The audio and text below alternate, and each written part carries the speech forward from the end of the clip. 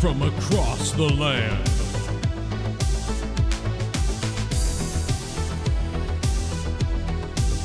Everybody hits the like button right now.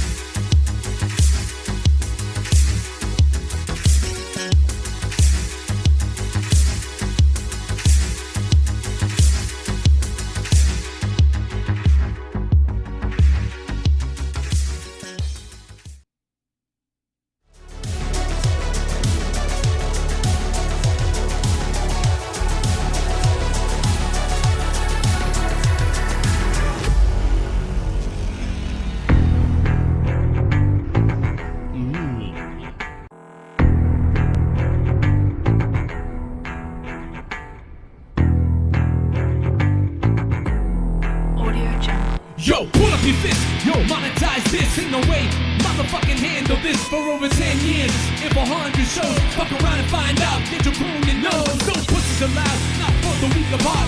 Sex line calls and the bombs don't stop. In the wheel of fun, yeah, the wheel of funk. And yeah, fuck your mom, he gon' fucking come. Monetize this, monetize this, monetize this, monetize this. Audio Jungle. Yeah, Tommy is dead and JB fucked off. Doesn't mean we can't get this party to start. So you can pray right now to the ghost from the coast, but we know Negan drops the most. For all the ones we lost, that includes real talk. Pour a drink right now if you got a big cock. An offensive show, just so you know. No pussies allowed on Joe Cronin's show. Monetize this. Monetize this. Monetize this. Monetize this. Monetize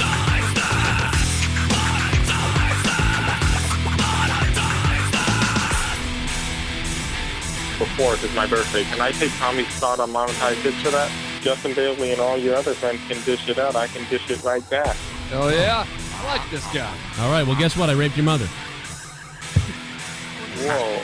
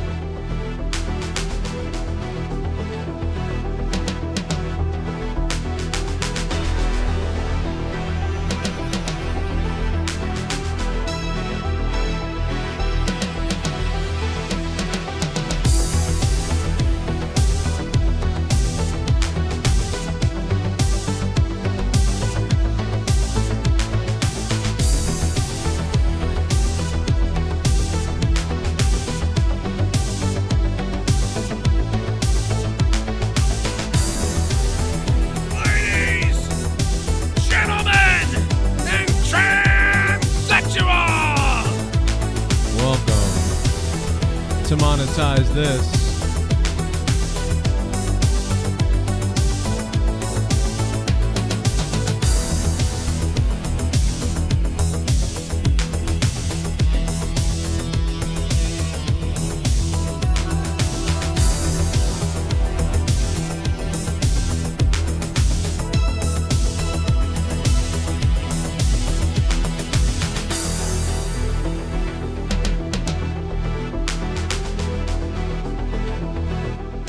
Tonight, the Boston Bruins are blowing out Toronto Maple Leafs. The NHL playoffs are underway, and the Hurricanes beat the bag out of the New York Islanders earlier today, as well as AEW takes its best shot and has a pretty decent collision here tonight as they get ready for Dynasty on Sunday night. Will it be a dynasty or a tragedy? We're going to find out Sunday night, but probably not going to be very good to me, but we'll find out. Maybe we'll be wrong. Maybe they'll prove us wrong. AEW looking to put their best foot forward. Tony Khan. I got to believe that Tony Khan is on more crack than he's ever been and is in his entire career at this point because of what he's going to have to go through at Dynasty Sunday night. I hope all you guys are doing well.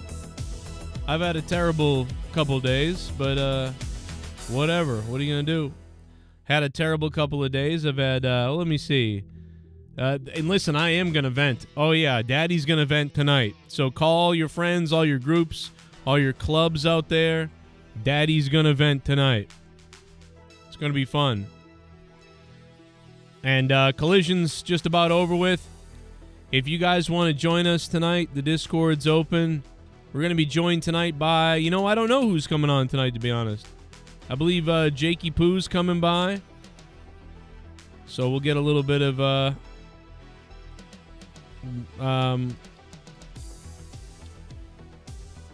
we'll get a little bit of Jakey Poo tonight. And then whoever else shows up tonight could be Rojas at some point. Could be Rastafa the Champ. Jay Menace. Could be my wife could show up. Like, she could have a couple of drinks, turn into a hooker, and show up on the show. You never know. That could happen. Plus, Always Nerdy does have the points in the bank. And I can confirm that the Monetize This Championship is on its way to the champion Jay Menace 100%. So all that's going on. Plenty of stuff to vent about tonight. Talk about tonight.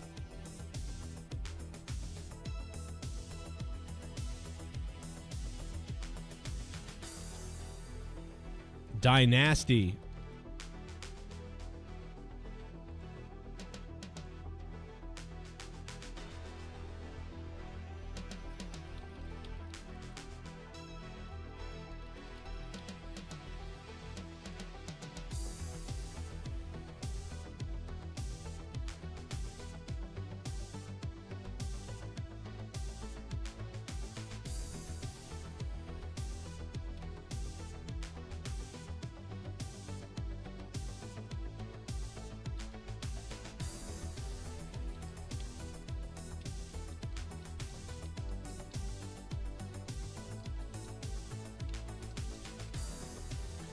Now, a while back, I was asked around the press conference time.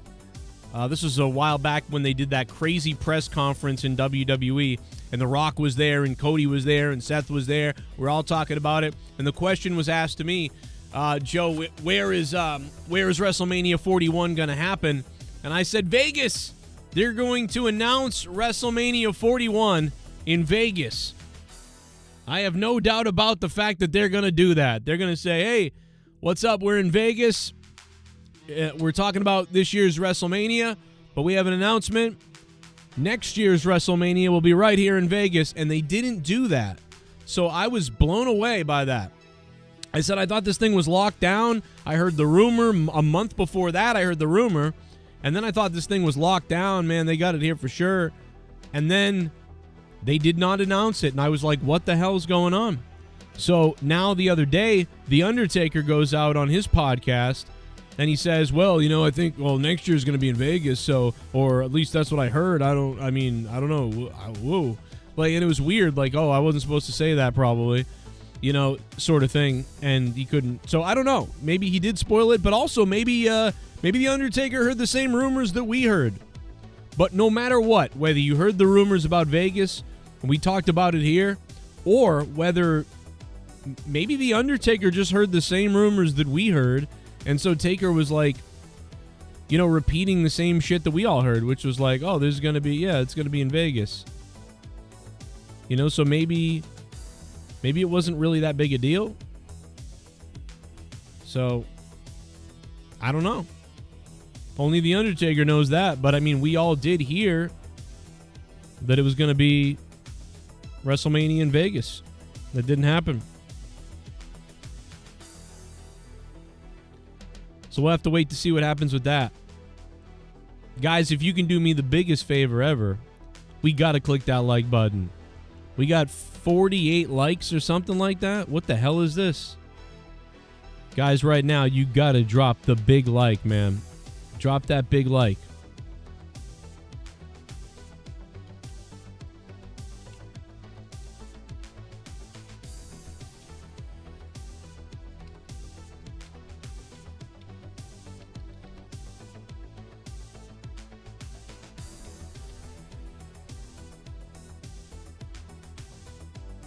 Hit that like button, baby. We got to get that like going. All petite wrestling. Oh, my God. What's up, man? Chief Wahoo's here. What's up, Chief? Hit that like button. Rattle my big one.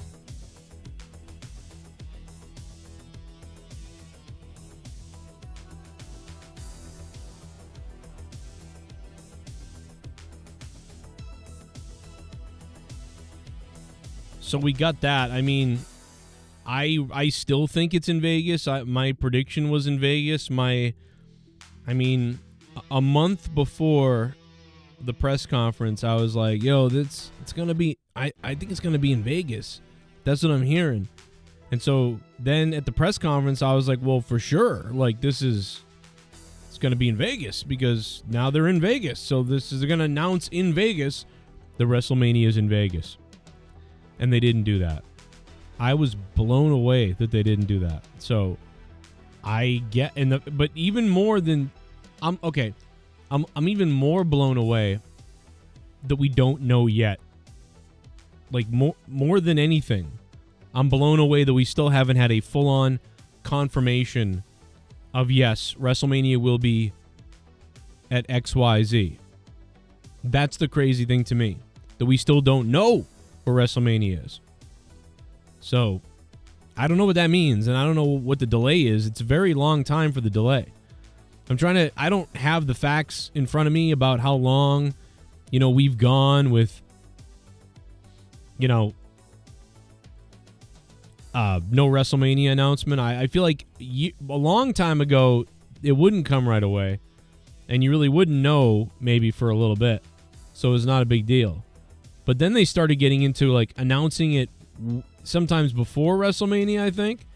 And then sometimes they started announcing it like, the day of WrestleMania. Like you're watching WrestleMania like, and great news, next year WrestleMania will emanate live from blah, blah, blah, blah, blah. And they'd start promoting it. So that's why, to me, it's strange that we don't know yet where AEW is going to be. That's crazy to me. By the way, I'm watching the Toronto Maple Leafs and the Bruins, obviously, right now. And Rampage is going on. And at the same time, the Bruins game is advertising Collision, which I think that's funny. So, can't imagine Rampage is going to be too good. But we'll see.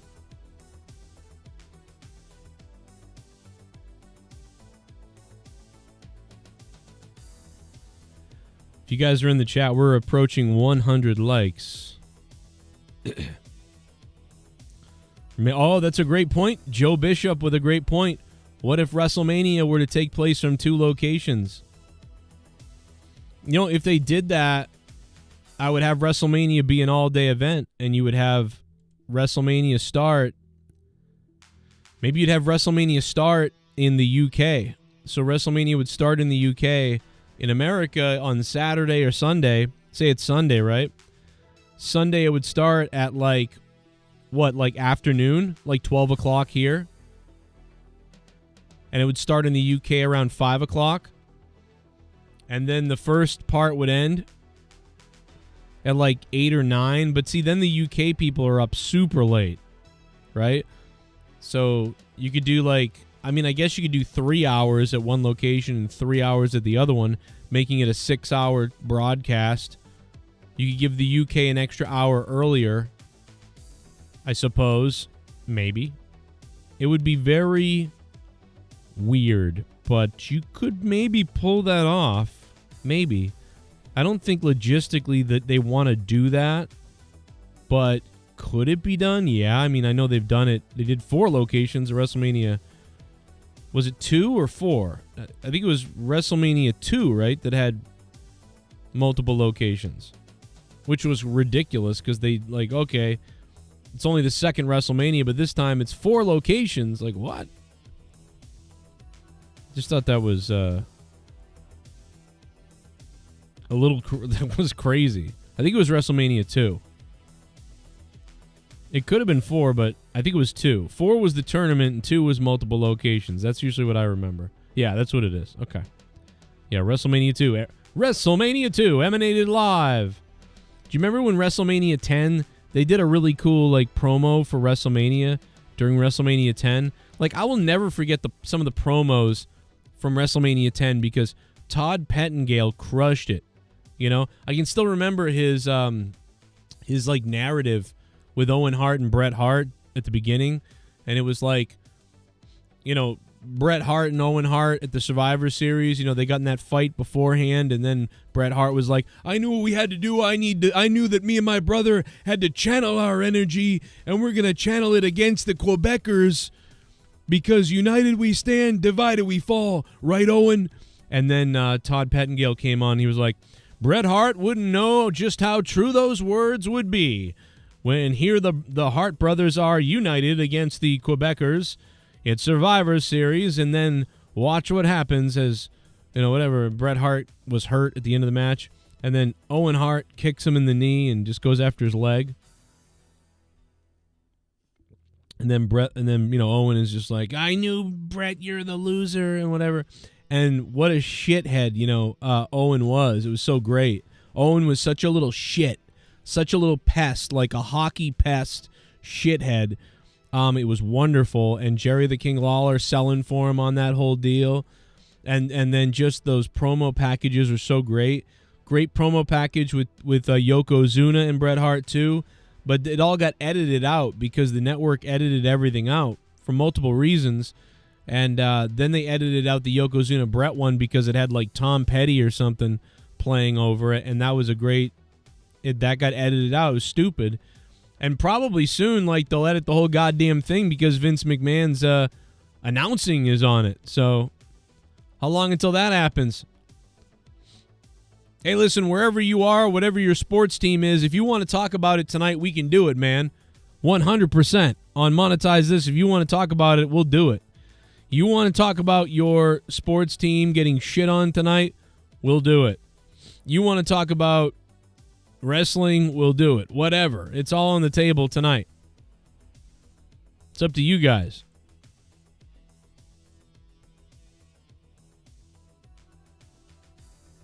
Because, yeah, obviously for Boston here, I'm obviously excited a little bit. You know, the Red Sox and baseball is underway for me. The Bruins are kicking the shit out of the Leafs tonight. The Canes beat the Islanders. The NHL playoffs are underway, so that's just great. The Celtics could legit tear it up in the NBA Finals. I mean, there's a lot of good stuff, and I'll pretend the Patriots have Tom Brady still, and they don't exist. That's what I'll do. And then we got AEW Dynasty tomorrow night.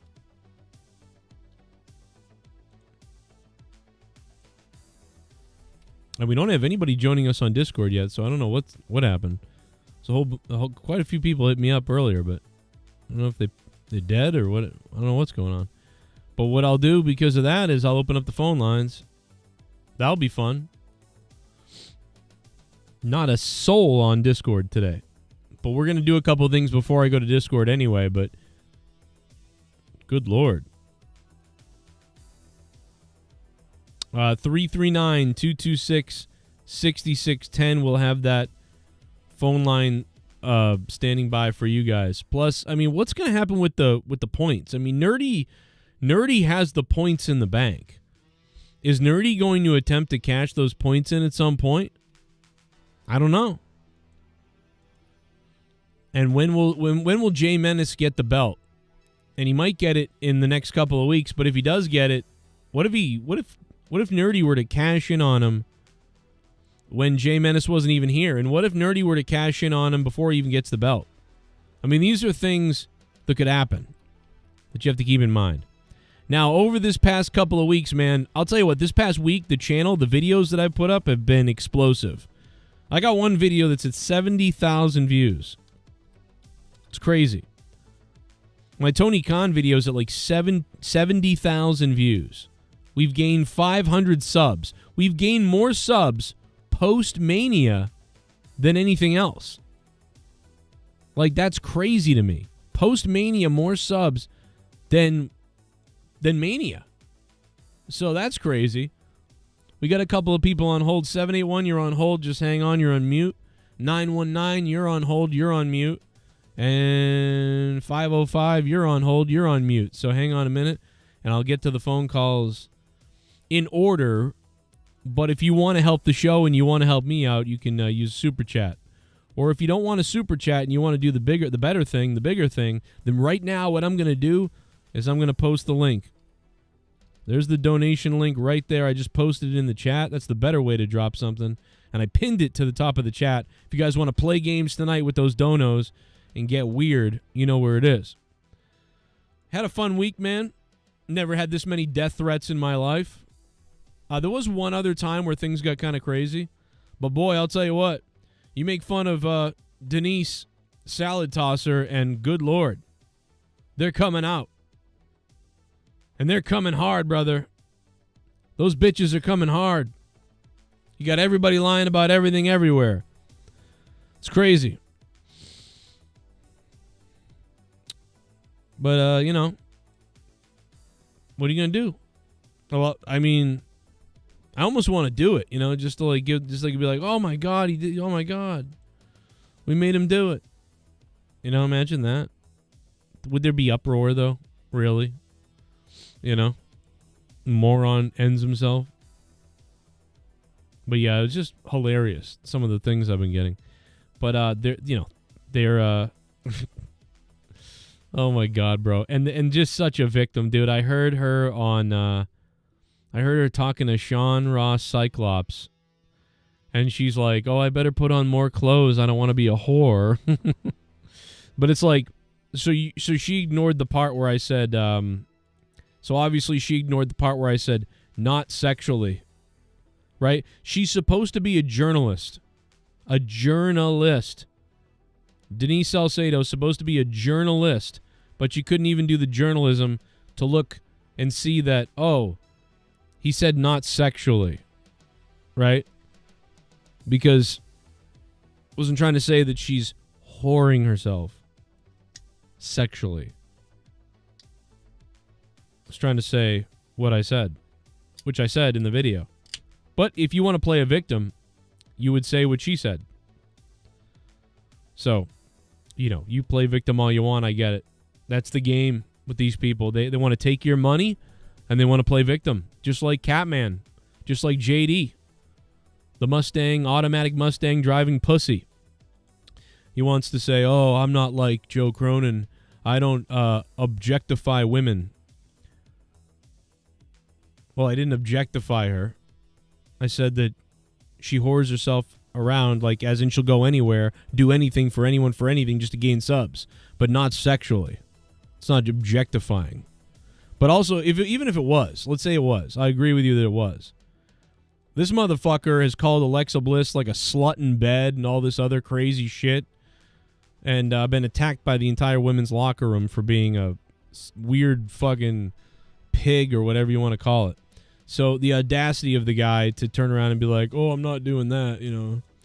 It's just funny, bro. No, there are no friends in this business. Nobody likes you. Nobody cares about you.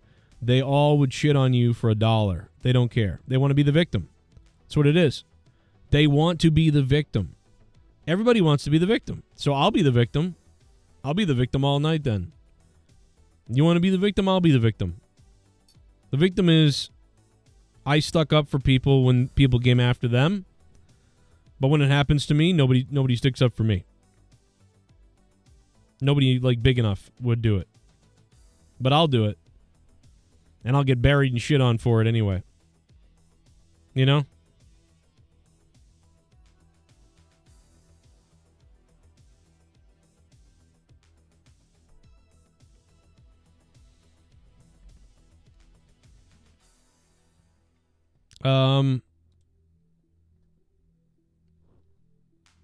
What do we got? Let's go to 919. What's up, 919? What's up? Can you hear me? Oh, yeah, I can hear you. What's going on, man? Nothing really, just watching Rampage. It's not good. It's No. bad. It's kind of like the Very after bad. show, you know. It's like the after show. This was the one where the people left the other day, right? Where Tony Khan was like, "Please stay," or is that? No, that was Ring of Honor. But did they do Ring of Rampage? Honor. Do you think they did? I don't know if they did Rampage before Ring of Honor or after it. I'm not sure, but I will say that what's the other show? Collision was pretty bad tonight, but why does it have to be good right before pay-per-view? Why does it got to be like that? That's what I don't get. Everything needs to be good regardless if there's a pay-per-view going on before or after. It needs to be good booking. This is the problem. Cody left and then Tony Khan took control, and that's why everything went to shit. That's what happened. Right. Cody got pushed out. He got pushed out because he was doing great, and I guess Tony Khan wanted more control, and he got control, and everything went to shit. Well, yeah. I mean, yeah. There's like almost no one there now that like he can go to. There's just and it seems like he might have done too what a lot of people will do and like grab an even tighter grip around everything. When everybody else starts getting mad and fighting and people are leaving and stuff like that, he might now actually, take more responsibility for whatever reason. So it might even just be worse. That's making everything even that much worse because he thinks he's doing the right thing. Yeah, he reminds me of Vince McMahon now. He's turning into Vince McMahon, minus his allegations. Yeah, that's what a lot of people are saying, that he's really turned into Vince. That being said, can you say fuck Rojas's mother? Fuck Rojas's mother? Yeah. All right, there you go. Thank you, sir. Look at that. Yay! All right, there we go. That's a good call. That's a great way to start the show tonight. Fuck Rojas's mother. That's crazy. Why would you do that? I can't believe he said. I mean, I know I told him to, but I mean, somewhere Rojas is flipping a table over. He's not probably happy about that. But, hey, listen, man, you do you. You want to say that? You want to come on here and say that? Even though I told you to say that, you still said it. That was, something you chose to say. And I just imagine right now that Rojas is flipping tables over and maybe punting things and punching things, and that's your fault, caller.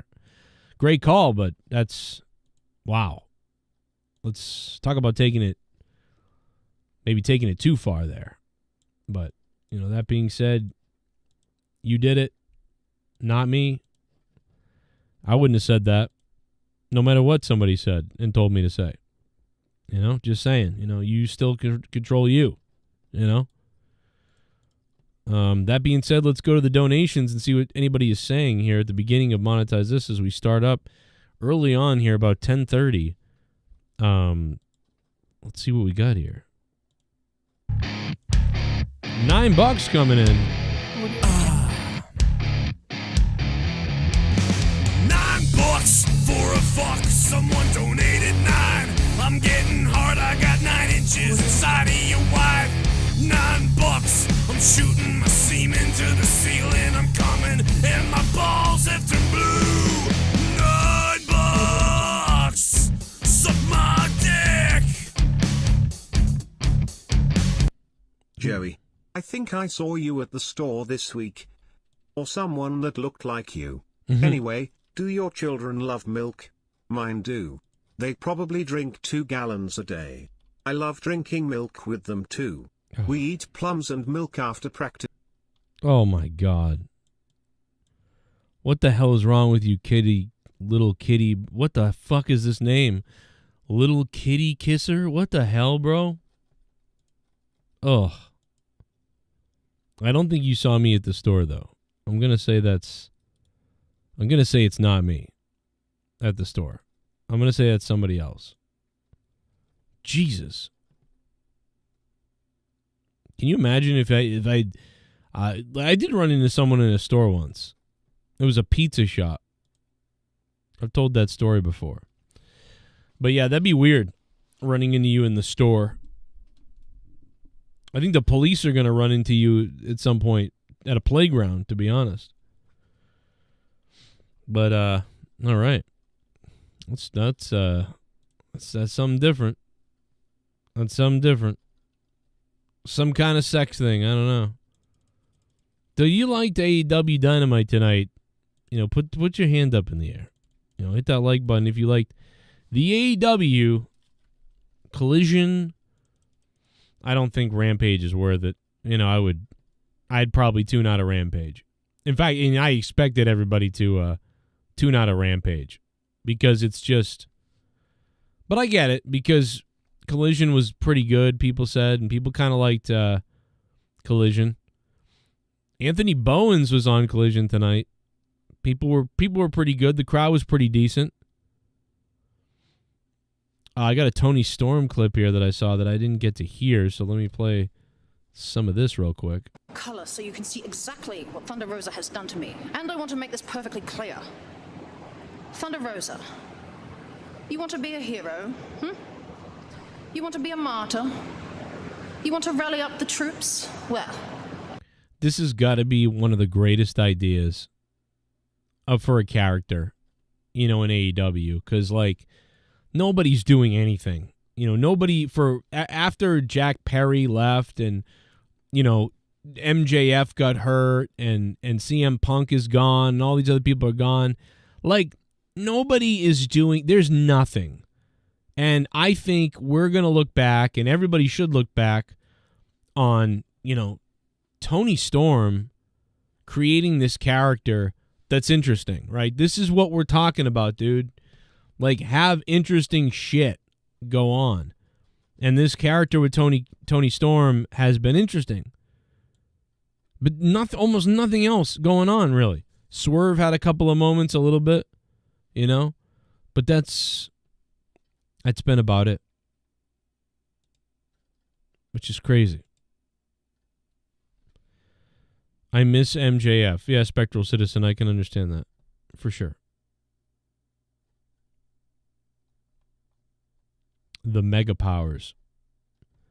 I remember the good old Mega Powers, no doubt about it. Super Chat Party. Oh my god, just took a dump, blood coming out, peach, poop, angry. Jesus Christ, Randy Viper. That can't be real. You got to be kidding, right? Dude, I see blood, I'm like running to the doctor. Like, and I know that some people like they like piss and bleed blood all the time, and they're like, "Oh, yeah, that just happens." Bro, I'm running to the doctor if I see that. Like, I'm like, "Yo, I'm dying or something." Like, and they probably would look at me like, "Oh, you're retarded. This happens all the time to people. It's not a big deal." You know, but to me, it would be for me. I'd be like, "What the frig is going on?" Bro, I'm bleeding from the asshole. Help. I don't know, dude. Like, I'd freak out. I just wouldn't be like, okay, yeah, this happens. Hey, the Maple Leafs scored. God damn it, Maple Leafs. Why couldn't we get the shutout? Damn you, Swayman. He had a shutout coming, and he blew it. God damn it, Swayman. Oh, well. But he's been playing out of his mind, you know, to be honest. So, shout out to Swayman, who's playing crazy. 339-226-6610. Believe it or not, it's Monetize this tonight.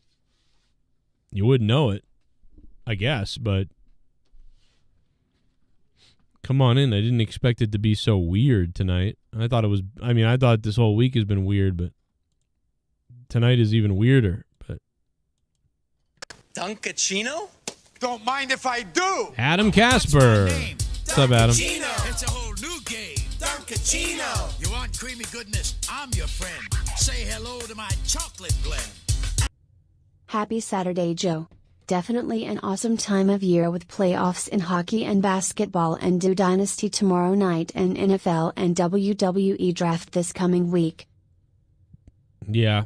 I mean, we'll see. I wonder how the draft is going to be because it's been terrible. I've never liked the draft. For both, to be honest. I mean, the NFL draft will be kind of...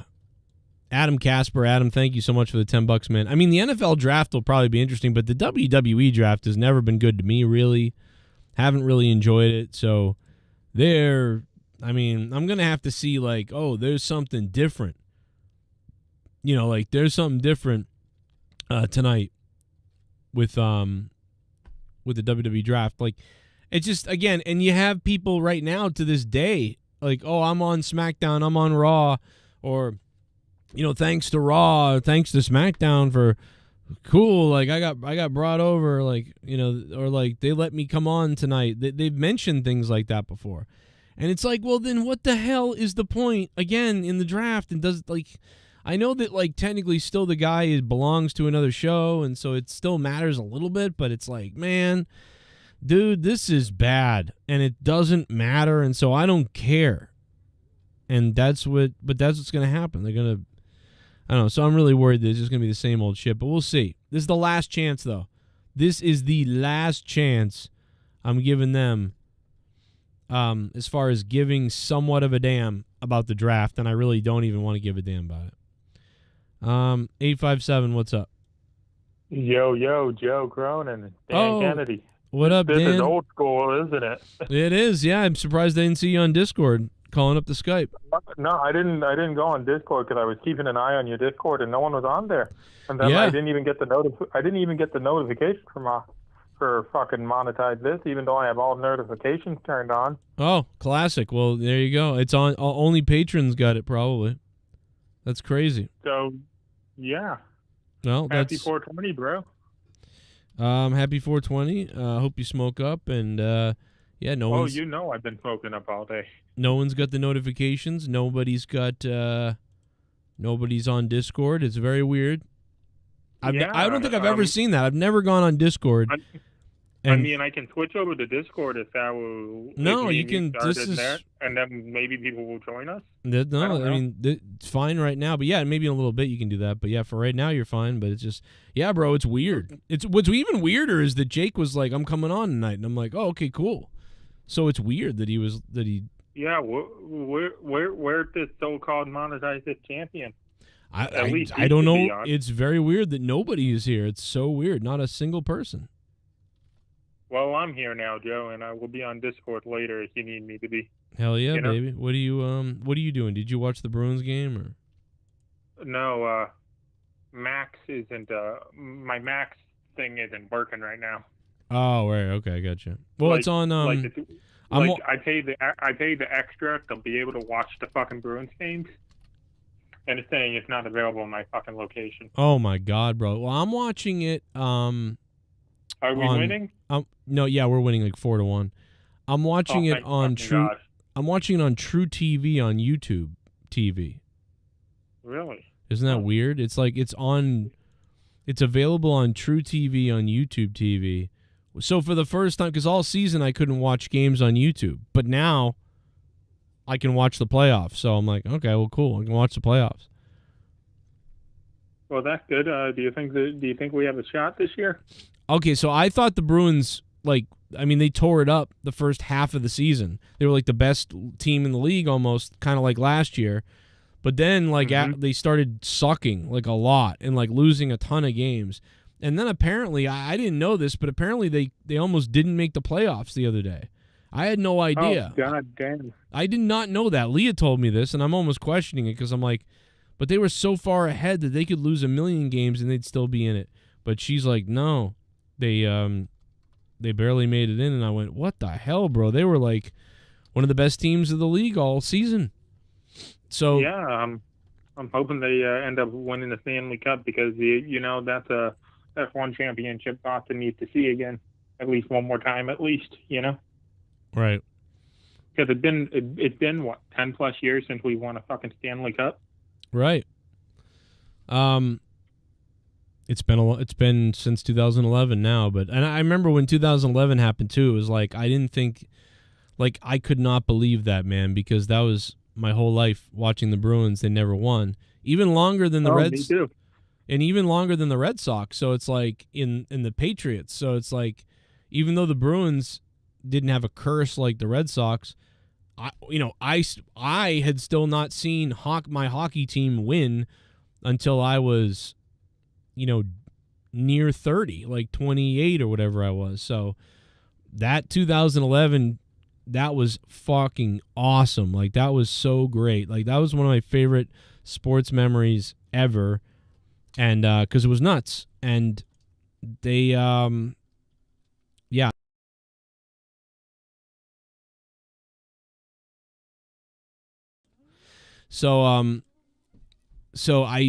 Yeah, dude, I don't know. So it's crazy that they didn't win another one or two.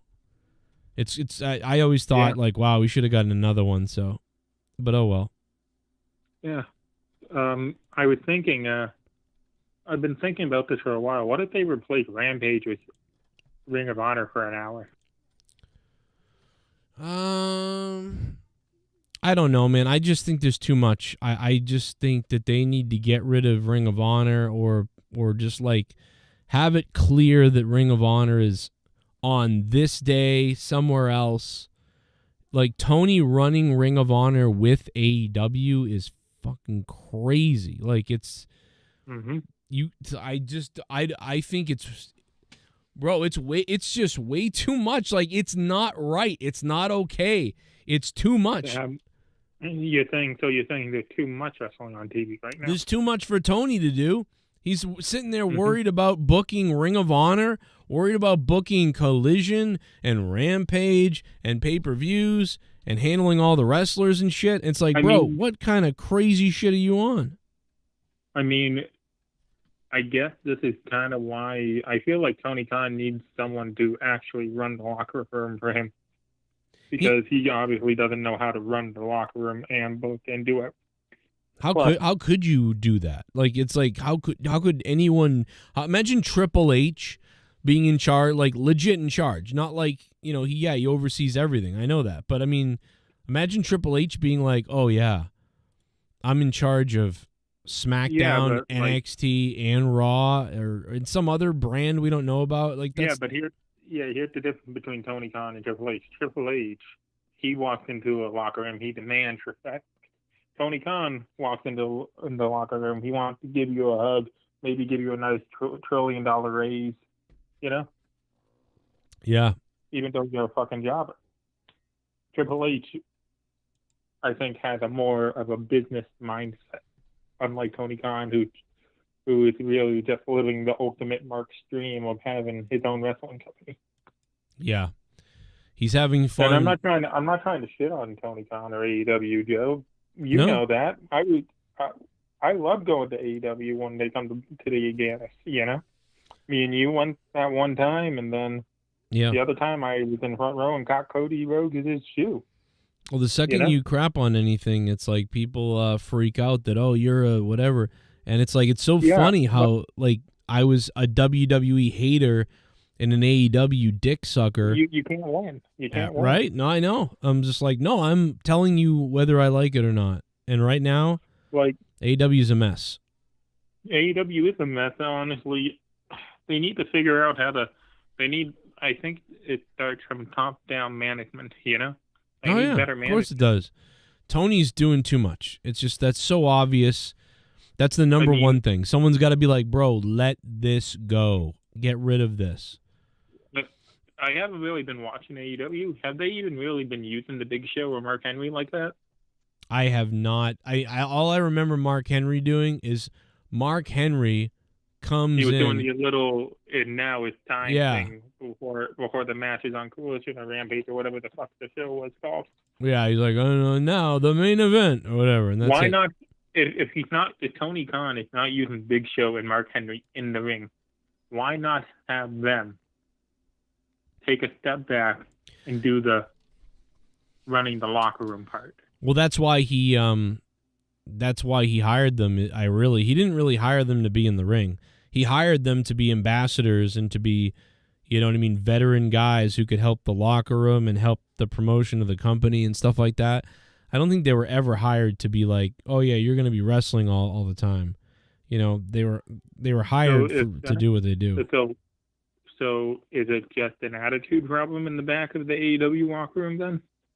Because it's not all on Tony, you know? No, I think, well, I don't know, but I think a lot of people get along. I just think that, you know, Tony Khan is scatterbrained and he doesn't have the temperament or the personality to go take care of the horse shit that happens. So it festers and people get in fights because of that festering. And then they can show that security footage on TV the next couple weeks. You're not really going to see it anymore because Punk is a guy who speaks out. A lot of these other people are also passive-aggressive people too. So, like, you know, if the Bucks don't like somebody, they're going to be passive-aggressive to them, and then that person's going to be passive-aggressive to them, and then Tony Khan is passive-aggressive. So everybody's going to be passive-aggressive to each other, and then what's going to happen is when somebody leaves the company or eventually leaves the company or whatever the hell the case is, you know, then you're going to get buried later. They're going to be like on a podcast and they're going to say, yeah, what a weirdo, or maybe they'll be afraid to because they're like, oh, you know,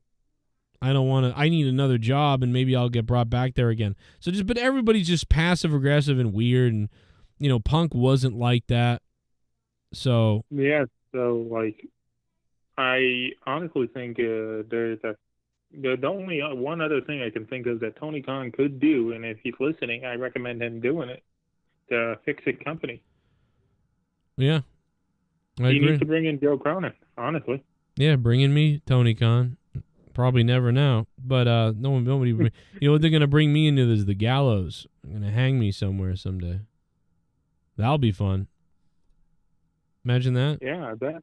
They get me up there, chuck me off a bridge with something around my throat. Just no, maybe they do you like they did the Big Boss in WWE, hang you inside the house itself. But in real life. Right, do that to me, but in real life. And that could be fun. That could be exciting. It'll bring ratings. You come on, you'd like it. Oh my God, brother. We'd all like it. We'd all really get along. We'd all really like it.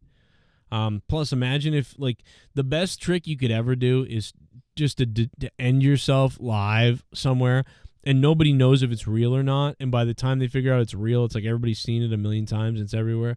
There's nothing they can do to scrap it. Kind of like that protester to set himself on fire. Exactly. That's a great point. This guy just set himself on fire in New York.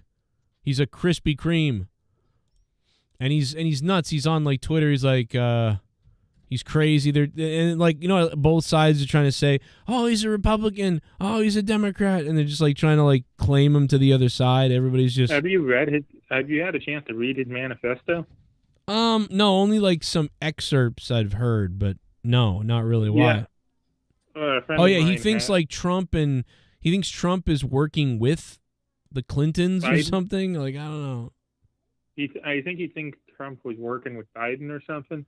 Yeah, he's like, oh, they're working together. Oh my God, like he's freaking out. Mm-hmm. Which, you know, I'm not gonna hate on, because if you found that out, you would freak out. You'd be like, oh my God, I'm gonna tell everybody. I mean, kind of expected, isn't it, that they're all in it together? I mean, I would think so, but it doesn't seem like Trump's in it with them all, because it's like they all just. I mean. That would be a hell of a plan, though. Like, we'll all hate you, and we'll have to turn our backs on you, and you'll be this outsider. I mean, it's a classic wrestling play when you think about it, Joe. They're trying to make Donald Trump the heel. Yeah, they're like, you'll be this, and people, you know, and because they notice, like, oh, you know, the people want an anti-hero. So you be the anti-hero in case the people vote that way, and then Biden will be the old school regular scummy president guy, like in the safe one. So we've got all options. And then what you guys aren't going to expect is we're going to bring in a third shadow candidate that no one has fucking heard of.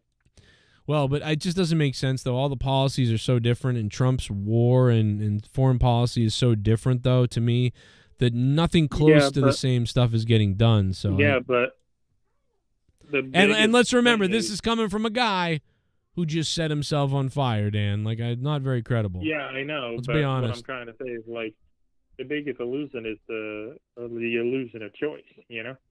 No, I get it, and I could see it maybe, but, I mean, the only person that I've heard ever say this is a man who just fucking set himself on fire.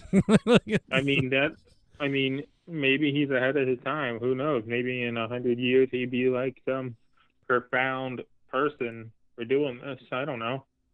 I mean, maybe, but he doesn't sound stable, you know?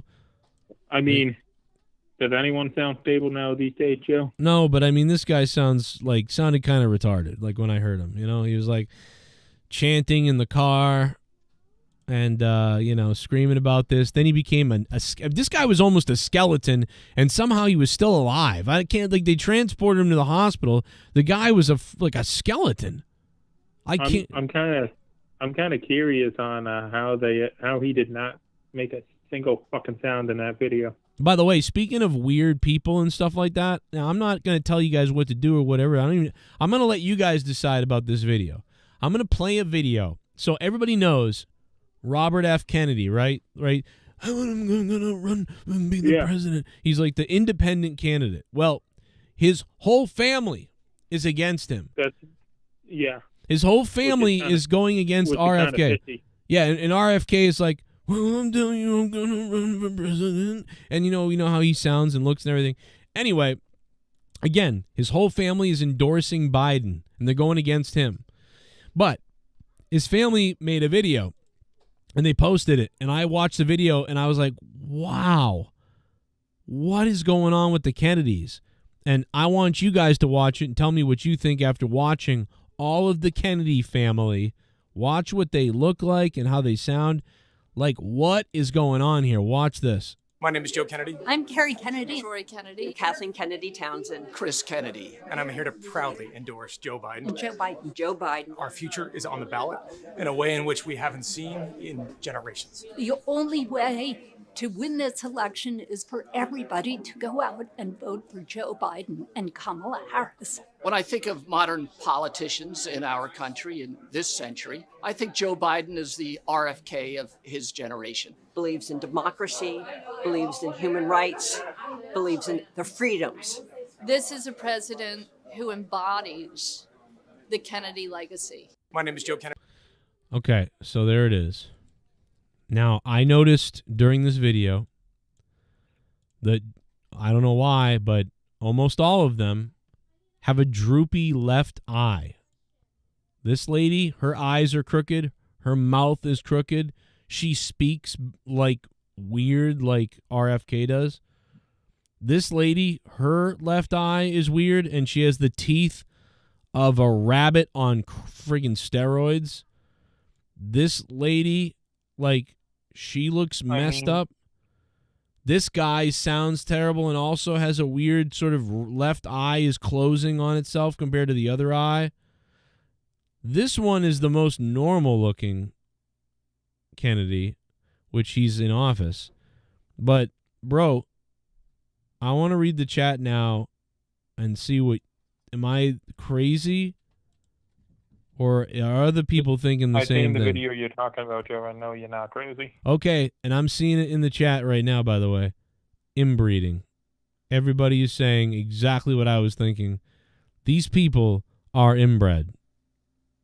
What the hell is going on? I mean, Joe, are you really surprised? The Kennedys are one of the 13 original families. We don't endorse.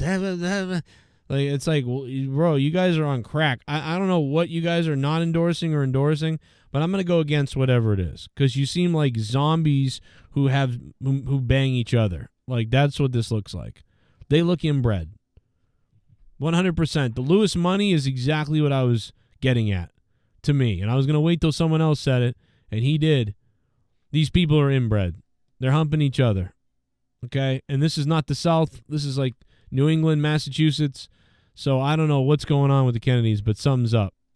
Like, they're all weird.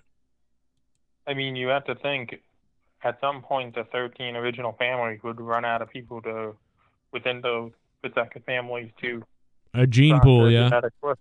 So you think that? So they're one of the first 13 families, like what in history? Is that what you're saying? No, they're like one of the 13 families that actually run this country. And okay. You know? Yeah. No. Okay. Now I got you. Them, the Rockefellers, et cetera, et cetera. Is that why they could kill people allegedly and get away with it? Yeah, basically. Okay. And whichever one of them has gotten away, but and he's trying to run for president as an independent. We've had him on the show, to be honest, before, and he's got that speech problem too. But that's it's not his fault. He's dealt with the genes he's gotten. If mom and daughter do the thing, and then he comes out that way, that's not his fault. So it is what it is. I'm going to play a dono. We're also on Discord now as well as Skype. And I'm going to play a dono because that's what I do. Okay, do you want me to switch over to Discord? Yeah, come on over. This Tuesday in Texas with Migrant on a pole match. Alrighty, Dan.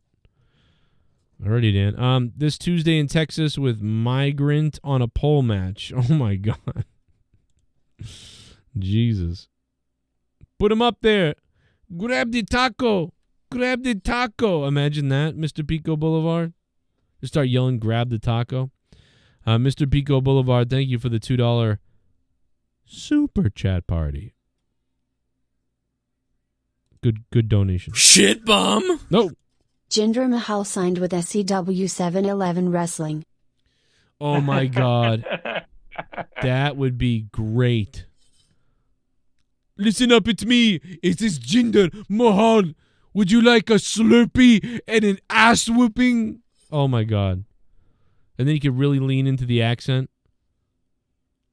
And they say you can't do a poo in The Simpsons. Like, dude, this guy is hilarious. Like, bring it on. Super chat party. Randy Viper. I think my dump was a bit too hard and sharp. It cut my bunghole. That's why it bleeding. Oh. I wiped it. The blood is gone, but my right hand is feeling numb. Jesus. What the hell's wrong with you, Randy? Randy, thanks for the $5 New Zealand, though. Appreciate that. Alex Cantu in the chat. He's a member. He says his dad is also his cousin. Exactly. That's what I'm saying.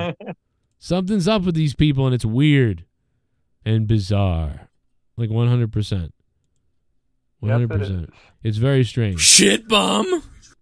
Dan versus Stork's daughter. Broken wrist versus broken hymen. Oh my God. Oh my God, brother. Wow. I don't think Dork would like that too much. You know why I call my kids Ugh. You know why I call my kids fuck trophies, right? Gay porn. Oh. Come on, Dork. Come on, Dork Knight. Why do you go? Gay porn right after that is perfect. Hey, Jesse. How you doing? What's up, Jesse? Hey. That's how I feel. I haven't seen that fucking you take a call, and I don't remember the last time we took calls. It's crazy. I know. I came into Discord, nobody was here. I was like, "What the? That's weird." And then I was like, and then I called. So probably should take calls once in a while. Yeah, get some fucking. Yeah, I'd like to do it. I just don't. I don't want to do it on Monetize This though. I mean, yeah, but no one was here, Joe. What are you gonna do? We took a couple calls. It was good. I think it's vacation week too. Last week was weird too, but this week's vacation week. I don't know. It's weird. It's been weird. Happy 420, Jesse. Yeah, you gonna do a funnel out of your ass? Happy 420. I'm not 21 anymore. That's fucking. That's not a real holiday. It's not? It's a real holiday. How is it not a real? It's fucking no. It's 420. It's a real holiday. Come on. What? Oh, for fuck's sake. I mean, yeah, when you first start smoking weed, maybe. I mean, I did hear some people talking about it like it was a major thing, and I was like, what a bunch of losers. But still, I thought, smoke it. We're gonna smoke tonight. Everybody smokes. I don't know. I mean, I guess the fucking bill, I guess, to that legalizes all of it. I think it does a 420 in it, so that is kind of funny. Wait, the bill is number 420. Is that what you're saying? Something like that, if I'm not mistaken. No, it's been a long time since I went to the Amsterdam thing, but I That's think pretty so. funny. Yeah, because I mean, then I could see it being like some important thing, but everybody just looks at it as a chance to smoke weed all day. I guess I fucking don't know. It's a halfway real holiday, halfway fake holiday. Yeah. They're all fake holidays. It's kind of like think of it as kind of like St. Patrick's Day or Cinco de Mayo. Yeah. And it's less than that probably to me, but it's like a step down from Cinco de Mayo and St. Patrick's Day. It's a step down from that, but it's there. It's coming. Yeah, the close. other two are like different. You got the fucking white slaves, the brown slaves, and then you have the entitled white people holiday. Right. It's awesome. Yeah. What was that George Bush laugh you did? Bro. Happy 420, Dan. Happy 420. Hey, by the way, I killed everyone. It was me. There's no weapons of mass destruction. The mass destruction was us. I used to have a big bong. It was just a big ass nuke. That's all it was. Broke it. That's my karma for 9/11. You think about all the bullshit like Pearl Harbor, Gulf of Tonkin, 9/11, just everything. It's like, man, at what point do people realize this is all bullshit? Matt Hardy's back in TNA. Is that what people are telling me? Well, I thought he was going to wait for Jeff to. I thought he was going to wait for Jeff's contract to end, and they were going to go to WWE. Wow, Sammy Callahan it's is back. Matt Hardy too. Oh, is it? What? Oh my God! Oh my God! I would freak out. Dude, broken I Matt mean, he Hardy's just did back. a thing on his podcast. It was Oh labeled my God. like YA important or whatever. So Where can I if watch he's not this? in AEW, Where can I watch this? I'll pay for this. Dude, that's what I think. TNA is like better than AEW at this point.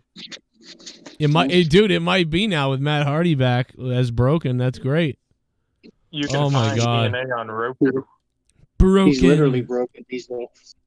He's so broken he went there. Probably Bro. another kid. Oh my God! Wait. Fucking knows. Oh wait, here it is.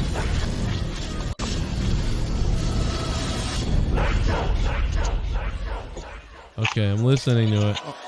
Lights out again? What are they, AEW?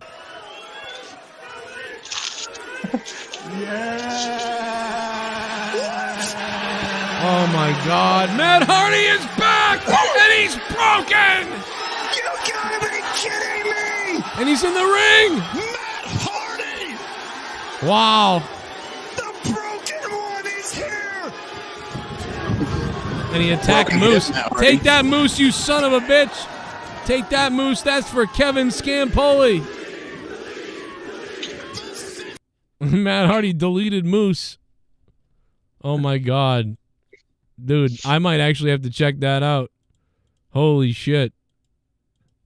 Wow. That's what little it takes me. That's awesome. Yeah, it is. Because when he was doing the broken stuff, that's when he was at his best, in my opinion. I agree. Yeah, that was the best. And in TNA, it was the best, too.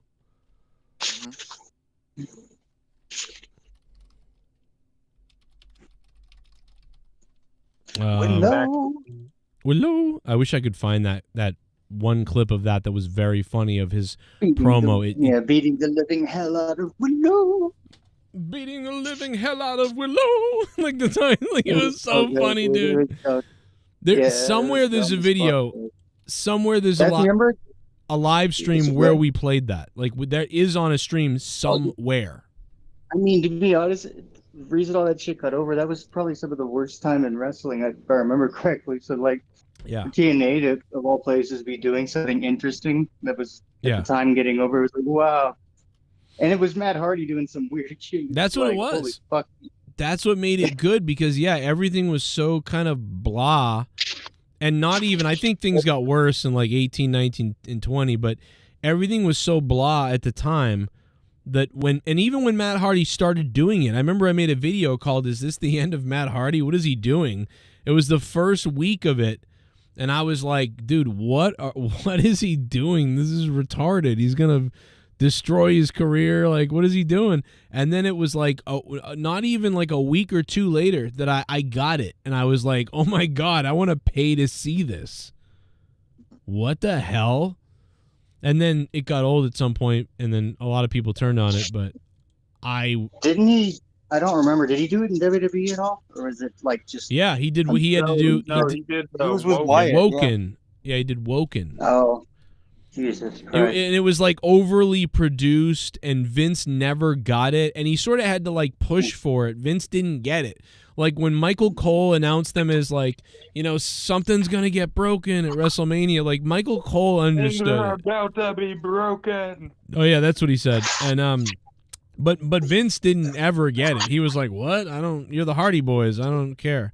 Like Vince didn't get it. It never clicked for Vince.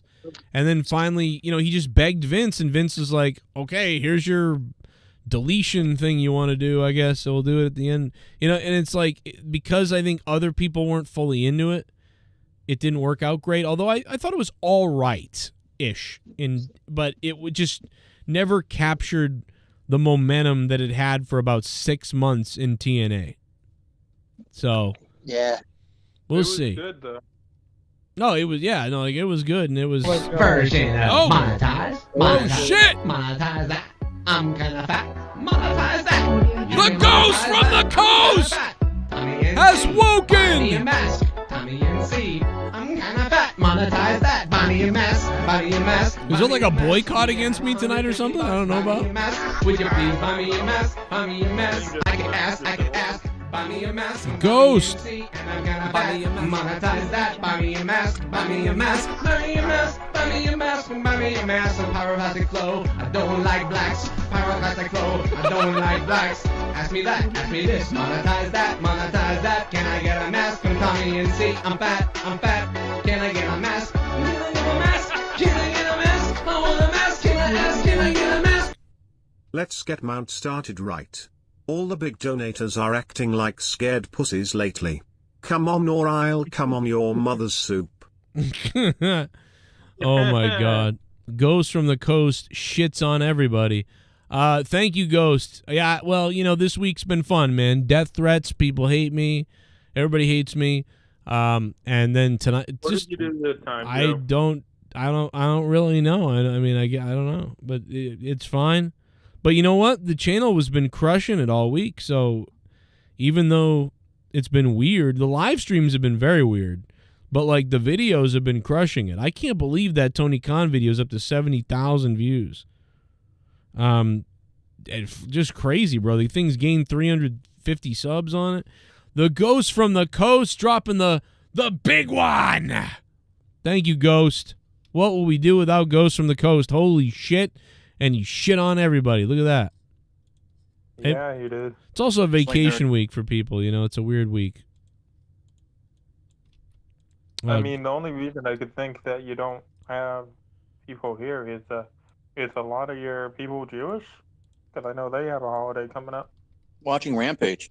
Yeah, I don't know. Yeah. That's weird. We still got a good solid amount of people. It's just like I'm surprised. Like, what the hell? But it is a vacation week, like we said.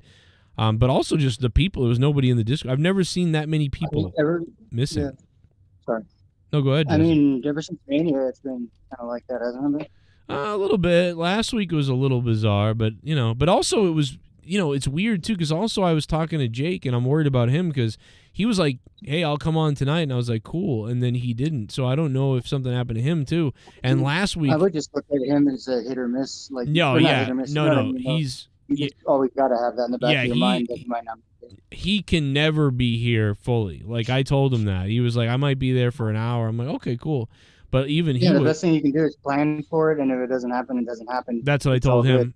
I told him that. I said, don't ever worry. Don't ever got to be here. You're never going to be, like, booked. And I also made Out of Nowhere on Wednesdays for that reason. That way, like, if if Jake can't make Out of Nowhere, it doesn't matter because I'll just do AEW Dynamite review / Out of Exactly. Nowhere.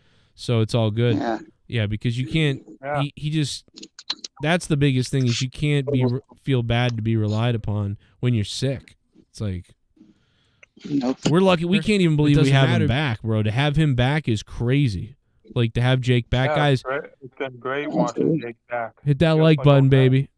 Hit that like button, Jake. I mean, everybody. But yeah, Jake hit it too. Jake's here. Oh man. So is the champ still here? There he is. Yo, I don't know if champ, he's here. you gonna say something? You gonna participate in the show, champ? You gonna say something? Ooh. Damn. I was just trying to say hi. You over here ready to start some shit? Don't worry, I'll let him know you said all that. No, he knows, and I messaged him on Discord later that I said all that too. Oh Jesus. Oh my God. Fucking DMing. It's like DMing him fucking promos. You're DMing him. What are you DMing him? Huh? No, What- I think what do you- Dan was talking shit like to the champ, to Jay Menace, and I'm like, he goes, "Oh, don't worry about it." Yeah, he's the newest guy to come on here and just sit here on mute the whole time and never say anything. It's very weird. What do you mean it doesn't matter if he's a champ or not? You're just gonna fight him because he's black? No. Yep. He's the champion. If he's big enough to be the champion, he should be big enough to be able to take it. Speaking of that, Dan, because you've won the Special Needs Olympics gold medal in tennis, and I want to play you this spring or summer in tennis, and I want to beat you in tennis. I want to play me versus you live on YouTube, and I want to play you in tennis. We can set that up. No wagers, just But a friendly game of tennis. That's true. That's fine, and I'm down with that. But here's one thing I do request. Will you be willing to paint yourself black, and we'll call you Penis Williams? No. Oh, come on. Why not? We just paint you black. That way I can say I beat a black retard. Oh. Well. I'm sorry, Dan. Oh my God, bro. I'm sorry. I'm sorry. It's not fair, Joe, because you're not retarded. That's not a fair match. Well, I lost another co-host now. No, I'm still here. He sounds so mad though and defeated though. Like, well, I'm still That here. was great. He's It was like starting. Eeyore. Dan is starting to get the patience of Tommy. The last year Tommy was on the show. No, I mean, to be fair, Joe, I've been smoking since 6 a.m. Oh, okay. Well, Jesus that's Christ. yeah. That will. I'd be dead. I mean, during 4th of July, do you stick a fucking sparkler in your ass? Like, you really over-celebrate. Mm. No, he reminds me when I first started smoking. Start smoking, wake and bake, It's the one day a year where weed is super cheap. That is true. But you're damn right I'm going to celebrate weed think, being super cheap. I would think you don't want to smoke it all. Would you want to save it then for when it's not so cheap? Yeah. Oh. I have up to the legal amount in Massachusetts. Damn. That must be a small ass amount. That's fucked up. And here's the weird thing about Jay Menace. I mean, at any point, Nerdy could show up and cash in that points in the bank. That's the crazy thing. Oh, he greased it. All right. Right. Did you you guys see this? We didn't really talk about this. Did you guys see the solar eclipse at all? Did you get a good shot of that back when it happened? Sort of. Oh, okay. You didn't really get a good shot. Only a certain few states. To be fair, Joe, me and you were in the same state. So well, but even a little bit. We didn't really get a clear thing of it. No, I got a wonderful shot of it. It was crazy good. We got 94% totality or whatever you call it. So I mean, we didn't get the full eclipse, but it was cool, man. Fatality. Yeah, that's still pretty close. We were in the backyard with all the kids, bro, and it got dark. And you know what pissed me off the most? The fucking bugs, dude. The bugs came out like crazy. They were like, it's nighttime. Ah! Like there was mosquitoes and gnats everywhere, dude. The bugs were screwed up for like a week. They were coming out. They were just freaking out. And I got bit 90 you should have times. made some money by filming that and sending it out to NASA. No, but that pissed me off because then when the sun came back out again, the bugs were still out because they were like confused. They were like, oh, I thought it was nighttime. Now it's not. And now we're out. So now it's like sunny out. And I'm like, all right, cool. Got some more yard work to do. Hey, kids want to play wiffle ball, whatever. And I was like, fucking, and I'm just, they're everywhere all over you, dude. And I'm like, come on. Like this would not have happened. It wouldn't have happened if it wasn't a solar eclipse. Like the bugs were not going to come out, but they did because that solar eclipse freaked them out and confused the shit out of them. Yeah. Like Luis with the termites. What? It's like Luis Alejandro with the termites. Someone just shit themselves? I have no idea. What the hell was that? Oh, Bro, that was me. That was Robbie's mic, I feel like, or he just muted. But I swear, someone was shitting themselves. Bro, that was my girlfriend is blowing her nose because she's sick. Dude, that sounded like some guy. That's what it sounded like. Jesus Christ. Have her blow you and then do that. Oh, she's already blowing me, Joe. Toronto Maple Queef. Oh, that's what they did tonight. What is going on with Welsh? He better, I don't know, Welsh is talking some crazy shit about Ghost. I know that. He's on my DMs yelling about it. He's like, is that fucker calling me out? Fuck him. Welsh is going after you, brother. Dude, it's early. It's only 11 o'clock at night right now. We're just beginning this show. Like, it's not. Why is he DMing you? Like, get him back on the fucking donation. Yeah, that's go. all. Looks like Mr. Clean. I mean, that's the ultimate way to get. Tommy, what did you just say, Tommy? Do you say? Said the guy looks like Mr. Clean. Yeah, he does. Like retard, Mr. Clean. If he Hey, docks don't use that people. word, Joe. Oh, I'm sorry. If Mr. Clean docks people. He's not that smart, Mr. Clean, Joe. Whoa. Well, he's not that clean either, right? Jesse's very clean. Wow, Brian in the chat said F that disabled ghost. What the hell? Is that your burner account, Welsh? Wait, is somebody talking shit? I feel like a ghost. Oh, that's right. Brian said he got banned on YouTube or something. Brian, send me your YouTube channel in the Discord again, would you? And I'll unban you. Did he get banned I don't know. by, like, I don't know what he did, man, but like I do know that some of the moderators have been, I think, going a little too far with some people. So just be, I mean, I don't know what was said though. So he could have said something like crazy that I don't know about. Yeah. If there's gonna be like shit talk back and forth, you gotta have loose lines. Yeah, you gotta have the balls to deal with it. What do I mean? Well, it means like you don't want to get rid of someone for pretty much everything except if they start literally like doing shit. Right. Like doxing people or something. Otherwise, you gotta be able to take the shit talk if you're gonna do it. Right. Yeah, you gotta be able to deal with it. Oh, Welsh says he's recovering from an pneumonia, so. So he had a reason to say "fuck the crippled ghost." I hope you're okay, Welsh. That's crazy. Welsh had a pneumonia. Oh, Jesus. Yeah, that's crazy. Matt Hardy is back in TNA. That's huge. He's wonderful. He's broken. And so is his back. Oh. Well, that's not cool. Well. I'm trying to find out why. Okay, here it is. I think I've got it. Is this Brian? I don't know if it's Brian or somebody else. Well, doesn't he have to send it to you? Or? Yeah, I said. Well, this might be a second person actually. So now there's two people that are like, "Oh my god, I got banned." Like, what are we, JD? What the fuck's going on? I don't know. I mean, is it someone you know?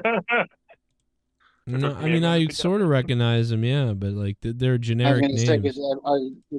I was wondering if it was like a troll trying to fucking get unbanned or something. Yeah, Not saying they it are. could be. I don't fully know. I mean, they look familiar to me, but I mean, okay. You never know nowadays. Anyway, I think I got you, Justin. Justin's unbanned. We'll keep an eye on him, see what happens. And Brian will try to get you unbanned. Send me your YouTube thing again, and we'll try to fix you, brother. Cool. And that's there we go. That's where we're at. Bro, like this video that I did on Tony Khan is at 65,000 views, 700 comments, 1,500 likes. I haven't seen a video do that in a while. Like, it's got more views than both nights of WrestleMania combined. So I want to say thank you to all the people that might be watching potentially who are new, who are like, what is this show on a Saturday night? It's different than wrestling. God damn, the video's made like $300. It's crazy. Imagine all the people that do that, dude. The people that put out a video, like every video they put out is 60,000 views. Like, that's crazy. You just crushing it. I remember on YouTube back when like 20,000 views on YouTube would, or what, I don't know, I was making $120 a day from ad revenue back in 2016 and 17, and I remember thinking, like, that's crazy. Like, that was just on ad revenue, let alone the donations and stuff. Back when I first met you, you definitely were making more off the ads. Yeah. Just the regular YouTube. And in fact, it was right after I got let go from my job that I was like, okay, I got let go from my job, but that's okay because the donations, the Patreon, and that was even before you had like you had donations, but it wasn't it wasn't crazy. So YouTube paid a pretty good amount, but I don't remember when it started. It was like that year was like 25,000 in donations and like, I don't know, like 5,000 on Patreon. So that's like 30,000, which is great. But then on YouTube, I was making $100 a day in ad revenue. So I was like, okay, I got let go from my job, but at my job, I was making about $140 a day at my job. So I was like, okay, but that's what I'm making in ad revenue. So I was like, I'm still making the money I made at my job and the donos on top of that. So I was like, I'm not worried. And then the adpocalypse happened legit 1 or 2 weeks later. The adpocalypse happened and all videos went from making $100. I was making $100 a day on ad revenue to $10 a day in ad revenue. And I went, oh my God, I lost another job. Like, what the fuck is going on? But then, it was crazy, dude. What a historic time on YouTube. Yeah, during that time, could you imagine if you would have just registered Monetize this as a church? I know, I should have done that. Now this was back in 2017. So this was 2017. But then the donos were so crazy then because everybody knew that I didn't have a job anymore. And then Patreon and just all the stuff we were doing just like tripled everything that ever happened. And it was like, holy shit. But like, dude, yeah. But the fact that you could make that on YouTube, now it takes, 70,000 views to get, it's just crazy. You need like 100,000 views on a video to make any kind of dent. And you need at least 500 subscribers now, which is... Oh, you need 1,000. Yeah. No, they lowered the bar for some YouTubers. Oh, really? They lowered the bar? They lowered it for you because autism. No, I'm not the only one they lowered it for. Like, yeah, all the other autism people. Look at my other YouTube limbo time. It's no. If you all have the option when you go into YouTube Studio, Joe. Yeah, but if you have 500, you can get super chats, but you don't get ads until 1,000. At least I don't think that's what mine says. Right. That's what I'm trying. I think that's what I'm trying to say, but I'm just too high to say it. Right. Which means I don't make any ad money, so Who's this wonderful gentleman, Joe? Which one? Yeah, the one that's kind of mumbly. You Robbie, you mean? No, the one asking about you. You're talking about me. Oh, Dan. Yeah. You don't know Dan Kennedy? You got in a fight with him once. To be big like me, Mr. Kennedy. Well, That's true. Thanks, Tommy. Why is Ghost timing Brian out? I don't understand. He timed him out for 4 minutes. Why is he doing that to him? Oh my God, Ghost. Because he's been a bad boy, Joe. Well, what am I going to do? Argue with the guy who dropped $150? I mean, What's that, Jesse? no, did you see what he was saying or whatever before he timed him out? No. Oh, because I was gonna say maybe he's not getting rid of him because we were saying not to or whatever, but I don't know. Maybe he really was doing shit. I don't know what the deal is. I'm going to read Cronin's wife's JJ's centimeter. I love that he timed him out though. He's like, I can't get rid of you. I'll just time you out, motherfucker. Oh boy. Well, where the fuck is everybody? Like nobody's here. Hey, I'm here. But no, Look who's about to fucking You hear that, Tommy? Hold up. You're nobody. Hold up. Yeah.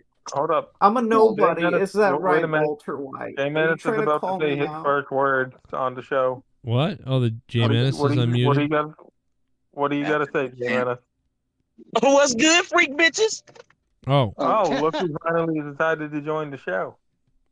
Yeah, man, I was out at karaoke night. Yeah, One of the I friends think the was black guy's a mute. celebrating their birthday, so He's a we was out mime. at karaoke doing crazy shit. You feel me? Oh, okay.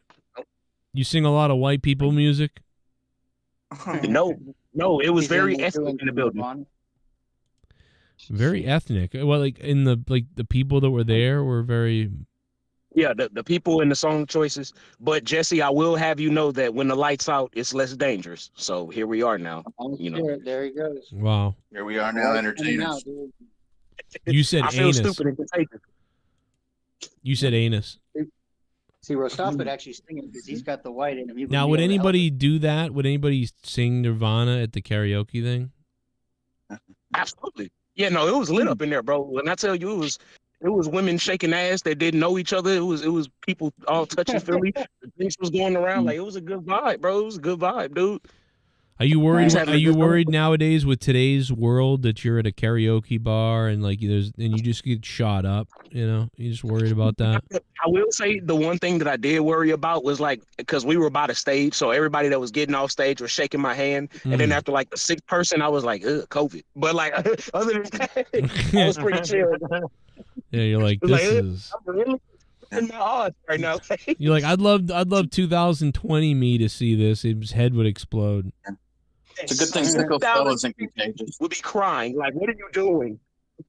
Right. But yeah, what's good with everybody, man? How's y'all week's been, man? I need to hear from y'all. I had a terrible week myself, but I'm sure I'd like to hear other people's weeks.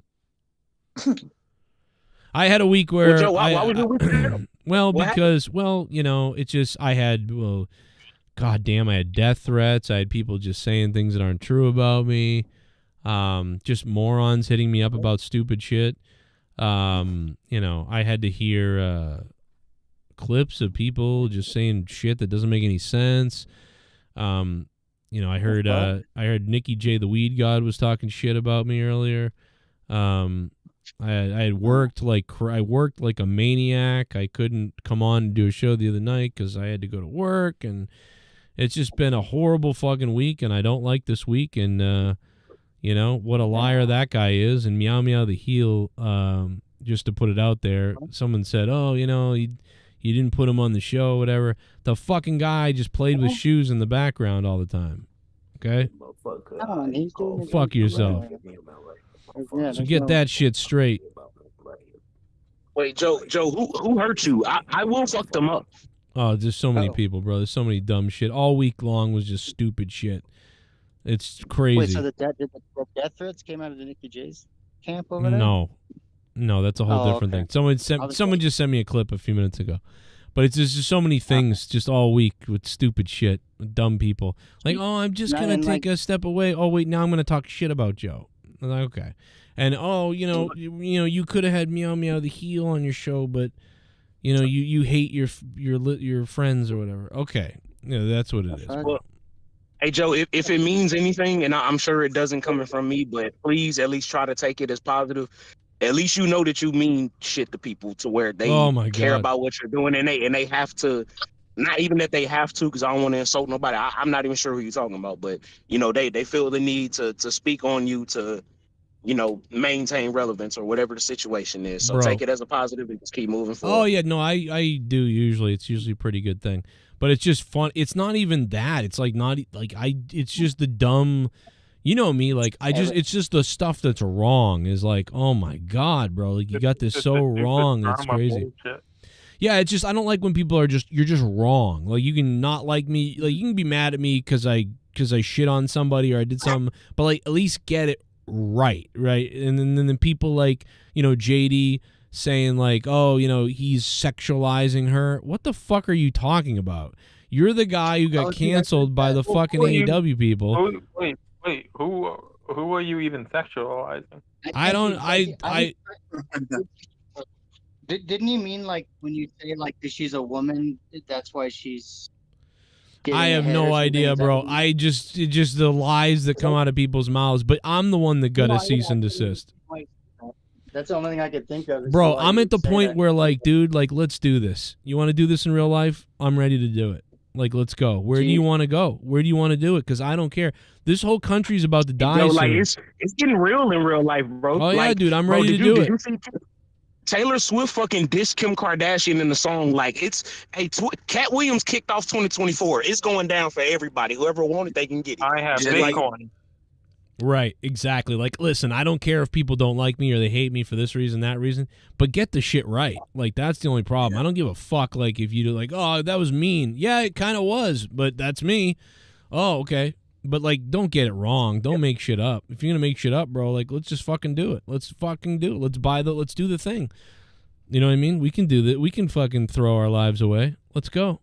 I'll take you with me. It's not like 2017, 2018, where like people hear some shit and they like, wait a minute, I don't know if that's true, and they do their own research. Like nowadays in 2024, people just hear shit and it's just concrete truth now. They don't do their own investigation. They don't experiment. No, they just hear, and because somebody said it in a YouTube video, it must be true. But these are reporters too. That's the crazy. Like you're a reporter. No, you're not. Like you're just lying about shit, bro.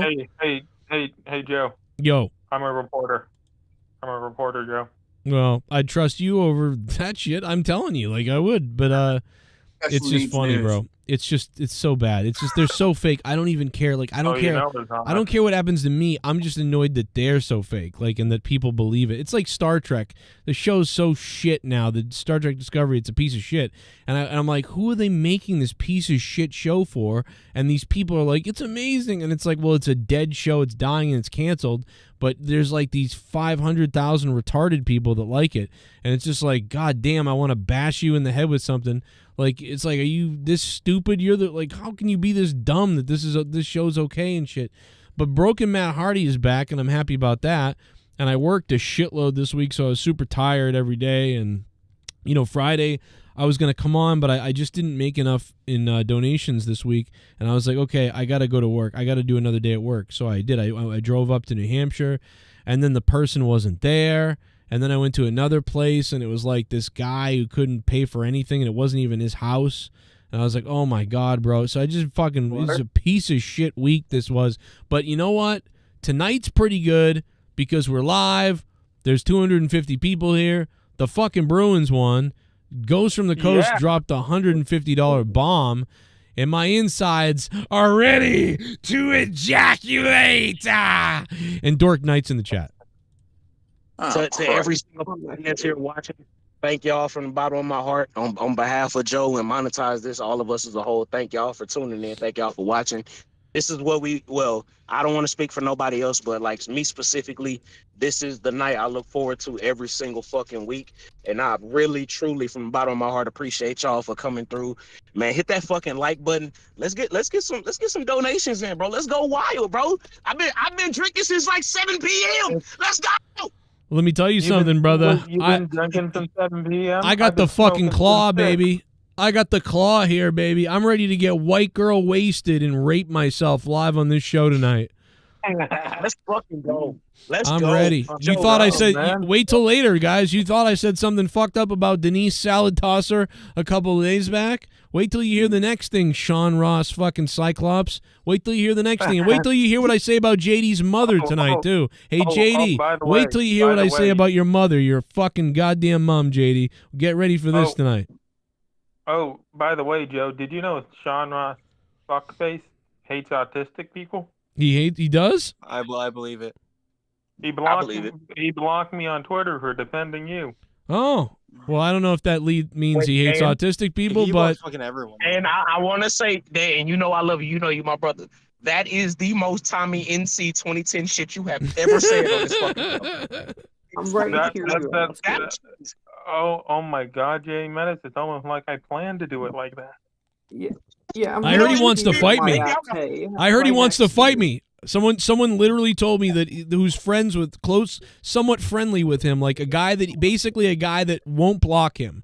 Like Sean Ross Sapp will not block this guy apparently because they're actually kind of cool, and the guy's probably like a big donator or something like that. Anyway, the guy DM me and he goes, Joe, you should reach out and stuff. I'm like, dude, I already have. I've reached out to this guy. I've tried to be like, hey man, let's have a quick convo and squash everything. He doesn't give a shit. I'm like, I'm telling you, I'll do it. He won't. I guarantee you. And he's like, okay, well, whatever. He comes back. He goes, oh, he really doesn't like you. He wants to fight you.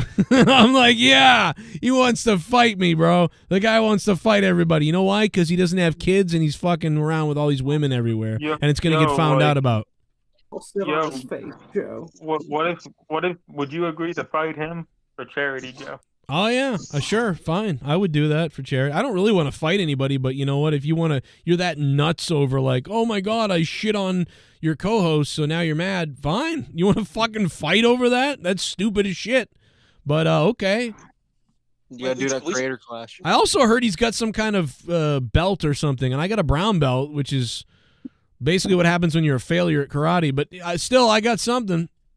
Wait, hold on, Joe. Are we talking about Sean Ross or are we talking about JD? Sean Ross. No, JD don't stand a chance. I've seen him in real life. That's not ever gonna happen for him, dude. That's why he fights with lawyers. That's why that guy needs a Mustang and he needs to have three girlfriends at the same time if he can. That guy has an inferiority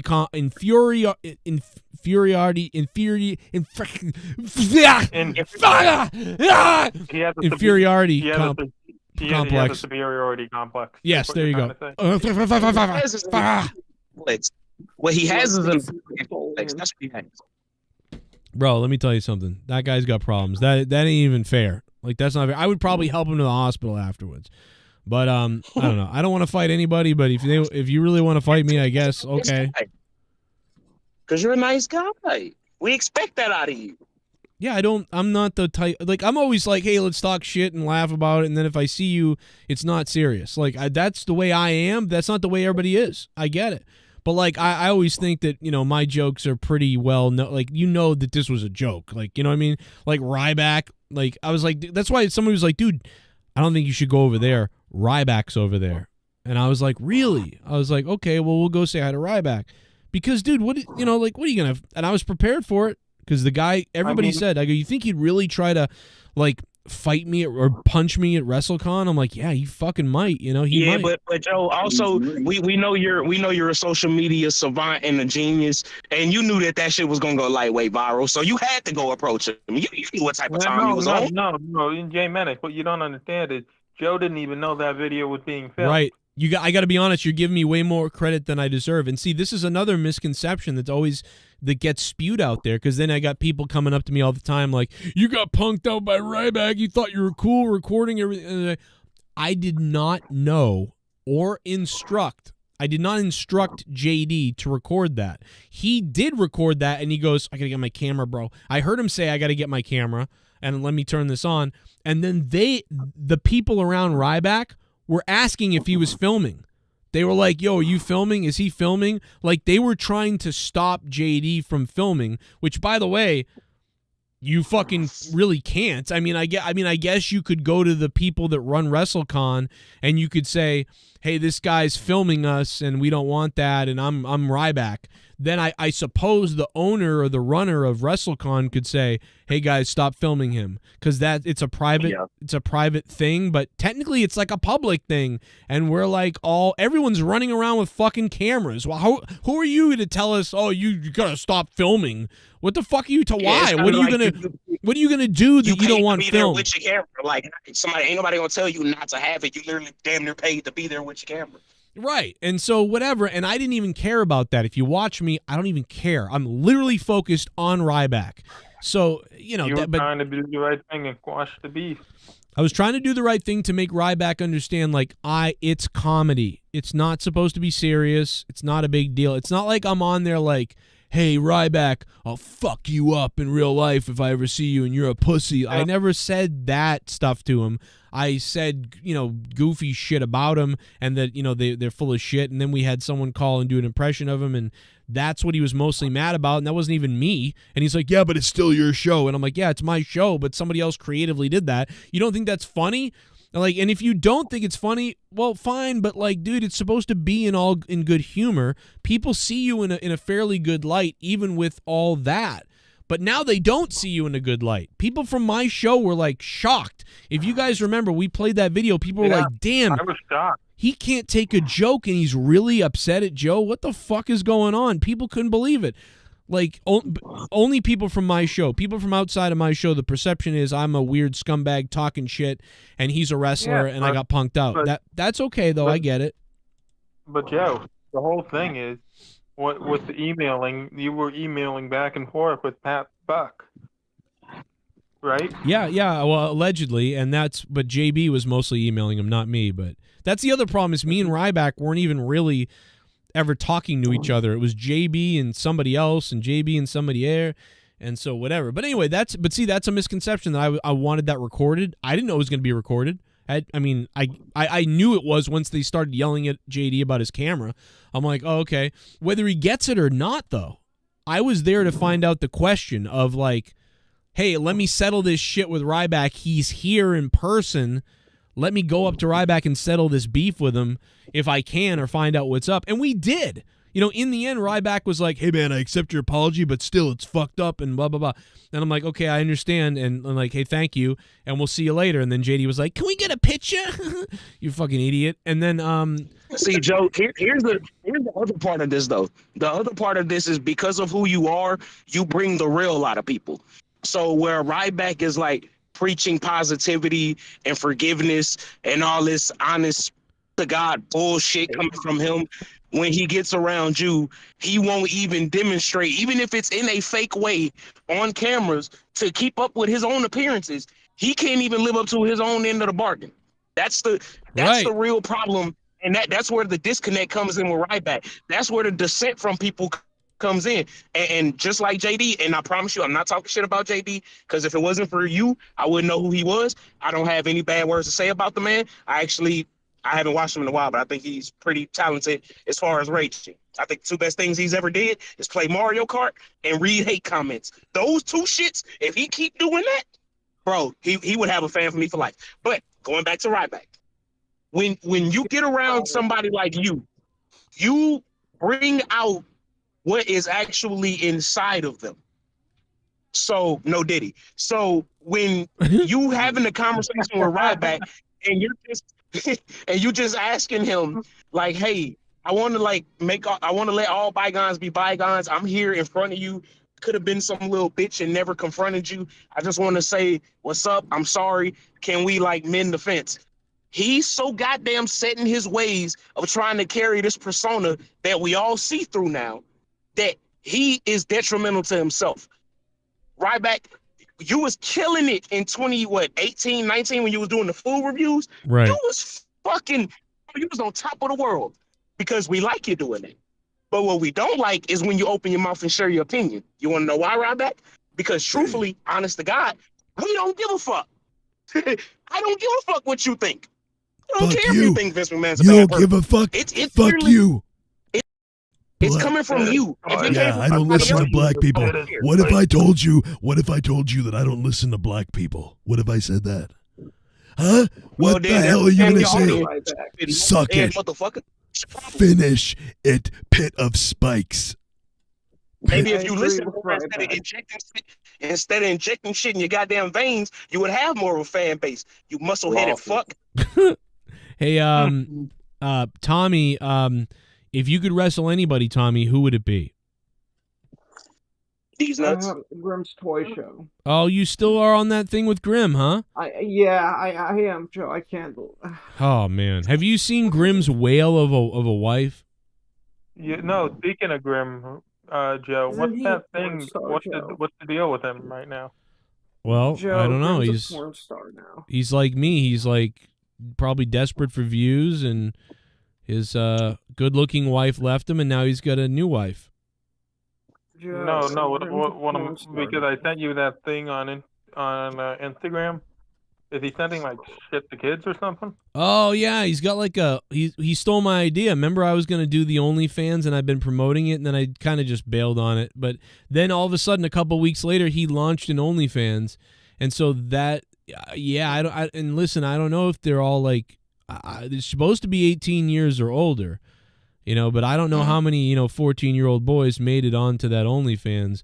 But he is showing pecker shots, apparently, and things That's with fucking his disturbing. Yeah, him and his wife or whatever, and they're like rolling on each other naked and peckers and like just like watch her take all the juices was one of the last posts. Like, I don't know, bro. There's something weird. I mean, the other girl left him. He has who knows how long he's allowed to see his kids. I don't know. I'm just speculating. I'm not sure. He lost a lot of weight, though. I know that. Just imagining that would be like two fucking sea lions fighting on the beach shore over a fucking fish. Like, I'm cool. One more. Oh, God. Another year, he's going to be smaller. He's going to be the skinnier one in another year. He's getting. I mean. Yeah, but Joe, that's because that money getting short. When that money was long, he was a fat man. Yeah, you know what? That's fair. That's a good point. You raised a piece of shit. See a donation. With AJ versus Cody at Backlash, I hope they go into both of their time in Bullet Club. AJ and Cody at Backlash. That'd be cool. I don't think they need to dive into Bullet Club too much because they'll just be that good anyway together. So, thank you, Ray J. Honestly, with that match, I think it needs a little more than 2 weeks to build. I agree. Yeah, it'd be nice to get that. I don't think they need to do. I think they can get away with it, but It's a shame Mercedes Mona won't wrestle until the Double or Nothing PPV Memorial Day weekend. yeah, I think part of it is because of her injury. They're trying to make sure she's really 100% good to go, and they're taking it easy with her. But the stuff she's done on camera has been trash. Adam Casper, thank you for the $5. That like she what is it with AEW bringing in WWE veteran women when they come in? It's like they have the hype because they did the same thing with Paige. They bring her in and it's like the first 8 weeks of shit is just god awful to the point where you don't even want to watch them wrestle no more. Fuck it. And then they disappear, and then you can do whatever you want all the time. And then Paige disappears like she did. She disappeared into the back. What is Paige doing now? I don't even see her. No idea. The only one that I feel like even was moderately successful is Toni Storm, which is crazy. But also she might fuck around and be the best wrestler out of all of them if we're being honest. The rest of her promo tonight that you didn't show was amazing. We got to hear the rest of it. Yeah, I started playing it and it was good, but it's just like it was brilliant. She has that kind of broken character thing that Matt Hardy did. That and that was arguably my favorite thing going on in wrestling for a year. So Toni Storm has a B version of that to me. Why didn't WWE keep her? Does anybody know? Like, why did she just leave because she wanted to? Like, I don't understand. Yeah, she didn't want to be there. You said Beaver. Oh, really? Did I? I don't think you said Beaver version. Beaver version. I think it's because like they didn't 100% know what to do with her.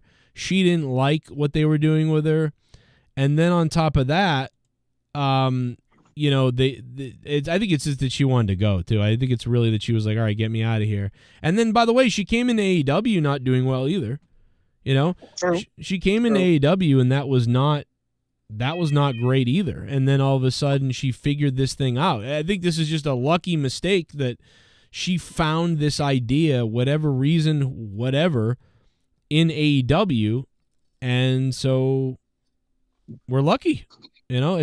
I agree, but she'll definitely be back in WWE before she's 30, because she what, like 25, 26 now. She will 100% be back in WWE before she's 30. 100%. Yeah, no, They can't let her stay out there like she. You know what? I'm gonna say this. Fuck all the AEW fans. Hey, look, if you want me, at me. I don't even have Instagram. Y'all can find me on. But my point is, I think she's too good for AEW. I said it. Yeah. So was Jade Cargill.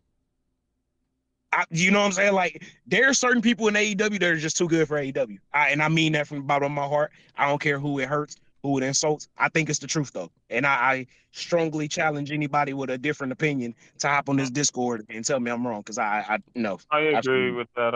I also think that Cesaro needs to go back to WWE. Now, you know what? As really? talented as he is, I think he's where he needs to be. Because him just like Jon Moxley. I thought Jon Moxley was a hell of a wrestler. But when they get to go over there and do whatever they want to do, and we get to see the type of shit that actually flows through their head, it lets me know, oh, no, either you need somebody to have the reins on you, or you're just a fucking idiot. It's just that simple. Like, you're not capable of doing this on your own. Like, you think you are.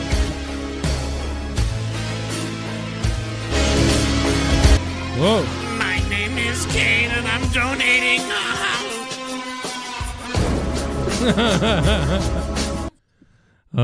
I played that by accident. My bad. Go ahead. I'm sorry. I'm sorry, Jay Menace. Continue, sir. What were you saying? Bro, like, that just took, bro. I don't think I've ever been on the show while that donation played, bro. Like, that shit made me feel like a kid again, bro. Don't do Not like that. Vince Russo with all the bros. It's 420, bro.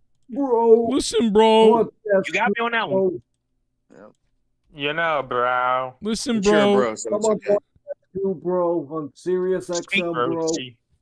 Speaking of bros, did anybody watch Dark Side of the Ring? No, Yeah, what they're happened on very that? less dark. Oh. Yeah, I don't watch that show because there's too many black people. Oh, Tommy, come on.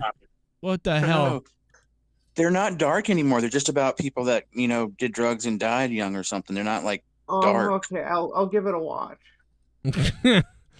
All right, Tommy, you psycho.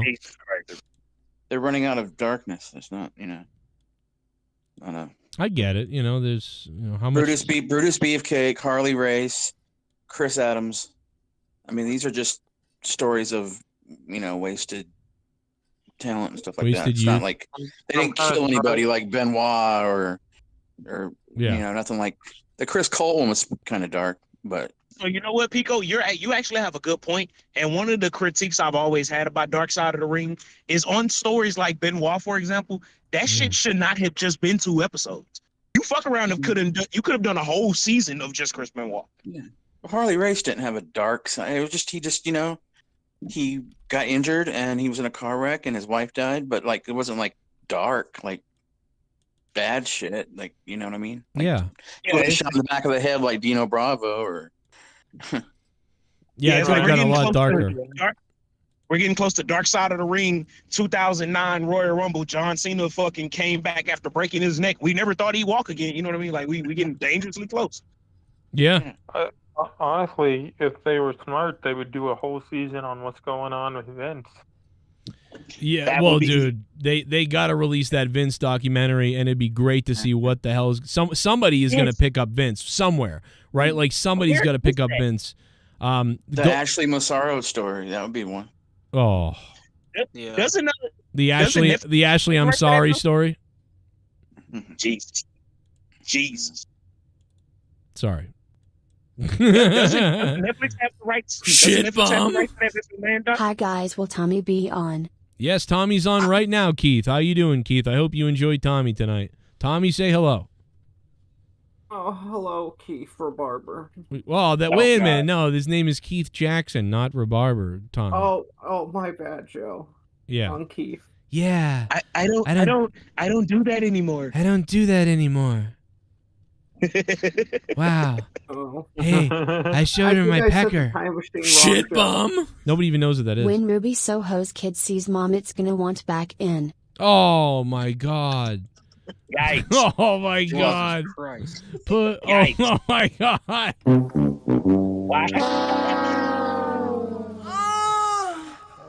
Wow. You'll have to get that. You'll have to get that hook nose fixed too.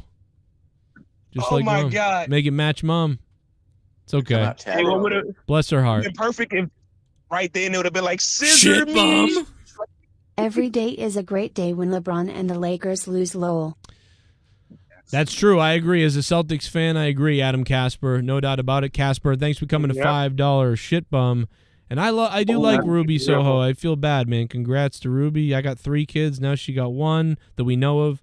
And there may be a couple others. Come out with a sleeve. Right. How many is she aborted? That's the question. She's having this one, but how many is she aborted, you know?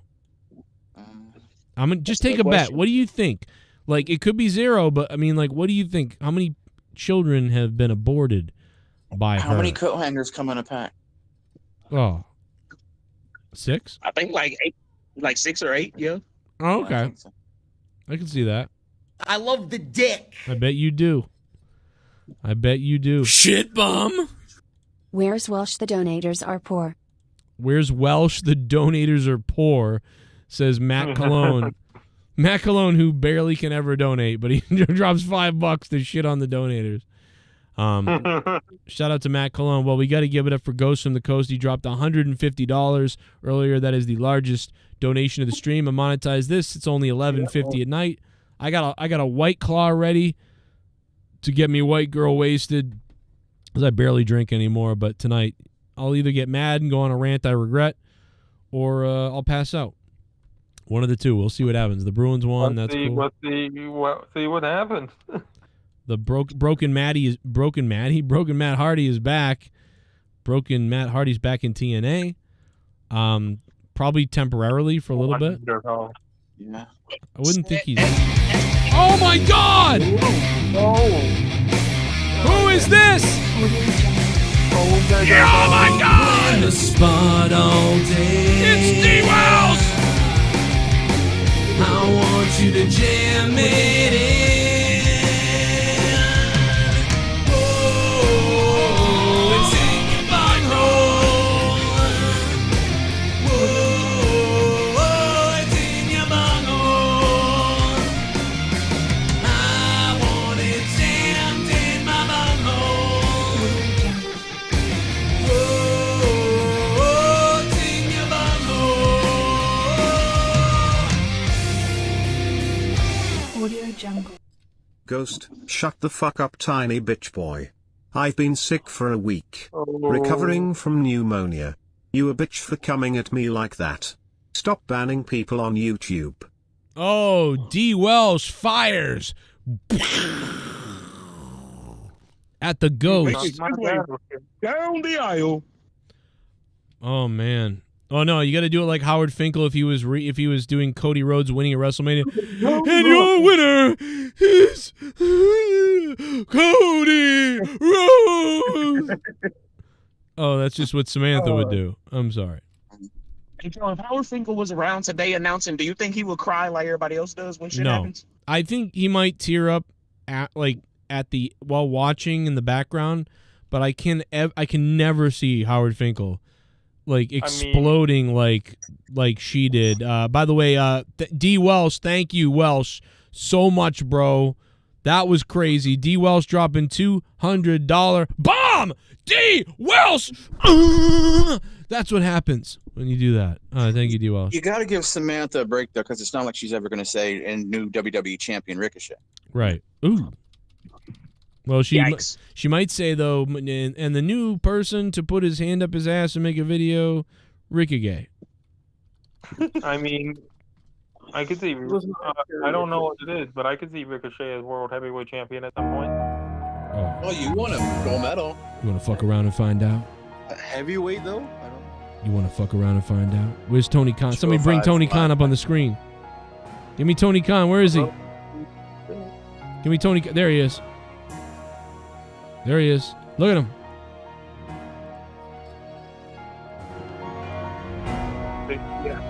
Look at him. Look at his look, how he looks. Does anyone in here have some cocaine for me? Does anyone in here Is anyone having cocaine? AEW is the best wrestling company here in the world. And tonight we're gonna go out there and we're gonna show everybody that Ring of Honor is the best fucking place to be in the world.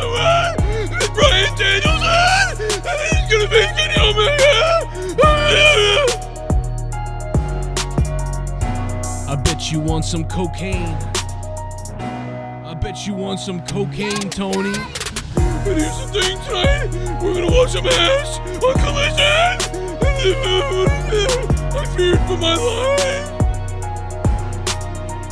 I feared for my life.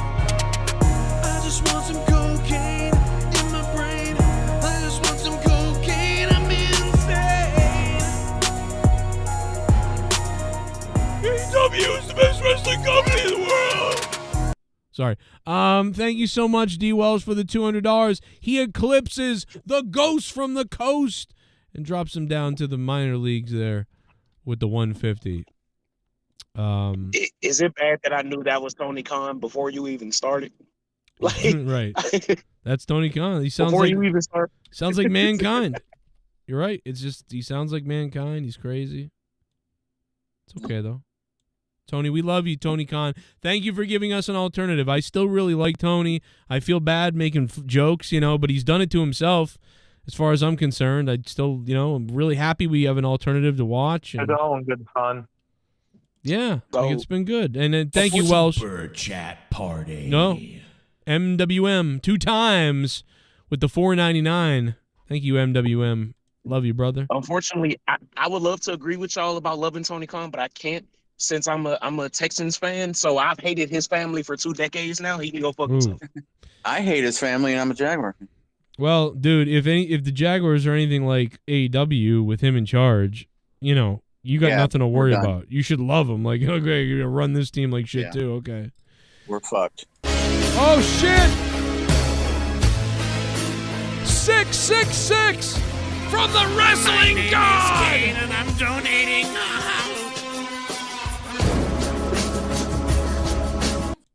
Hey Autism, it's getting late. Don't you have to get on the short bus tomorrow morning? Oh, I think I'm not sure, but I think he might be talking about you, Dan. Possibly. That guy could No. go fuck himself, yeah. Short bus doesn't run on Sunday. Oh, that's right. And He might be talking about Tommy. Tommy, is he talking about you? I'm sorry, Tommy. You're right. If he's talking about me or John F. Kennedy, then I will defend John F. Kennedy. That guy that said then No. the dono's an asshole. I think John F. Kennedy is really smart compared to you, Tommy. No offense, I mean, to be fair, Joe, it's only fair because the short bus stops at that person's house first. Well, all three of you are taking shots to the head. So. Yeah. You guys might all be this way, to be honest. But you were born this way. Lady Gaga's got a song about this. Be happy and be proud. And Yeah, I you were can't help born it, this Joe. way. It doesn't define me. That's right. Well, you're right. It doesn't define you, but it sure does limit you. I'll tell you that. Fuck yeah, it does. See, Dan agrees with that, but you're like, oh. He's kind of true. Shout out to Z Payne if he's out there too, man. He was bombing us all week last week. Thank you to him, and thank you to Welsh and the Ghost from the Coast for coming through with the bombs tonight. We'll leave this in charge of. I don't know. What do we leave this in charge? Yo, Menace, you still on? We get Tommy and we'll leave Tommy and Dan Kennedy in charge of the show. That'll be great. Great. That's Shit, get Mikkel while you're at it. Yeah, you guys can pick your. We need Mikkel the lizard. Oh God, no! Mikkel somewhere is being shopped around by his mother for a nickel. So I don't think that. Hey, Jay Menace, you there? He probably he's went not to here. He's being black. Oh, No, he's being black. He's not here. being late. He's being mute. Maybe I can get Leah to come on too. I don't know. I'll go talk to her. Then you can la whatever the fuck with her. Joe, should the president call in while you're gone? Hey, Jesse. Sure. Yep. Have you seen any good movies lately? Oh my God. Tell me you're fucking joking. Hello, everybody. Is this thing on? I'm calling in. Oh my God, Anybody it's here? Donald Trump. Hello, Mr. Yes, I President. am your great president is here to save you in this damn country. It's under attack. It's under siege. Did you see the bill they passed? The Democrats and the rhinos, and the Democrats, they passed this awful bill, and it's putting Americans trillions and billions of dollars in debt. What are we gonna do about it? I don't know. We're already fucked. So what does it matter? Well, the thing is, Jesse, we are not quote unquote fucked. You still have hope in me. Once I get elected into office from the American people, lovely American people, I promise you things will be so much more different than what they already are. Isn't that so? Yeah. And I believe somebody's Mr. Kennedy. Yes, Apparently Mr. somebody President. is talking. Somebody's talking kid about me. This bald guy named Wegman Welsh or whatever his name is. He says he hates me. He F me this. Tell you what, I got a challenge for you. I'm gonna call you out, D. Welsh. I dare you to donate $250 to kick me off the show. I bet that's not gonna happen. Everyone here loves me. Everyone loves the president here, except Be you. like your wife. That's my challenge to you, D. Wells. Can you donate $250 to kick me off? Why don't you go put your big boy pants on and see what you can do about it, huh? Go, like what Tommy said, Mr. Clayton, go clean something. Go clean. You know what? You could clean my desk in the Oval Office for me. I'm sure Sleepy Joe's ice cream is all over the place. Yo, Do you have any? Do you have any questions for me, D. Welsh? D. Welsh, I meant Mr. Dan F. Kennedy. No, I just hope you get back to being president. Well, I really appreciate you. Let me ask you something. Do you remember one of the few times you called in and Joe told you that he effed your mother and you said she has MS? Do you remember that? Yes, I do. That was a very legendary moment. I had to go travel back in time to watch it. Quite amazing. You are truly a legend. Mm-hmm. Mm-hmm. On the tennis court. it's the Monetize this champion, Jay Menace, man. What's good with you, President Trump? There he is. There he is. I was wondering where you would be. You vanished. You disappeared. I thought you were Luke Rojas for a second. But Well, hey, you're no, here. sir. No, sir. I had to stop at the corner store real quick because me and my baby girl didn't want to stop partying, so we not cocaine wise. We wanted to go get some more alcohol or drink. You know what I mean? So we had to stop real quick. I had to run in the store, take care of some real grown man shit. Oh, also, Mr. President, my girlfriend says hello. Well, tell your beautiful black lady girlfriend that she's amazing, she's wonderful, and she better vote for me. The thing is, I hope everyone's having a good 2040 or 420. My bad, I got confused for a second. I got a brain strong, like what Tommy says, and I hope you're smoking it up for me. I'm kind of doing the same. That's why I can't think right now. Dude, Dan Kennedy's smoking for all of us. Yeah, he is. Smoking Mr. our President, brains down. I wanted to ask you, I know you've been bombarded with questions regarding this topic, but I just wanted to get your opinions on the show. With everything that's going on in the Middle East, with everything that's going on with Ukraine and Russia, what do you feel like you can provide as retaining your ownership as president of the United States? What do you feel like you can give us? Is there a sense of stability we can expect to come with you? How do you feel like you're going to handle all of this? Well, the thing is, Mr. Champion, I promise you this.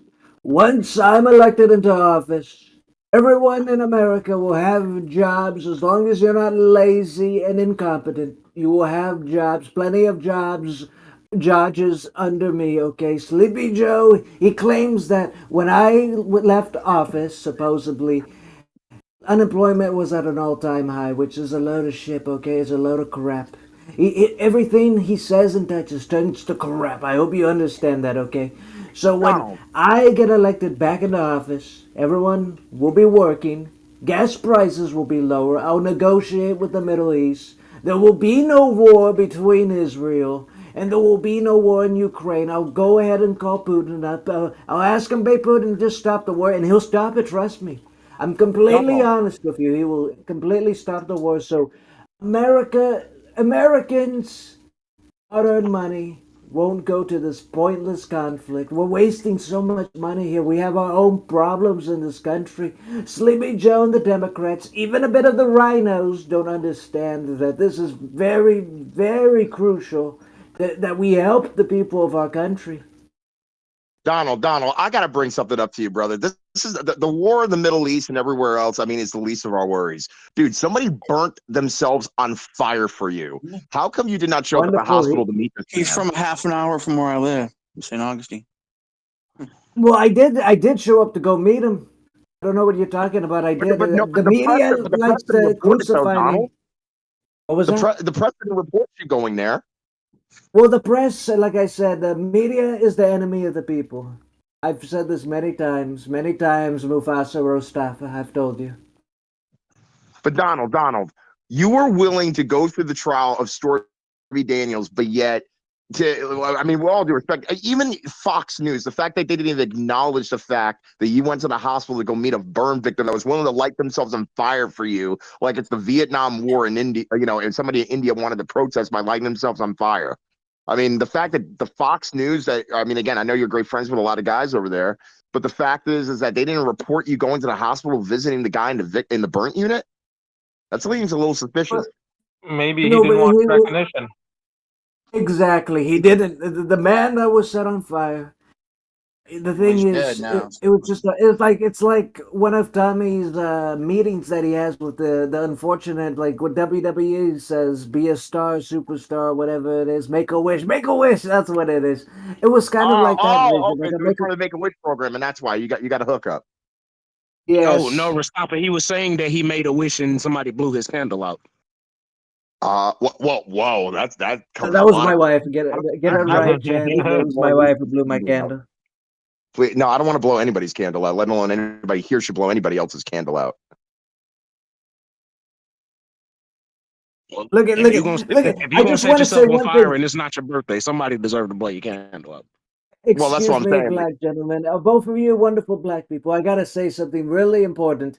This D. Welsh, Mr. Clean-looking ass right here, he's calling me out. Yes, I accept this challenge. Donate $250 to the show to kick me off. I dare you. Come on, put your big boy pants on. You can't debate against me, your president. You know you love me. While they're online, pre-order them. What was that? No, buy the gold sneakers that you're putting on online because you need that to get the bail money to get your ass out of the freaking gutter right now because you're pretty much being sued or already have been sued and have to fork over millions upon millions of dollars. That's why you got to sell those golden shoes. No. The thing is, it's a side hustle, stuff. It's quite frankly a side hustle. I don't need no money. I'm incredibly rich. I'm not in trouble. Remember, don't believe everything you see on the news. It's fake news. I don't have to repeat myself once, twice, three, quadruple times. Wait, are you denying, though, that Stormy Daniels won the case against you, though? Is that what you're trying to say? Stormy Daniels is a slut and a whore. Okay. Agreed. Okay. Well, it is true. She did make money off that. So she did sell DVDs of exploiting herself. So, yes, that is absolutely true. Yeah, she's one of those phony writers that says, "Oh, somebody help me. I wrote a book." That's basically what she is, okay? But you've wrote several books yourself, Donald, haven't you? Yeah, but my books are good. My books are the best books. Get it right. Okay. Are you saying that the book should be studied in college classes all around the world? Is that what you're trying to say? Not just America? Yes, absolutely. My books deserve to be published all over across the country. In various languages? Can you imagine one of his books being right next to Stone Mexican guy, go F yourself. I hope you go get a blunt and shove it up your ass, and I hope it lights on fire. Well, I mean, you could light a TNT in his ass on fire; he'll crack up. Apparently, the thing is, Rostaf, a lot of people are saying that you're a sellout for being part of the Black Lives Matter movement and then allying yourself with me. What's this? What people are saying about you? How are you going to react to this? Okay, so Donald, I'm going to explain something to you very simply because I know you're a decent, intelligent man, and you can definitely spread this apart, and separate it apart, actually. So basically, the Black Lives Matter organization, I have no affiliation with, nor do I want to have any relationship with, because they've already come out as Marxists and this and that, and blah, blah, blah. And the fact that they stole money and they literally put thousands upon, if not hundreds of thousands of dollars in a house in which the person that actually owns the basically the organization and got it for herself and wasn't basically, putting the wealth out towards black businesses or other black organizations for as far as civil rights go. So that's not my affiliation. However, though, the actual civil rights movement, as it pertains to nonviolent and practicing the First Amendment, and by not throwing hands and actually speaking your piece, I'm all about, because I'm all about the First Amendment, aren't you? Yes, I have to agree with you there. As long as you're not one of those crazy son of a bitches destroying property like a madman and feeding off of government checks, then I'm all Propaganda. for it. Propaganda, Exactly. yeah, I'm not about that. And I'm an independent, by the way, sir, so just to let you know. I'm not a Dem. Wonderful. As long as you vote for me, we won't have no beef. We won't have no beef stew against us. Oh, but that's where you're wrong, Donald. I mean, again, I was willing to buy one of your steaks that you had in literally your clothing store all those years ago, but then it just failed. What happened to those steaks? Trump's The steak. Democrats tried shutting me down. That's them, why right? I get it right. I'm pretty sure you can still get them. Oh, no, they're pretty much probably old and stale right now. I feel bad for old Betsy, who had to sacrifice herself just to be harnessed this to, be in a steak that ended up being in a clothing store.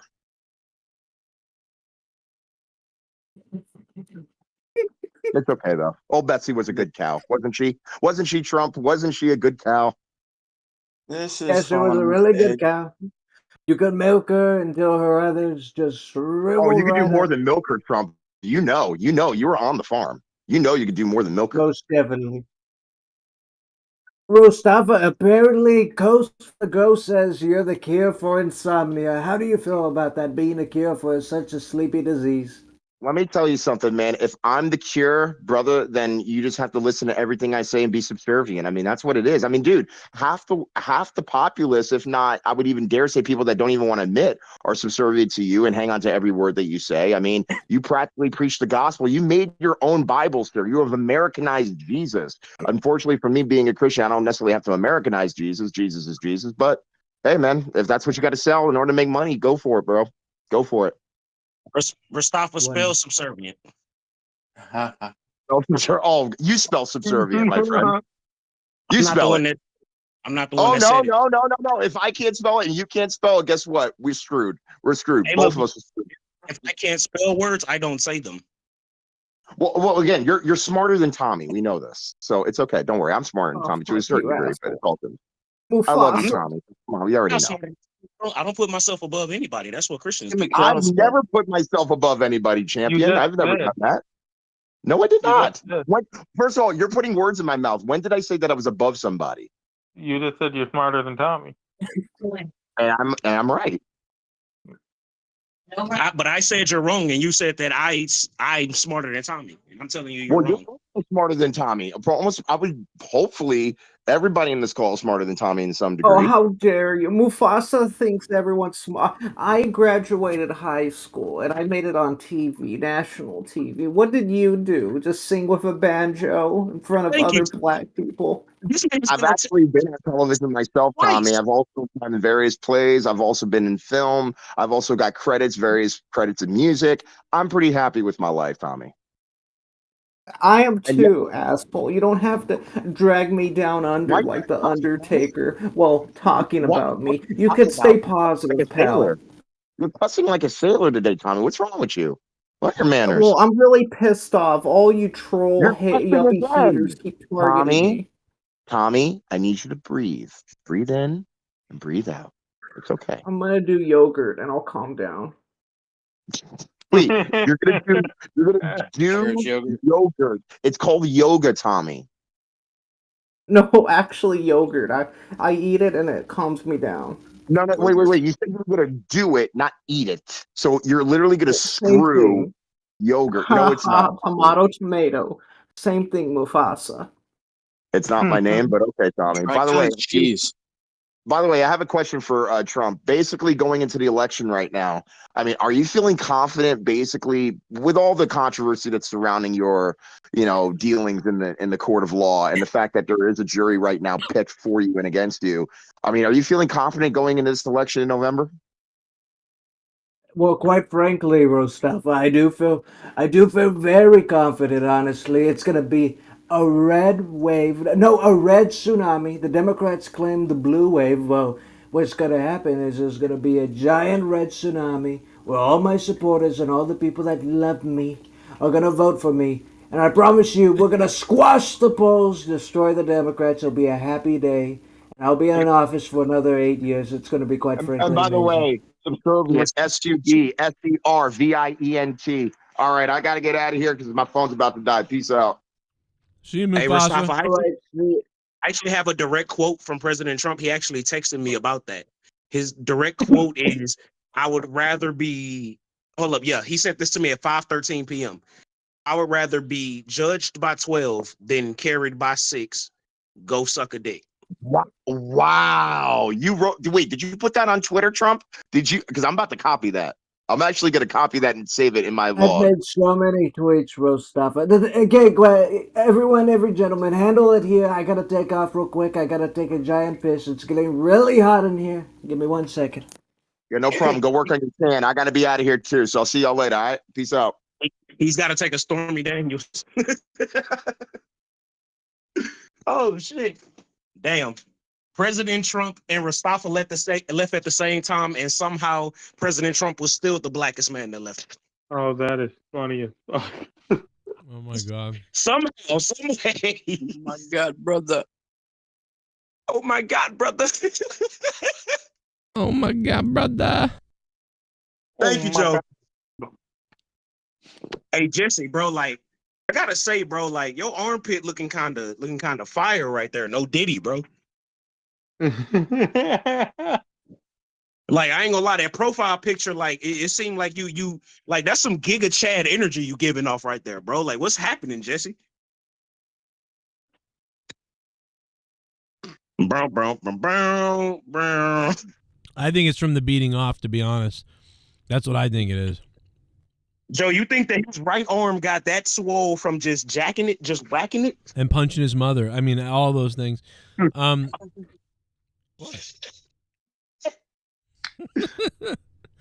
Bro, Rastafa. Oh my god, I like how other people have picked up on Rastafa's like arrogance, and they're like calling him out for it. I saw Matt Colon mention it, and then just people listening to him and talking with him. They've all picked up on his arrogance, and Matt Colon goes, "Oh, $500,000 in his bank account. Now I see why he's like this." And then Rastafa got really uppity when someone brought this up to him. So I feel like if Rastafa went too far, he'd be like Joel Osteen. He'd have that big giant church, but not let anybody into it because the carpets are so nice. Hey Joe, did you hear me when I heard him talking? I was like, wait, Rastafa, spell subservient. Oh no. Like, wait, no, you said it. You said it in the sentence. Like, I would just want to make sure you can spell it. Oh, doing all that fucking gish galloping and shit. He was mumbling. That dude could sell ice to an Eskimo. He is a fucking expert at deception. I'm not gonna lie to you. Wow. He tricks white people into getting them to play for their shows. Like, oh yeah, I'm a nice whatever. And they like, oh, $2,000, and he plays and he suckers. Yeah, he's a sales guy. Oh, 100%. 100%. You think he going to do these shows for fucking charity? Please don't be deceived. Rastafa is in it for the money. It's the amount of money though. It's probably crazy. Like oh yeah, it's $2,000. Well, listen, I'm a Christian black man. And they're like, oh. Hey, Bullfrog is a moron. Scissor me, Joe! F that lardtard Nicky J. I knew it from the start. He was a fraud, that homophobic fat faggot. Anyways, I'm going to cook some Chinese. In yeah. black bean sauce, yum yum. Hope your week gets better next week, Joe, and F hypocrite no show Cody Rhodes too.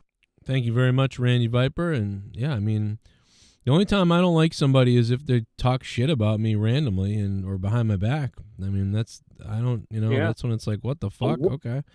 What the fuck just happened? Like, it was. I don't know, but Randy Viper, I know he's on something.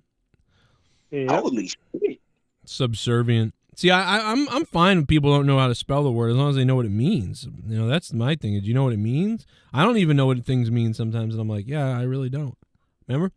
Hey, Joe, have you gotten into cryptocurrency yet? Yeah, I've sold almost all of it. Just remember the IRS is listening. I sold it all.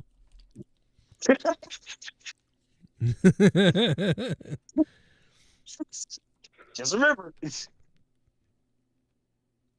What, look, Joe, if into nobody it? else is watching out for you, I'm watching out for you, goddammit. Are you into it, Dan? Yep. I'm learning about it.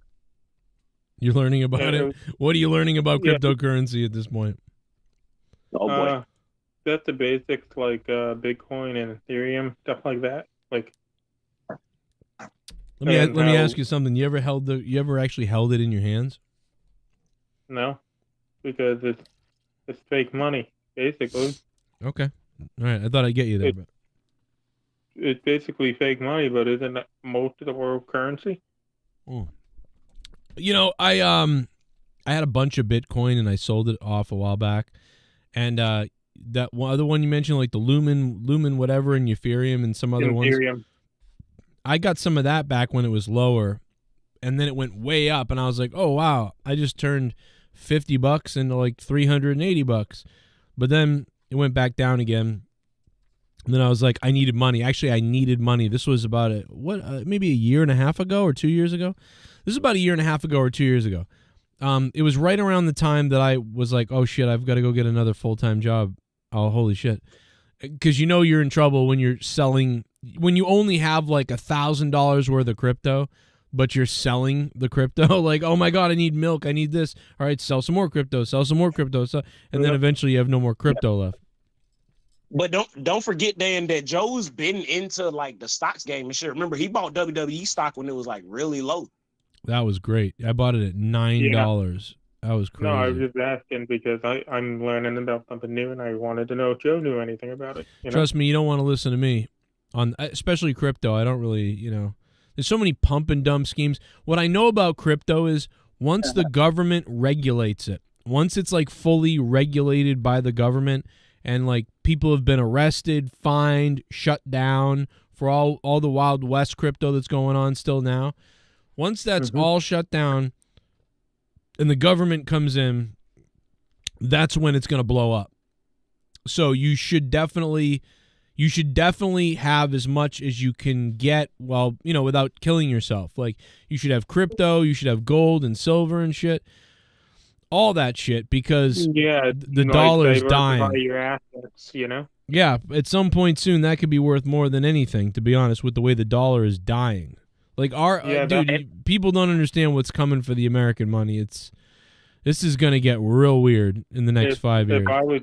If I was someone that doesn't know what's about to come, I would stock up on food, water, diversify your assets.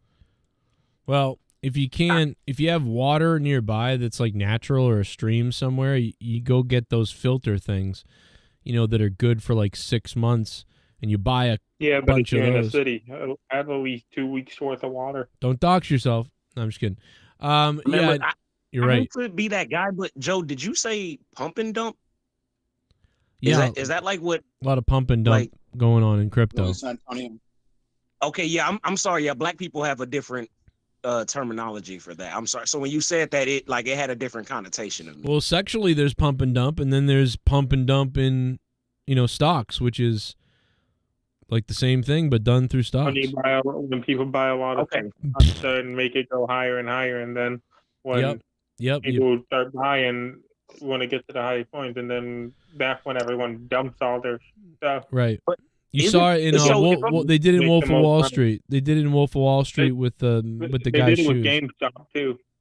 Right. But isn't that normally associated with like insider trading? Like yeah, typically that's in situations like right. Like everybody in the company goes, "Oh, let's do this," and then they dump it away. You know, like the Paul brothers could be in trouble for some of that, I think, but I don't know. Mm-hmm. Okay, yeah, I was just trying to make sure I understood the continuity of that. Mm-hmm. Mm-hmm. Speaking of continuity, can I go on a I hate woke shit in my favorite shit rant real quick? Yeah. Go ahead. Has anybody seen the fucking Fallout show? Not yet. I was told most people said it was good to me, but then there was 2 people that were like, "No, fuck that." I've only seen 2 episodes. It is just it makes me want to throw up what like Hollywood and cinema is doing to all of my favorite things. Like I hate to be that guy, and I know it's gonna sound fucked up coming from me, but if we're telling stories that have set narratives, especially with things that already have canon and continuity in them, where in the fuck does all this diversity come from? You talking about some of the characters are more diverse than they were in the game? Yeah, it's just, and I'm not even trying to be like a dick, bro. I'm just, it's like, it's bad, man. It's bad. Like, why? Yeah, but they have those characters in Fallout, the game. No, they did, man. But and of course, Fallout takes place in different locations across the United States. Totally understood. California, Vegas, Boston. I totally get it. There's diversity in all of those places, and that's not necessarily the thing that I'm speaking on. It's almost like how it's almost like how in WWE it's just like, oh, something had to happen because the camera's on and we're planning it. It doesn't feel organic. Do you know what I mean by that? Yeah, I kind of do.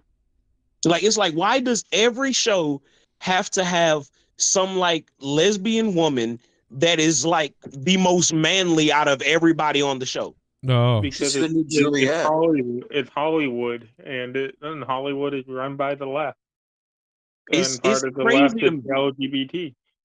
So, because I heard, representation is not a bad thing. It's just when it's being forced. Yes, like representation is never a bad thing, but it's like we have to live in a world where there's a other side to this. Y'all have heard me say multiple times, you cannot deny reality to make a point. When you start doing that, you become delusional. And you know what it's like, Jay Menace? What's up? It's like when they take a redheaded character and they make them black. Yeah, like the Little Mermaid. The Little Mermaid, Jimmy Olsen. Juliet looks like a guy. All right, well, see, and this is where it gets bad, because it's like, oh, well, if I don't say something bigging up my own people, like I'm the bigot. You know what I mean? Like it's the way that the narratives are getting spun now, and the way they're like being so divisive and making people pick sides based off of what their opinion is starting to become ridiculous to me. And that's what I see in the Fallout show. And again, my number one problem with all of these shows is the retconning of shit that is already sustained and established. Well, what do you expect? The show run by women. Wait a minute. I just realized something. What happened to, didn't Dork Knight super chat earlier? I never saw that come through. You said he was in the chat earlier, but I didn't know if he was in the chat. I don't think he super chatted though. Oh, I thought it did. Fuck him. You know, his donations always come through real late, and by that time he wants to leave because his donation didn't come in fast enough. All right. Yeah, I just feel I thought there was one, and I was like, wait a minute, I just wanted to tell him sorry, man. I don't know, but or maybe he just made a comment. Anyway, sorry to interrupt that. I just thought about that. Comment. Oh, because he was talking about Discovery, so you guys talking about the new shows and things like that made me think of him. So just one. So let me ask you to include you in on this. You know Star Trek lore, and you know like the canon and the continuity. Are there things that they're doing now that like vehemently go against the like principles of what Star Trek is supposed to be, or is it just kind of all? Well, you know, you really can't. Like they're like tripling diversity, but like that part of it, I don't mind really, because Star Trek was always about that, right? Like, like Star Trek easy, always. Like X-Men was about that, too. Yeah, like back in the day, I mean, they put a black woman on the bridge in charge of stuff. They had, a Japanese guy. I mean, we all know about how Star Trek does things. So, like, that's not a problem. Star Trek, I expect to always, like, okay, this show had the black and the white and the kiss, and this one has more diversity, and this one had the first, they had the woman captain, then they had a black captain, and then they had, they've done everything. And so now in Discovery, they've done, like, there's like a trans person, a bi person, a gay person, a gay person. There's a whole bunch of people. It's like overblown, it's overloaded. But so that doesn't really bother me. I don't care. What bothers me is the stories. They just don't know Star Trek. I don't want to get into Star Trek, but they just don't know it. And you're like this, and it feels like it's written for 8 to 15-year-old girls. It doesn't feel like it's written. Star Trek used to be like. You're saying it's written by the CW staff. Yeah, it feels like that. It feels like it's written for stupid kids. Like it's a real person show, but it feels like a cheesy cartoon. And I'm like, it really feels like a cheesy cartoon. Like there's a lot of these like catchphrases and like just feelings all the time. And like something happened in the recent episode and she's like, man, that was a crazy time. And it's just like people talk like a Family Guy. No, it's like they talk like a cheesy cartoon. Everything is done bad, like as far as the writing goes. So like I'm not going to get into Trek, but I was told Fallout though was like not that was actually okay. I'm only 2 episodes in, but it looks good. Overall, it's fine. Like it being adapted is fine. The issue is that, like you just said about Star Trek, it appears as if the people who are writing the show only know Fallout in title and like surface level alone. It like they came in and immediately started retconning shit that the games already did. And then it hurts me the most because it's like this show is canon. So and they've went out of their way to make sure that what's up, Dan? They're doing that with the superheroes in the comic books and in the movies and in the shows and in the video games.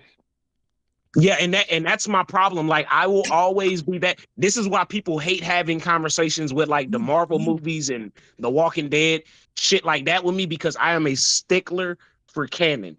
To me, the story is complete. It is fine the way it is. You changing it, everything that you change is some Mary Sue shit to me. I'm sorry. There's no way around it. Like, perfect example, the Walking Dead television show. I loved it for like the first 3-4 seasons, and then when they started changing shit, it got ridiculous. The only reason Rick and Michonne got together is for some jungle fever appeasing the masses bullshit. I hate it. I hate it to death. I have to and so here's the thing. This is like a few other things. I am not a big Fallout person or a lore person. So I feel like if I watch Fallout, I think there's going to be 2 things that happen. One, I'm not going to notice any problems with lore and canon or anything because I don't know anything really. And then number 2, I'm also not going to enjoy a lot of things that other people might enjoy because I don't know what the hell is going on. Yeah, you don't get all the like nuances and stuff exactly. Right. So like, for example, this show, if anybody out there has played Fallout New Vegas, which is arguably the best Fallout game ever made, this show completely shits on Fallout New Vegas. It's as if all the hundreds of hours that we put into that game and played it and did the side quests and learned the world and the lore, that shit don't mean nothing. Because this show came around and was like, this shit happened 15 years after, and all that shit that you played through and your character and the courier, all that's bullshit. Fuck that. It didn't happen because this is canon now. I'm like, man, get the fuck out of here. That's what Star Trek is doing too, dude. Jay Menace. So listen to this. In Star Trek Strange New Worlds, the other Star Trek, not even the Discovery show, they literally go back in time and basically like KANE, right? They like rewriting the history of KANE. Like it's happening at a later time, at the wrong time, and things are changing. And the showrunner is like, well, we wanted to try to change things around to make it match up with modern day better. And it's like, what the fuck are you talking about? It's already canon that in 1990 the eugenics wars happened and this happened.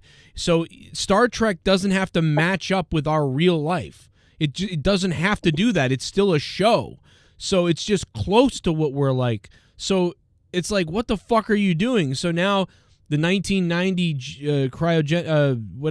eugenics war never happens. It doesn't happen until 2020. But it's like in 2020, the Bell riots are supposed to happen and stuff like that. And then World War III is starting. But now World War III wouldn't be starting until 2050. So it's like they're pushing all this stuff back and changing how things are found out and that KANE is a different person. And it's like, why are they doing this? Like, there's no reason to do this. And they're retconning other things. And the other thing in Star Trek that's nuts now is like they just find magical devices all the time. Oh, this device just does this. It's like, dude, this is not fucking Harry Potter. Star Trek is trying to base on like 2 + 2 = 4. There's a scientific reason this stuff is happening because it's more brainy and more like it's more exhausting. That's why some people find Star Trek boring because they don't like the human story and they don't get the math part. But then in new Star Trek, they just babble out complicated science-sounding stuff, but then it's really just magic. And it's like you're watching Harry Potter and Star Wars had a baby. And it's like, but Star Wars and Harry Potter are fantasy. This is way more based in science, and the new creators of Star Trek don't understand that. And it's enraging. And thank you, Joe, for saying that, because that's the way you just said it is basically encapsulating what I've been trying to say. I have become invested in the story that you already told. The story was fine to me. So for you to just go back and be like, oh, I wanted to change the story to give it like a more update feel for now. Fuck that. You're insulting me as a fan, as a viewer, as somebody who has given their time and energy to learn this shit by saying, oh, this story wasn't good enough. Let me make it better I don't need you to fucking touch it. The story was fine how it was. You don't have to add all these extra shits. And if you feel like you have to add all this extra shit to make the story better, then just don't do it. Make something else. Please. Right. Please. The problem is that you Hollywood fucks are creatively bankrupt. You don't have an original idea in your fucking head. So what you really want to do is play off of IPs because you don't have to work as hard to sell your fucking product. That's really what's going on. J Menace, I let's calm down here for a second. Okay. Your anger, I think, is warranted for shows like Halo, where the storyline is linear as fuck. You can't deviate from the storyline of Halo because Master Chief is the storyline of Halo. Fallout, my brother, Fallout is an RPG where you make the character do whatever the fuck you want. It is an open tree of a million different choices you can make as the main character. Wait, nerdy, please. I don't mean to be rude, but I want to at least no, please, because I probably want you to finish. What I'm saying is that especially in Fallout, the main characters, while it is a role-playing game and the world is open, those characters do still have a canon. You can do whatever the fuck you want to do as the main character. The game developers will never tell you that because they don't want you to feel like you're in a box. But the character you're playing with has a name, he has a story, he has the guns to use, he has a loadout. They don't want to tell you that to take away your freedom. J minute. Dan, let me finish my first point. Hold on. Okay. J Menace, so you're saying that Fallout has the same character, the same character reliance that shows, not arc, the same character reliance that other games like Halo has, where you're Master Chief. No matter what you play, you are Master Chief. You're saying that a custom RPG where you could pick yourself to be a woman in Fallout 3, something created 20 years ago, where you could choose to be a man or a woman 20 years ago, you're pissed off because they didn't go with the character that nobody fucking knows about that you're talking about here. You're talking nerdy, about... no, that's not what I'm saying. What I'm saying is because I understand your point you're making about Halo. What I'm saying is that in each and every Fallout game, first off, no, there's not one character that's the main character in each one of the Fallout games. No, each one of the Fallout games have different characters. What I did say, and I hope you're listening to me, is that each and every one of those characters in the story has a actual canon. They have No, an I don't know actual what you loadout. mean by that. What do you mean by that? So if I Okay, pick a like, character, for if I example, create, can I explain it, hold or on, hold on. do If you just I want to talk? well, you're saying things that don't make sense. So let me clarify, and maybe what I'm saying doesn't make sense. Sure, okay, go ahead. Sure. The create a character in Fallout has never been solid one character. And then I say that and you agree with me, and then you respond by saying, yeah, but all of those characters do have a storyline. What are you talking about? Okay, wait, Nerdy, I don't know if it's just me. You're cutting out when you're talking, though. Can you hear me? Yeah, I hear you crystal clear. They're both of you. Okay, so when you're talking, you're cutting out. Is anybody else hearing that with Nerdy, or is it just me? No, it's just you. Yeah, Okay. he sounded all right to me. But... So what I'm saying, J Menace, here is like Lord of the Rings. What they did with the Rings of Power is against canon objectively, because there is a book with the written characters that Sauron lived during these specific years, blah, blah, blah, blah, blah. The characters have certain lore. The characters in Fallout, although maybe some of the side quest characters might have some lore, like the cowboy character from the show that they're sort of playing off of the game. But just, it's not like Legend of Zelda where you always play as Link. Okay. So if there is a storyline if there is a video game that creative can be as ambiguous, or they can do whatever they want, Fallout is the storyline to do it. The only thing that needs to remain the same is that there are Fallout shelters, that certain shelters have these things, and how whatever I don't even want to spoil it, but how the war starts. All of that is the same, and that's all that needs to be the same, because everything Nerdy, else. I think oh, sorry. No, you're good. Go ahead. I was done. No, so I want to say. Can I say the point I was going to say? Go ahead, Dan. Go ahead. In one of the Fallout games, the storyline is I need to find my dad. In the Fallout TV show, is one of the main storylines is I need to find my dad. So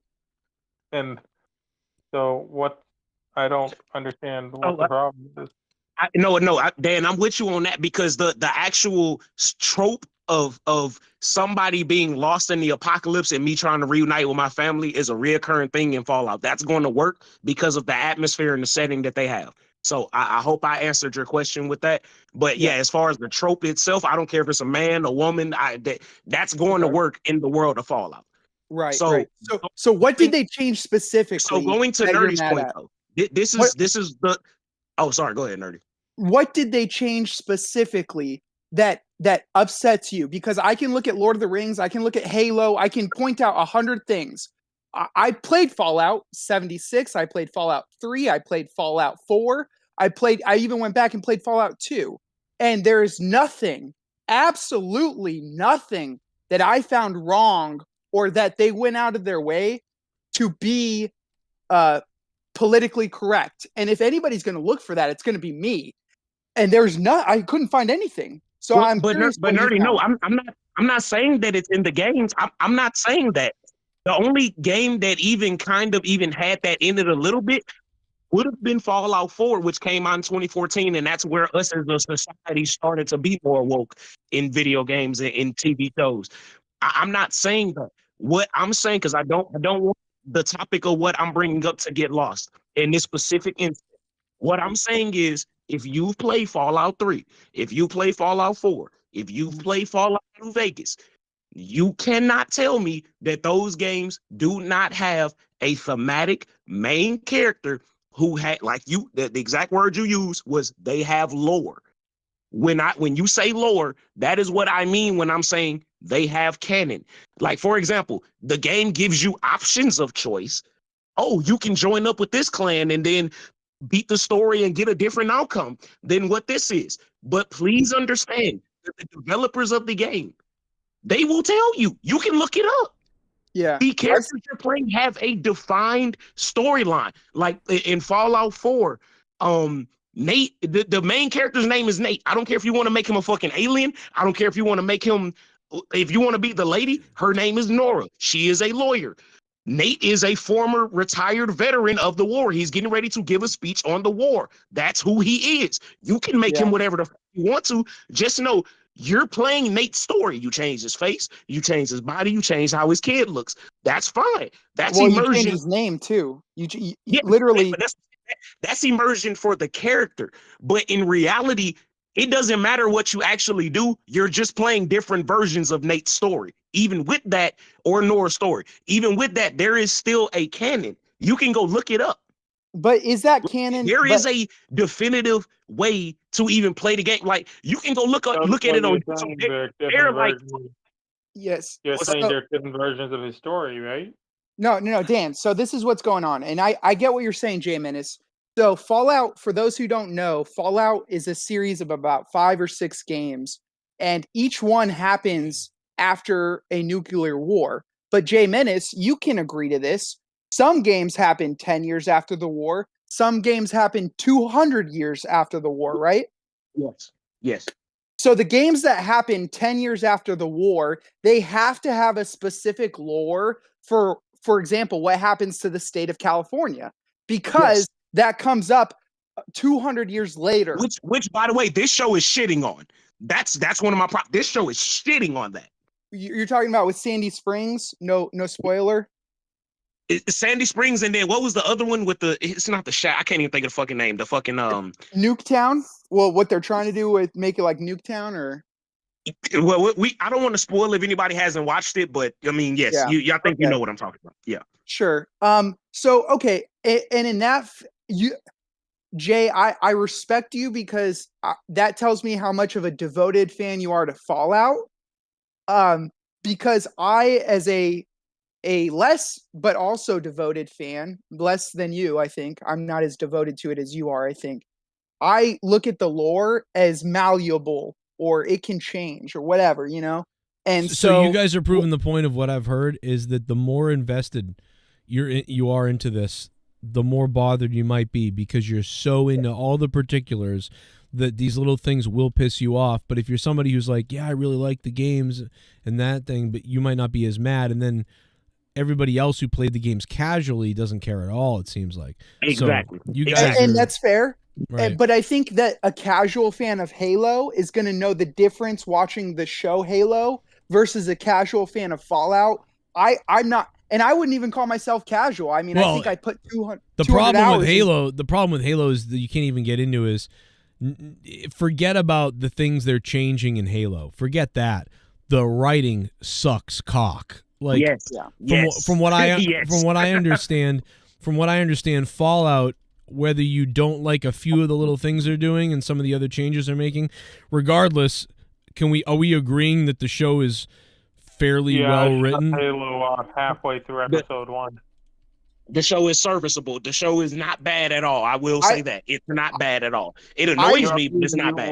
But the writing is good though, right? Like it's like pretty good. Joe, I guess I haven't given my review of it. I'd give it a 9.3 out of 10. Jeez. I loved this show. It might be my most favorite show in the last 10 years. Wow. Okay, wait. So, Nerdy, I don't want you to lose your point, but like what you're giving this a 9.5, that makes me want to throw up, but I respect your opinion. I'm not going to argue with you about it. I don't want to challenge you on it. So, quick question. How did you feel about the Last of Us show? Because that I would give a 9.5. Oh my God, Jay Menace. I've heard God. Let me throw another thing in there real quickly. I've heard from people who really liked Last of Us, who don't like a lot of other things, that this was as close to Last of Us as they could find. They would like, this is... It's brilliant. And it's like a shot for shot, damn near. I love it. I fucking love it. Oh my God. Jay, I have a problem with one episode in that entire season. Oh, no. The episode ruins the entire... Jay Menace, oh my fucking God. Are you serious? You're going to come on here and shit on Fallout for deviating away from the plot line, but then you're going to applaud The Last of Us? Are you fucking real? So how many gay faggot couples were there in Last of Us 2? How many gay couples were there in the video game Last of Us? That's not cool. And mind you, they are the F word, not because they're gay, but because their characters were so fucking bad. Yeah, no, they did. They sucked. And so call them cocksuckers. Homophobe. We have a homophobe on the call. Great. He's a lesbian. Well, don't say that about Jay Menace just because he's black. Jesus. Well, you're canceled. Anyways. You're canceled. I'm sending your gays hate each other. sending your Twitter to Harvard now. I don't give a shit. Cancel the finger I shove up my ass. I could care less. I knew you were gay. Jay Menace. So they deviate away from one of the slowest paced shows of all time from a video game that's a fast paced video game. So this show, The Last of Us 2, one of the worst video game adaptations I'd argue ever. I'd probably give that a 2 out of 10. No, yes. Fuck no. Oh my God. No. So you ruined an entire episode with a gay couple that has nothing to do with the storyline of The Last of Us, just so the main characters can walk by their house. Okay? No, look, I promise you, I am not going to argue with you about that shit at all. I agree with you on that part. And I think but nerdy, that's what I'm talking about. That's the shit that I'm talking about when I'm saying Where in adding Fallout shit is that? to be, you know what I mean? They're adding shit just to be included and to make people feel good. Like, that's bullshit. That didn't happen in the. Where? In Fallout? You're talking, no, I'm talking about The Last of Us with the gay couple. Yeah. So, but you mentioned that's why you didn't like Fallout, because they added in politically correct bullshit. I'm asking where? Like that. Oh, wait. Oh, so you're talking about in Fallout. In Fallout. Yeah, there's Fallout. There's one thing in Fallout. It's very quick though. They mentioned, like, it's so quick, right? It's like a lesbian thing. It's very quick. It's not even that. It's the main character is just like fucking Rey from goddamn Star Wars. She's a fucking Mary Sue. She's moderately attractive. She's intelligent. Her brother is a fucking beta male piece of shit. She also explain exactly why that is. Knows kung fu. She's a weapon expert. She's pretty much good at everything. Every main essential character of the show is either some badass female, which statistically I'm sorry, it's not even fucking possible, or there's some like cuck fucking beta male that is subservient to what's going on around them. Oh, there's a big bad boss of the show. It's some fucking Hispanic lady coming out of nowhere. Like, I hate to sound like I'm being that guy right now, but like, come the fuck on. You're the black guy. You're the black guy. You're supposed to be woke. Yeah. Okay. So Jay Menace, the fact that the big bad is a woman, maybe I'd give you credit for in a different show, but they explain why the girl, the main character, is good at weapons, because all she does in the Fallout shelter is practice shooting. They explain that she's good with combat because all she did in the Fallout shelter was practice combat. And then, so it's not like Rey at all, because they just showed Rey being good at the shit. They didn't show her training. And then when they finally decided to show her training, it was already too late. But this girl, nerdy, I agree with you. Oh, sorry. Okay, so I'm glad you agree with that. She's not a Mary Sue. And then, but also what you said is that, well, you just agreed with me. So I hope that's because that's the point I was making, is that she's not a Mary Sue. Her meritocracy, she grew up in a Fallout shelter that is solely based on meritocracy. So everything she does is meritocracy based. In fact, they joke about fucking cousins. Is that politically correct? No, but it would realistically happen in a Fallout shelter when families are living close together. So when they throw that line out there, it's funny as fuck because it's realistic and it's not politically correct. You know what I mean? I agree with that as well. Now, again, now you're getting into the minutia of the show, which I agree. That's why when Joe was saying that a lot of people have said the show is written well, I agree with that part. And I do have to concede that maybe me saying she's a Mary Sue is a bit harsh, because like you just said, they did at least explain her level of skill. Yeah. Now, here's where that's why I was like, Okay. I feel as though, and this is just my opinion, I'm saying this subjectively, this is not objective. Okay. I think that when you are making a show in 2024, they have learned from Star Wars. Now, is that something that I'm going to hold against the directors for, like, oh, we're not just going to make her look good on the show without showing how she's good? No. But yeah, you're right. You're right. It's still a development of the Mary Sue, is what I'm saying. I don't want it to be dissuaded or misled as if she's just not. I think this is just the evolution of that. Yeah, It's become so watered down. It's become so palatable, so malleable in all of the shows that we see now that they've gotten it to a formula. It's gotten to a science. And again, please, everyone that's out there listening to me, please understand. I have a beautiful, strong woman by my side. I know women can do anything. Women birth us into this planet. I am not saying that women are capable of doing anything. That's not my point. My point has always been that when you're presenting it, if it comes across forced, if it comes across as if there is some type of agenda behind it, I'm going to point it out. That's where I'm coming with it. That's fair. And you know what? I respect your opinion on that. I respect it. That's what I'm saying. I'm not even saying that how I feel is right and they need to throw the show away. No, it's just that's how it comes across to me.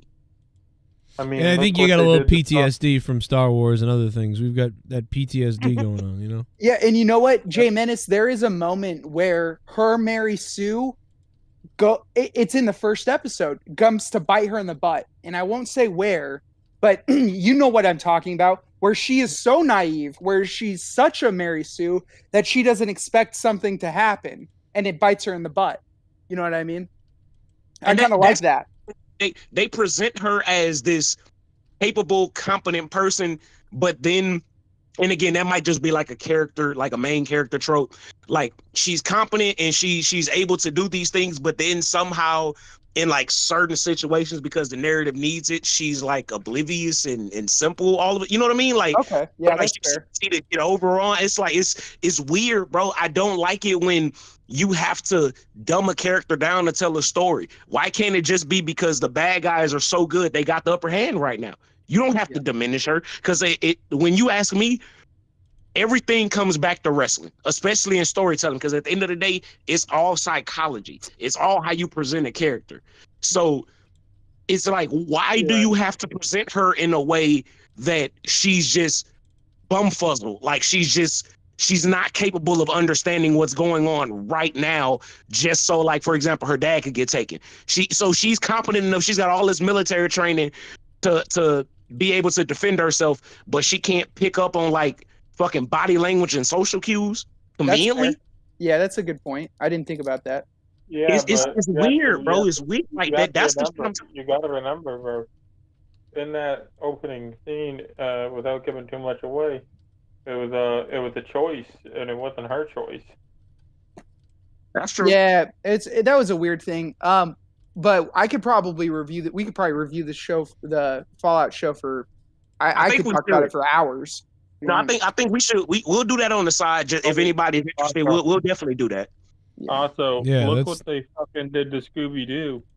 Whoa! Oh God! Oh God! We don't talk about Scooby Doo. Nah, man. That's a mess. That's a mess. That's just doing shit to be weird. Like it's all it's sexualized, the race swapping and stuff. It's just very weird. It is, and I feel bad because it like, when did Fred turn to the butt of everybody's jokes? So it's like, shut up, Fred, you insecure little dick white man. Like what happened? I don't know, bro. That is very strange. The irony is, if he were gay, he would be the best character on the show. Like, yeah, the irony is that the straight ones back in the day seemed like they were gay. Like, I don't know what the hell. Yeah. Dude, Fred is the gayest dressed one out of them all. Like, if we're being honest. They massacred my boy Shaggy. Yeah. Well. Yeah. Well, I don't know, man. That whole thing, that'll be. Didn't they get 2 seasons? But they're not going to get a third, right? Because that's just no one's watching. They might get a third if people watch the second season. I feel like no one's watching it. Shit, I seen that The Witcher got canceled, which thank God. Yeah. Yeah, he walked. That's what's his face walked away. Like, I'm out of this. Yeah, like the fact that they Henry even tried Cavill. to keep going without him is exactly what's wrong with Hollywood. Exactly. Yeah, Dude, they're dumb. Henry Cavill knew more about the character than the writers of the show did. And exactly. They had to blow him to get him on board and like do all the right things for the first season or two or so. And then they basically did the bait and switch on him, like, okay, we got him now. Now we can do what we wanted, which was be retarded. And then he's like, oh, fuck this. So can you imagine that? They literally tried to bait and switch Henry Cavill. Like, it's crazy. Like, why would you even do that when you know that he is the crux of what makes the show work? He is legitimately the only reason we're watching, except for the like occasional titty that'll pop on the screen. Like, what are you actually doing? And also just his endorsement of like, I love this show. I know what to do. Like, he's a super dork. Like, all that stuff, because people were worried. And then there was a lot of people worried that didn't know that he was such a fan and that he's a big dork. And once they found that out, they went, oh, shit, okay. This guy's like me. And he's playing the character. That's crazy. So that sold that show to a lot of people. He got the shit end of the stick when it came to the Superman Justice League media, because everyone was saying like, oh, he wouldn't shave his mustache, so they had to spend millions of dollars doing CGI for his mustache. Right. Did you hear about that? Oh yeah, look weird. Yeah, no, Joe he played that on the show. Yeah. But then it turns out that like Zack Snyder didn't want to have to bring him in, but the studios forced him to come back and do the shoots, and that's why he, out of protest, just didn't want to. Which I believe, yeah, it's cool. Fuck him. Now, Henry Cavill has proven that he will be a champion for the characters he cares about, and that's why I respect him as an actor. Vote for Trump. He will put himself into the role and do his best. Randy Viper said you're not black if you don't vote for Trump, just so you know. It's like Joe Biden reverse. That's or what whatever. Biden said. Yeah. 4 years ago, they were saying we're not black if we don't vote for Biden. Yeah. Right. Well, Trump said something you guys like vote that. For Biden, how well is that going for us? Not good. Not my car insurance just went up $40, so not good. Yeah. My mortgage. Don't mind if I do. What's my name? I hope it's not a variable or whatever. Yep. You bet your ass it is. Oh. I'm your friend. Say hello to my chocolate. Why would you do that? Im top donator Welsh Negan Drubar Gulch Tandart Huge Bo Onar and more all out Im top 5 donator Welsh. I don't know. You sound like Allison, Matt. But Matt, thanks for the $10. Matt crapping, I don't know, calling out all the donators, I guess, calling out D. Welsh, everybody. Matt Cologne, thank you, bro, for the $10. Listen, folks, if you don't know anybody that's been directly affected by Biden's policy, you do now. I might have to foreclose my home because my mortgage is going from $1,100 a month to $1,500 a month. Oh. And just basically overnight, I have 3 months to somehow come up with $400 extra a month. That's so. Like you're gonna have to shake some dick. Yeah, I'm gonna have to shake my dick, my hair, maybe bring Always Transy out. My mortgage is $2,400 a month. Well, you know. Yeah, Nerdy Joe is the man you are. Yeah. He's got twice the house and twice the dick. I got twice the fucking bills. I don't know. I mean, you live hard, you roll hard. I don't know, you play hard. I don't fucking know you call it. But I mean, you know, I make about $6,000 a month, and I have $7,000 in bills. So you know, it works out to being negative $1,000.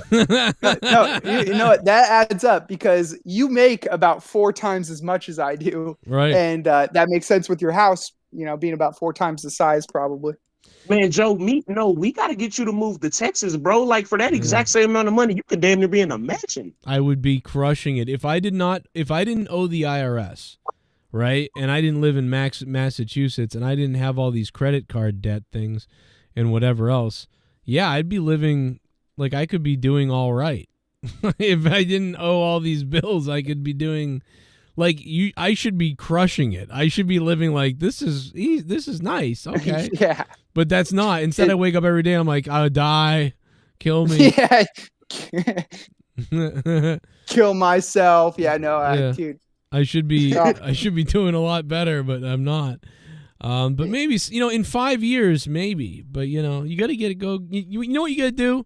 You got to do so well. You got to do well on YouTube.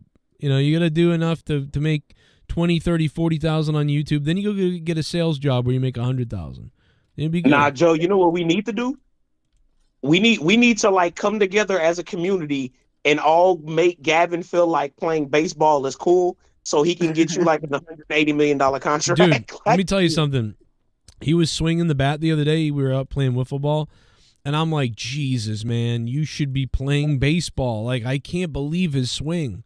I'm like, you should be playing baseball. I'm convinced he's good. He could tear it up. Like he's meanwhile, so good. he's swinging the bat like Dan Kennedy. Dude, I'm telling you, like, I'm throwing him crazy shit, dude. I have a mean swing, nerdy. I don't know what the fuck you're talking about. My bad. I was throwing Dan. these cutter pitches and breaking balls that come at his face and like fucking with him. Must be that retard staring. Oh, Dan Kennedy, yeah, for You sure. know it, Target. And dude, he was fouling off stuff like he had no business fouling off stuff that he was fouling off. I was like, this. Nice. I'm like, bro, you gotta play baseball, and he just like, oh. I'm like, oh, too cool for school. He doesn't like sports. Speaking of baseball, real quick, Joe, do you play MLB The Show? Like, does that interest you at all or no? Yeah, here or there I play it. I mean, I still love MVP Baseball on Xbox better than anything. But yeah, I do play the show still. Yeah, I like it. It's okay. MVP Baseball was the shit. The one with Manny Ramirez on the cover, yes, 2005. That last one with Manny was great. Was great too. I fucked up 2002. Yeah, there was something, and then Randy Johnson was on 03, I think. Yeah, Randy Johnson was on 03, Pujols was on 04, and then Manny Ramirez was on 05. And by the way, MVP Baseball 2005 has one of the greatest theme songs for a fucking city ever. That song Tessie is goddamn. That shit is contagious, bro. Dude, I forgot that was on there. The Tessie, the Dropkick Murphys, and one of the other ones. Yeah, bro, that song is fucking incredible. Oh my god, that song is amazing. Yeah, they allegedly pulled. I think if I remember right, they allegedly pulled the original lyrics or some of the original way it went at the ballpark, and that's how they wrote. Then they wrote it from there. That's they didn't, because from what I understand, they made it during that like 04 run. Is that correct? Or yeah, they did. Yeah, because everything was Boston then. Remember that? The whole fucking country was like, yeah, we feel bad for the Red Sox. Like, oh, everybody wants to be Boston. It was very weird for like 3 years. It was. I still have the newspaper from when Boston broke the curse all those years back. Yeah, that's crazy. Kept the newspaper. I love the commercial where they at the beginning of the season or the beginning of the playoffs or whatever, the MasterCard commercial. They were like, I'll give anything for them to win. I'll give my testicles. Or I'll give my kid, I'll give my home, I'll give whatever. And they were like showing after the Red Sox won, they were showing everybody collecting on that, and like people were taking, they took the kids away from parents, and the wife's like, no, and he's like, we have to let him go. The Red Sox won, like whatever. It's like my baby. And then it's the price we pay, dude. You couldn't even air that type of commercial nowadays. The guy's like, sorry, we got to take both of them, Dennis, or whatever. And it's Dennis Leary, and he's like, I don't think I said that. And he's like, yeah, you said your left testicle or whatever. And then the guy held up like some scissors or shears or something. Like, this is a MasterCard commercial. Like, it was really good funny. Old days, right? I mean, yeah. And it was 04. I mean, that if anybody doesn't know how free it was back then, commercials were going that far, like on commercials. Now it's like, no, 04 was crazy. It was a crazy time. Man, don't you just feel old thinking about like that Red Sox team and even the teams that follow, and then now looking at it in this 2024, that was 20 fucking years ago, Joe. No, yeah. Damn. Yeah, no, it was 20 years. Dude, actually, Dave McCarty just died the other day. Oh, yeah, here it is. So, wait a minute. I've got the actual commercial. I've got it. Died. That shit hurt my heart. I didn't know Tim Wakefield was dead. Yeah, dude. His wife died, too. Him and his wife died within like 2 weeks of each other. When did Tim Wakefield die? He just died. His daughter brought his pitch. Yeah, about a couple months, about a month and a half ago or something, or a month ago, something like that. Tim Wakefield died. And by the way, so his wife was dying of cancer, and he was going to visit her and all this stuff. Nothing was wrong with him. He was just taking care of his wife, and she was going to die of cancer, and it was super sad. And then all of a sudden, he got sick with something else. I don't remember, the brain tumor or something like that. Cancer. Dude, and it was some type of brain thing, yeah. Yeah, a brain thing, and then he died before her. It's fucking crazy, dude. And then that shit hurt. He was, dude, he was a nice guy, and I met him once, and just everybody that knew him loved this guy. Like, it's just, oh my God. But Wait, he's so underrated. He is fucking awesome, bro. Yeah, I want to just give a piece for Tim Wakefield, because he will go down in history as a forgotten pitcher. But what? Tim Wakefield, I think Joe, I don't think people 20 years from now are going to know who Tim Wakefield is. That's crazy. If you know, he came up as an infielder. If you give a fuck about the knuckleball, you know who Tim Wakefield is. If you care about the knuckleball as a pitch at all, you know who Tim Wakefield is. You're right. No, you're right. But much like we don't know who invented the stoplight. We don't know who invented the octagon stop sign. I mean, it was a black dude. Was it really? Yeah, black dude invented stoplights. Damn. Yeah. They always run. Jesus Christ. Well, they were in the railroad. No, fuck you. That was funny. Fuck you. They don't. No, but Tim Wakefield was a infielder in the Pirates organization, and he couldn't hit Dick, so they released him, and then he picked up a knuckleball. He did it out of desperation, dude. He was like, he was about to get released. He did it out of desperation. Like, I figured this knuckleball thing out, put me in the bullpen, and like I saw him pitch in Double-A. I got him in Double-A. That's nuts. Yeah, he saved his own career, then had this huge career. Then eventually was getting paid a couple of $1 million, you know. Here's the commercial. World Series ticket. $5,000. My stereo, my TV, my car, my house. I give you anything. Go Red Sox! My motorcycle, my firstborn kid, anything. Seeing the Red Sox win the World Series, priceless. Shut up! There are some things money can't buy. For everything else, there's MasterCard. $5,000?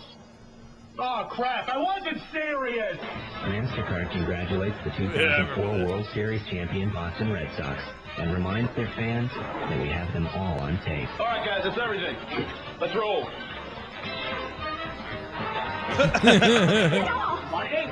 It's only fair. Come on, the Sox won the whole thing. Come on. That's the way it is. I don't think I said that. Yes, you did, Mr. Liddell. Yes, no. Yes, you said, and I quote, "I'd give my left nut to have the Sox win the series." Yeah, I've got good at that sound like me. Dude, when the shears come out of nowhere, that killed me. The fucking shears. Dude, they can do that. Incredible. They just had a thing like 2 weeks ago where they had a 20th anniversary get together, and they celebrated Tim and his wife, and Dave McCarty was there, and 2 weeks later he's gone. Yeah. I don't even know why. Wait, Dave, no, not Dave. Oh shit. Dave McCarty had a cardiac event, 54. Yeah. Dave McCarty. Nice guy in Double-A ball. He was I got like 30 cards signed by him. Just an awesome guy. What is he? What position did he play? I don't remember him. First base. Utility hitter usually, but first base. Yeah, he was a bust. I remember playing second base too. No, he was a third overall pick in '91, but he never panned out as good as he was. I was going to say he wasn't with you guys during the World Series because y'all had Kevin Youkilis, the Jukilis. No, he got a ring. No, he got a ring. Yeah, he was there for the 04. Yeah, he got a ring. He left. Oh, was he? He left in the middle of the 05 season, if I remember right. He retired as and then he did analyst sport. Yeah, because he was pretty old when. Well, maybe he wasn't that old. It's probably like 33 or 35. Well, I mean, if he got drafted in '91 and they won in 04, he was probably in his mid-30s then. Yeah, he's 54 when he died yesterday. Wow. So yeah, 34. Yeah. I wonder if he had the COVID shot. Right. He had a cardiac event. Dave McCarty. He got the jabby jab. Well, rest in peace, that dude, man. He kind of looked. I always thought he looked kind of like a camel, because he'd always be chewing on the chew, and he'd be spitting it. I feel like cheeks. You guys know John Smoltz, obviously. If you know Tim Wakefield, you know John Smoltz. I think John Smoltz might be maybe a little bit more renown, but I think both of him and Tim Wakefield, for what they contributed to the MLB, I don't think they'll ever get credit for it overall. Smoltz is in the Hall of Fame, so yeah, he's more renowned. Yeah. Okay. Smoltz had more of a variable pitching thing. Tim Wakefield was just knuckleball. He really. That's true. Tim threw he threw a knuckleball and he threw a fastball like once in a blue moon. He had a changeup and a curveball that he would throw once in a blue moon too, but wasn't much. Wasn't too much. This squad is crazy. Fucking Mark Bellhorn, bro. Dude, Johnny Damon. Dude, I'll never forget Mark Bellhorn. Mark Bellhorn hit a home run, dude, that hit Pesky's pole that was like, it was like the loudest fucking shot I'd ever heard off that pole for some reason. Like remember Brandon Puffer? That shit dong like a bell, bro. Do you remember Brandon Puffer? No. I don't remember. Remember Pokey Reese? I remember Pokey Reese. Yeah. Oh, Pokey Reese, dude. Isn't that funny? What a homie. Brandon Phillips is married to Jade Cargill. What? The boy Trot Nixon. Oh, yeah. Trot Nixon, Johnny Damon, Kurt Schilling. Your guys' pitching was phenomenal in 04. Yeah, we had Schilling, Pedro, Derek Lowe. Don't forget about Bronson. Bronson Arroyo. And then for our hitters, we had Big Poppy. Who was the other? Who was the other pitcher though? I'm not talking about Keith Folk, the closer, but I mean, who do we have for? No. Like, think about it. Like, we got Pedro, Schilling, Derek Lowe, and Bronson Arroyo. Who was the other guy? Was it Wakefield? It was Wakefield. It wasn't Josh Beckett, right? You're right. It was Wakefield. No, Beckett was the next year, but Wakefield. Yeah, Wakefield. Yeah, it was Wakefield. Yeah. So there you go. He traded for Beckett. And so Wakefield was pitching 4th or 5th. And Arroyo. Hey, you guys had a cool catcher. I don't remember what was his name. Jason Varitek. Nah, Jason Varitek wasn't on that team, though, you're right? Thinking Varitek was there, but you're thinking of Doug Mirabelli, who caught Wakefield. Okay. Maybe. I mean, well, I was thinking. I was thinking of Varitek, but then him and Varitek, yeah. Between him and Euclid, and you guys were studded out. Yeah, you're thinking. Yeah, he was a beast too. Florida State. Yeah. Man, Joe, y'all had Orlando Cabrera before he finished balling out. Nomar Garciaparra. Oh yeah, Nomar, dude, he was a baller. Oh, I remember the year. I remember that year, the 2003 year where, oh God, Shea Hillenbrand like threw a fit and they traded him. I remember that he was like, he came. I think he came to the Diamondbacks. He did. To be he honest. did. He went to the Diamondbacks. He did. And it might have been the trade for Kurt Schilling. Nomar didn't you know get a what? ring. I think Well, I don't know about that. I don't think it was the Schilling trade, but it might have been. I think it was, Joe. I'm gonna look it up. You should look it up. Yeah. I think I want to say we traded Shea Hillenbrand before like right at the beginning of the season. Like the early 2000 Diamondbacks, I don't think there was a team that on paper was scarier. I guess unless you're talking about the Giants at certain points, maybe like offensively, maybe the Cubs, maybe the Saints. I said the Saints. I'm sorry. In late maybe 2000s, the Cardinals. Yeah. Dude, didn't the Diamondbacks at the time have Randy Johnson, Kurt Schilling, and Byung-Hyun Kim and somebody else? Gonzalez, Matt Williams. Yeah, Matt Luis Williams, Gonzalez, Mark Grace, Tony Womack, Damian Miller at catcher. We had Craig Counsell. If I remember right, Craig Counsell at second base. He scored the winning run. Then we had Luis Gonzalez, Jay Bell. If you remember who that. And then I can't remember if Travis Lee was on the World Series team or not. I don't remember. But our team was stacked that year. Yeah. But we beat the Yankees right after 9/11 in their home state. Take that. Y'all were just better, bro. Y'all were just better at home. I was hate watching to make sure the Yankees lost. That's why I'll never forget that Arizona Diamondbacks team. Yankees, bro, and I swear, Randy Johnson is my favorite pitcher to ever fucking breathe. I love that man with all my heart and soul. Bro, that 6'11" goddamn left-hander was out there chunking shit, bro. 100 miles an hour. Bro. Dude, oh my God. Remember him in MVP baseball, dude? You just whiz it right in there. He would just rape people like an MVP. Randy Johnson. He didn't even start until he was 26. What? Randy didn't even get to the bigs until he was 26. That's true. That's true. That's Bobby Witt Jr.'s dad, Bob Witt, was on 2001 Arizona Diamondbacks. He was. Junior Spivey. I don't know if did y'all not have Junior Jason Giambi at that time, or am I tripping? Who else? Did y'all not have Jason Giambi? No, we never had Giambi. We had Jason Giambi for a second. Or no, we had Jeremy Giambi, the other Giambi brother. Okay, that's what I was thinking about. He's dead too. Yeah. He killed himself. Oh, what? Yeah. Yeah, because his life sucked, but we're not talking about that. Well, yeah, they fucked him over in Moneyball like he was a real dick. He was a nice guy. They really did. They really did.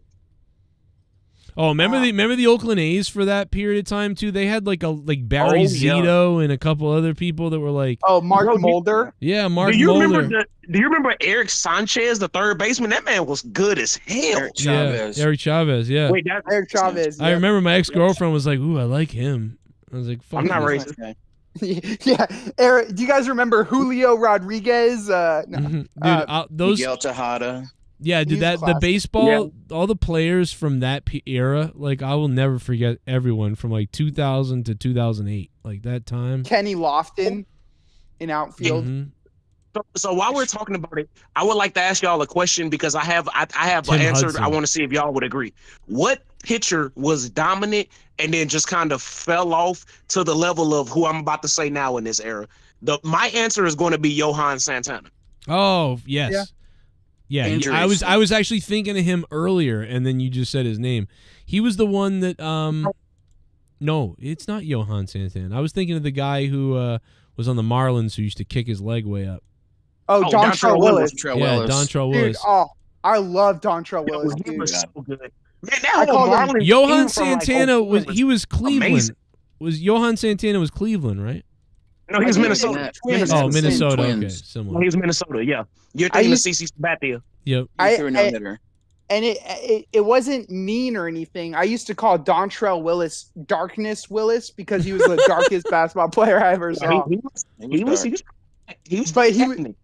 He would throw the ball like 104 miles an hour, dude. I loved watching him fucking pitch. Yeah, when he stared out to the mound, you didn't know if he was going to throw the baseball or steal your car. Oh, wait. So can we talk about my 05 Stros real quick? Because I think we had one of the best rotations that never won a World Series. We had fucking Roger Clemens, Andy Pettit, Roy Oswalt, Wandy Rodriguez, Brandon Becky, cheated that year. Greg Biggio, Lance Berkman, fucking Jeff Kent. Don't forget Jeff Kent. No, when you guys had Andy Pettit, that was crazy too. Like that was again, you had like a big three and then two solids behind. It's just Lance Berkman. That's crazy. Oh yeah, Lance. Jeff Bagwell, fucking Chris Burke, Willie Tavares still in every goddamn base. But I'm not gonna lie, that White Sox team was crazy. Fucking Mark Burley, Paul Konerko. They just hold on. Wait, was Alfonso they just had Soriano? A squad, bro. Like I didn't think they were that good. Wasn't Soriano on the Rangers during that Yankees time? Oh yeah, no, afterwards. But he was on the Nationals at first. Okay. Or the what were they? The Montreal Expos at the time. Yeah, but Alfonso Soriano was? No, Soriano was on the Nationals with Vladimir Guerrero. Right. Vladimir was never with the he was with the Expos, but they were. Dude, do you remember fucking Vladimir Guerrero? He would just swing like a nutcase. Like he was the wildest, stupid swing. Holy shit! You ever saw? So I just looked it up. Alfonso Soriano was on the Yankees from 98 to 2003, then went to the Rangers for the one season we were just 2004 to 2005. That's why I was like, I knew he was on there at one point, and then went to the Nationals the next year. Then the Cubs. Then the Cubs. That's where he elevated, and then he went to like the Cubs after that, right? Yep. And I thought he was good on the Yankees, but you know, he was good on the Yankees. He was good shit, man. Soriano, he played for a long time. Any other pitchers that were dominant and just fell off? Do we have any other? Okay, so the Oakland A's, this is a great point because Al Vale in the chat brought this up because we were talking about Barry Zito, Mark Mulder, and then he brought up Tim Hudson and Kerry Wood. Yes, they were all on the Oakland. Michael Wood, Kerry Wood was dope, bro. Yeah. Oh, Yeah. wait, yeah. speaking of California, Joe, you just made me add another person to my list. Literally number 2 after Johan Santana has to be Tim Lincecum. Okay. Well, no, Tim won a World He Series, just fell I off thought. the face of the earth. How long? He was on the Phillies, right? The Phillies? No, he was on Giants. He won. Oh, okay, yeah. if he won a World Series with the Giants, I can't say that he fell off. You know, It wasn't because of him. It wasn't because of him. 2 Cy Young. Yeah. Yeah, No, but that's what I'm saying. Good, and he fell off. He just hurt. When was You know what I when mean? was That's what I'm saying. Lincecum? He was like 08 to 13. Yeah, 2007 to like 2011. Honestly, Yeah. Yeah. He ended up pitching 2 no-hitters like in towards the end of his career in like 2013, 2014. But he never got like the Cy Young like he did in 08 and 09. Matt Cain. Matt Cain, yeah, that's another one. Because, like, for example, the opposite of that would be what was the old boy from Detroit with the 2 colored eyes and then like got better as career went on? I can't remember his name. Oh, I know who you're talking about. What's his name, bro? Like he was pitching at 38 and was still beasting. Max Scherzer. Max Scherzer, yeah. Like he started off like really good but inconsistent, and it seemed like as he got older, he just got better somehow, and it was crazy. Nerdy should know who he started with. Who? Max Scherzer. Yeah, are you kidding me? Yeah, one of the biggest let-goes of Diamondbacks history ever. Gave him away for shit. Yeah. And he's not the first, nor is he the last. The Diamondbacks are notorious for giving away our good talent. Yeah, like Dansby Swanson for Shelby Miller. You get a couple of years to go with him. That's it. Yeah. That's true. Well, basketball playoffs are started today pretty much. And that was kind of shit. Yeah.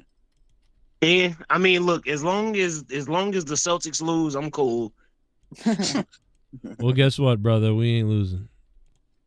Joe, y'all are definitely. Who are the Celtics playing in their first round matchup? Miami. It will have to be the 8 seed. Oh yeah, that's gonna be a problem. I'm not saying the Celtics are gonna lose, but that's gonna be a problem. Jimmy Butler's hurt. Yeah. Well, he's finna cook them.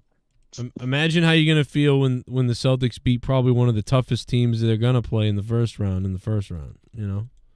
I ain't gonna lie, like the East is weaker than it has been in a while, but all of the teams are at least capable of beating the Celtics. That's the thing that I would be concerned of if I'm a Celtics fan. Because the one thing about y'all that has been y'all Achilles heel is y'all physically, talent wise, are very, very good. And for some reason they just don't show up in games, or they'll get up in games and just relax and can't turn it back on. I don't know if they just feel like they're just that much better than everybody where they can coast. I don't know what that is, but yeah, they got this thing where it's like they could be up by 28 and then they could tie and they lose the game. It's like, what? Yeah, it's like they just do that shit and it bothers me to no end. Like there was a case where y'all had, but I've also seen them come back from that type of thing all year too. Because that's the thing, like with the way that the team is composed, y'all could just get stupid hot and hit like 15 threes in a half and just blow a team out. Or y'all could come out there shooting fucking like 9 for 45 and be down by 30. Like that's just who they are. Right. But I think that's, I don't know, I have more confidence in thinking like that they sort of control their own destiny if they want to. So why wouldn't you? But now that it's the playoffs, I would think you would. So we'll see. I mean, the first round will be really telling as to how that is. You know, if they just stomp it, you know what I'm saying? Like then you're like, okay, maybe that's who they are. Do you know anything about Jonte Porter? Any of you guys? Yeah, he's the new Pete Rose. Oh. Have you heard about this guy, Joe? Yeah, the betting. Yeah, I've heard that he bet. He got in trouble for it at the beginning of the season, right? He got suspended for life. Oh, where does this rank? Where does this rank among the stupidest athletes of all time? This got to be top 5. Stupid. I'm gonna legit say that I bet he is stupid and ignorant and didn't even know that this is a thing. No, but Joe. No, he was betting on himself. This is a can of worms. Oh, okay. No, this is a bigger conspiracy than any of you guys are giving credit for. Okay. Okay. So the biggest star in baseball of all time, Shohei Ohtani, has had some issues in the last couple days with what? His quote unquote interpreter gambling $16 million of Shohei Ohtani's money. Okay. Oh my God. 16 million. And then in addition, supposedly owing another $14 million to out of country bookies. Okay. Oh my God.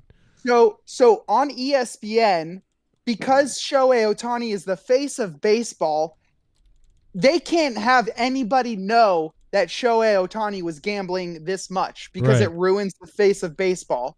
So they have this fucking loser, Jeff Passan, Passan, go on Pat McAfee's show and for 20 minutes say how bad, how awful this translator is for Shohei Ohtani.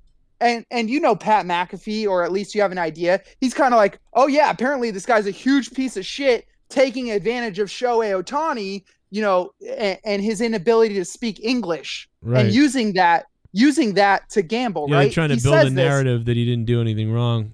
Yeah, Shohei Ohtani was behind all of the shit. The minute that Pat McAfee says that, Jeff Passan goes on an ego trip and says, oh, no. Shohei Ohtani speaks fluent English. He just uses that guy. He goes, oh, no, Pat McAfee. I've had conversations with Shohei Ohtani, full-length conversations. And Pat McAfee looks to the other guys and says, well, what the fuck? Why is he blaming the interpreter? He doesn't know what 16 million in English sounds like. And Jeff Passan goes, well, no. All the banks and all the tax guys and all these other guys were all going through the interpreter.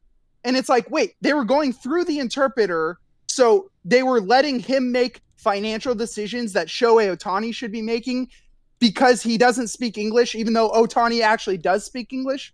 None of it makes sense. Yeah, no, so they're trying to protect them, or themselves. So bringing it back to Jonte. So the black guy bets on himself, and he's banned forever. But the Japanese superstar guy, it's okay.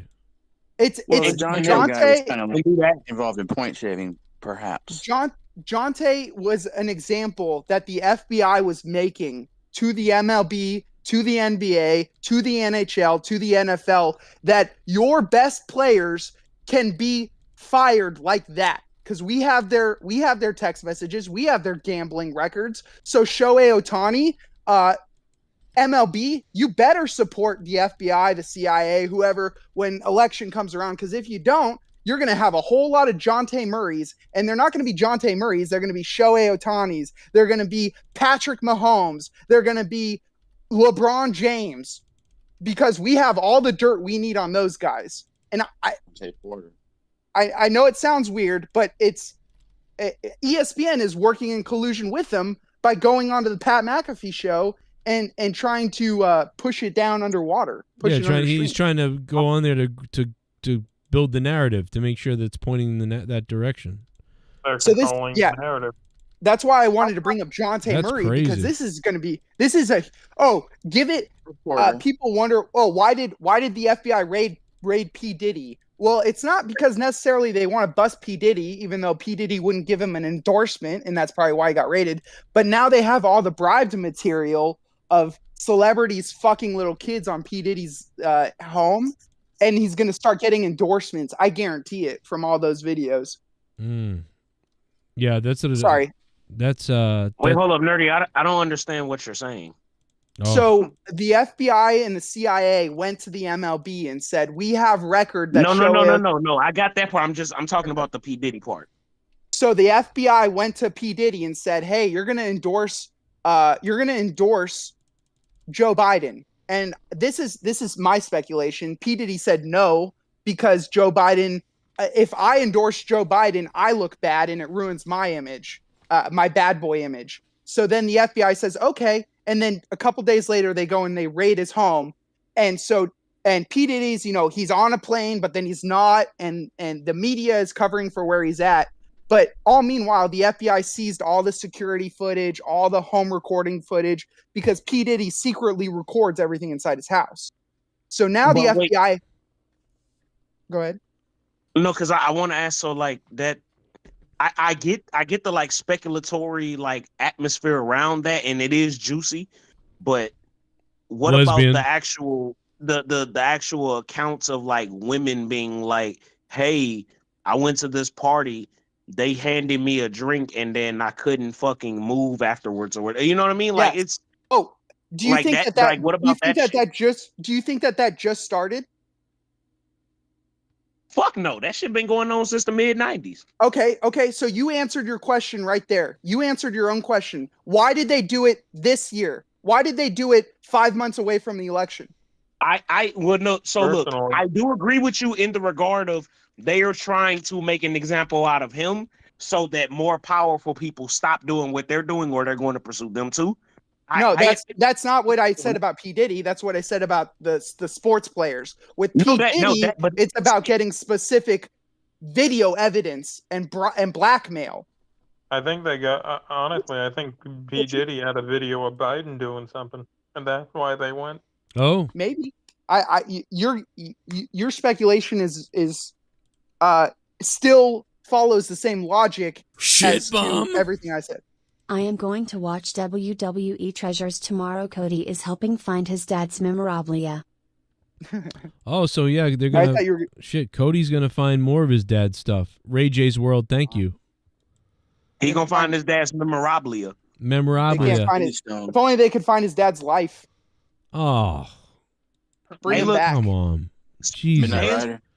I don't think they have Joe. I fucked Sapphire in a fat ass. Oh my God. Was that Dusty? He didn't have some type of footage of Hunter Biden. I'd be lying if I said that didn't happen. I think so. I think you're right, dude. I think that's a great point. Yeah, for sure. Maybe him. I don't think it's Joe, but Hunter. Yeah, maybe him and Hunter gangbanged an underage midget. I mean, that's very possible. Hey, Bullfrog is a moron. Things like underage. That's the underage. Joe. Maybe if AU goes under, Tony Khan will bankroll more seasons of Lower Decks instead. Yeah. If he's a Star Trek fan, I don't know. Tony Khan should be a Star Trek fan, but we know he's a Time Cop fan. Doomed, huh? Thank you, Doom, for the donation.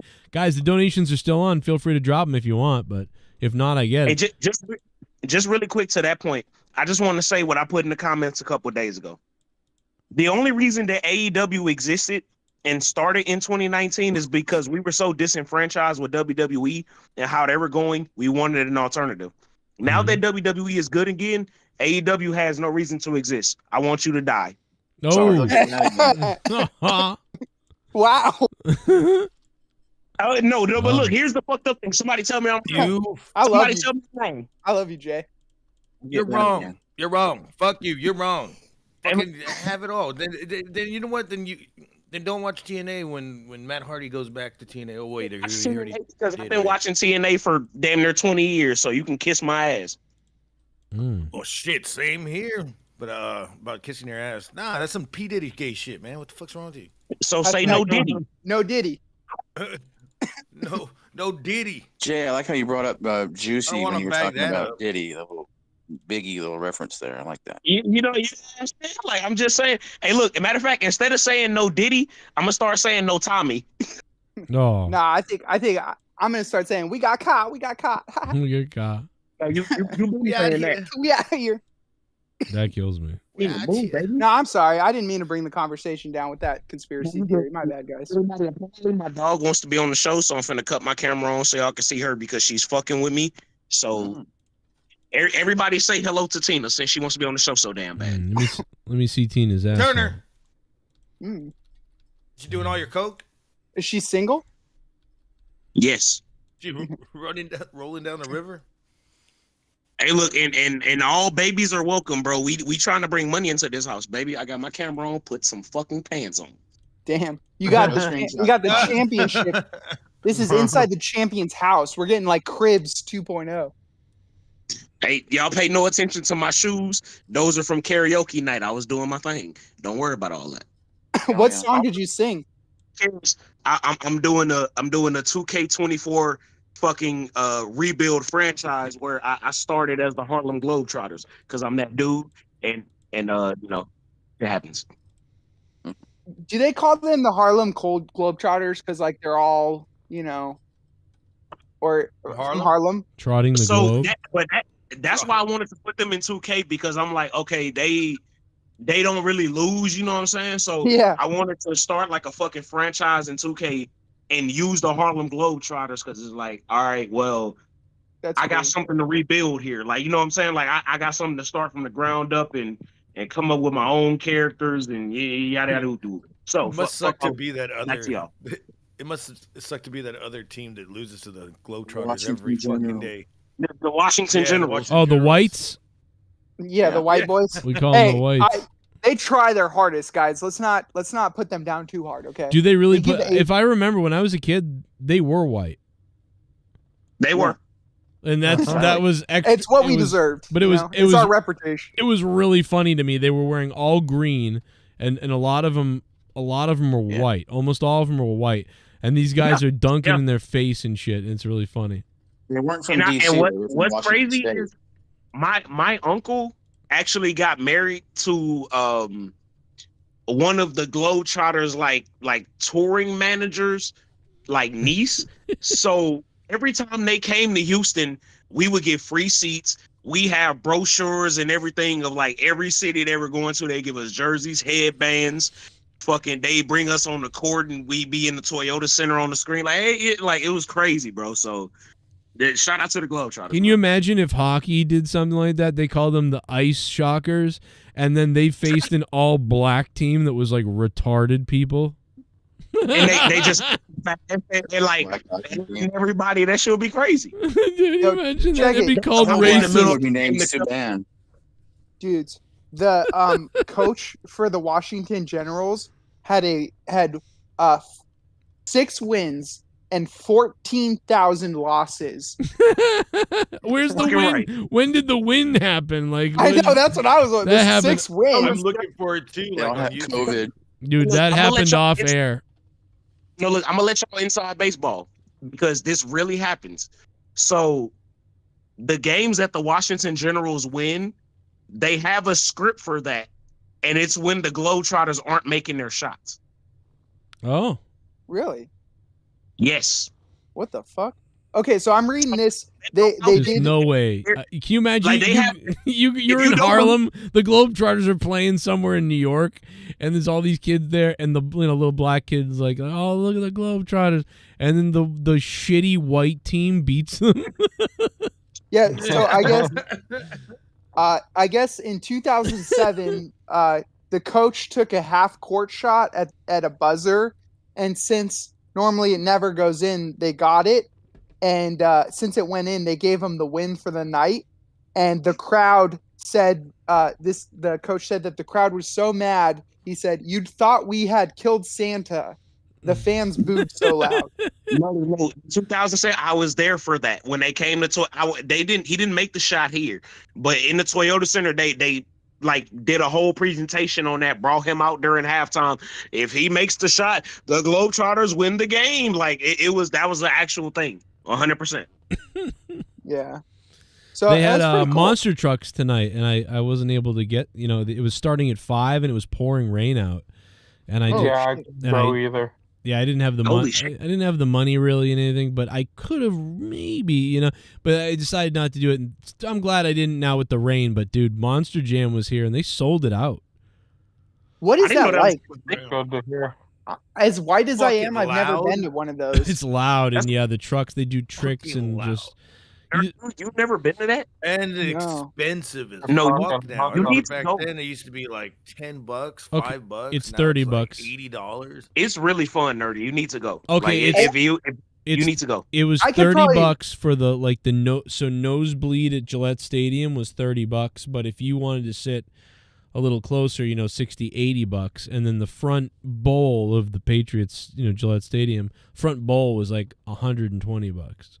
Yeah, if anybody could do it, I think I could make a video where I print off like a Monster Energy fucking lanyard. I walk in with some cans like right up to the gate, and I'm like, "Oh no, I'm here with Monster. I'm trying to, I'm a representative of." And I could just walk in. I bet you could have. You know what? I bet you could have. Definitely could have. Like I look so much like a monster representative. Not that that's a good thing, but like that's one place that would help out. Dude, you should. I guarantee you could get in. You'd be like, oh, I'm looking for the gate. I gotta hand out the things at the and that would have worked. Yeah, even if a cop had stopped you, you would get in. No one would question that. Yeah, 100%. Like 100%. You just make up some like random name. Like, no, I work for Sheila. Like she actually. Yeah, it's Chad. I work for my bro Corey. He's inside somewhere, you know. I just, you know, I have some cans I need to hand out here. I got some cans to hand, man. I work for Monster Jam. Fuck it. You work for Monster Jam. I'm part of the partnership program. You think the Boston cop knows? They don't know. Fuck no. Dude, but you think the Foxborough police know what's going on? The Foxborough police are like, I'm fucking kill me. Like, what am I doing here? Right. And as long as he's not brown, we're not worried about it. One of them immigrants.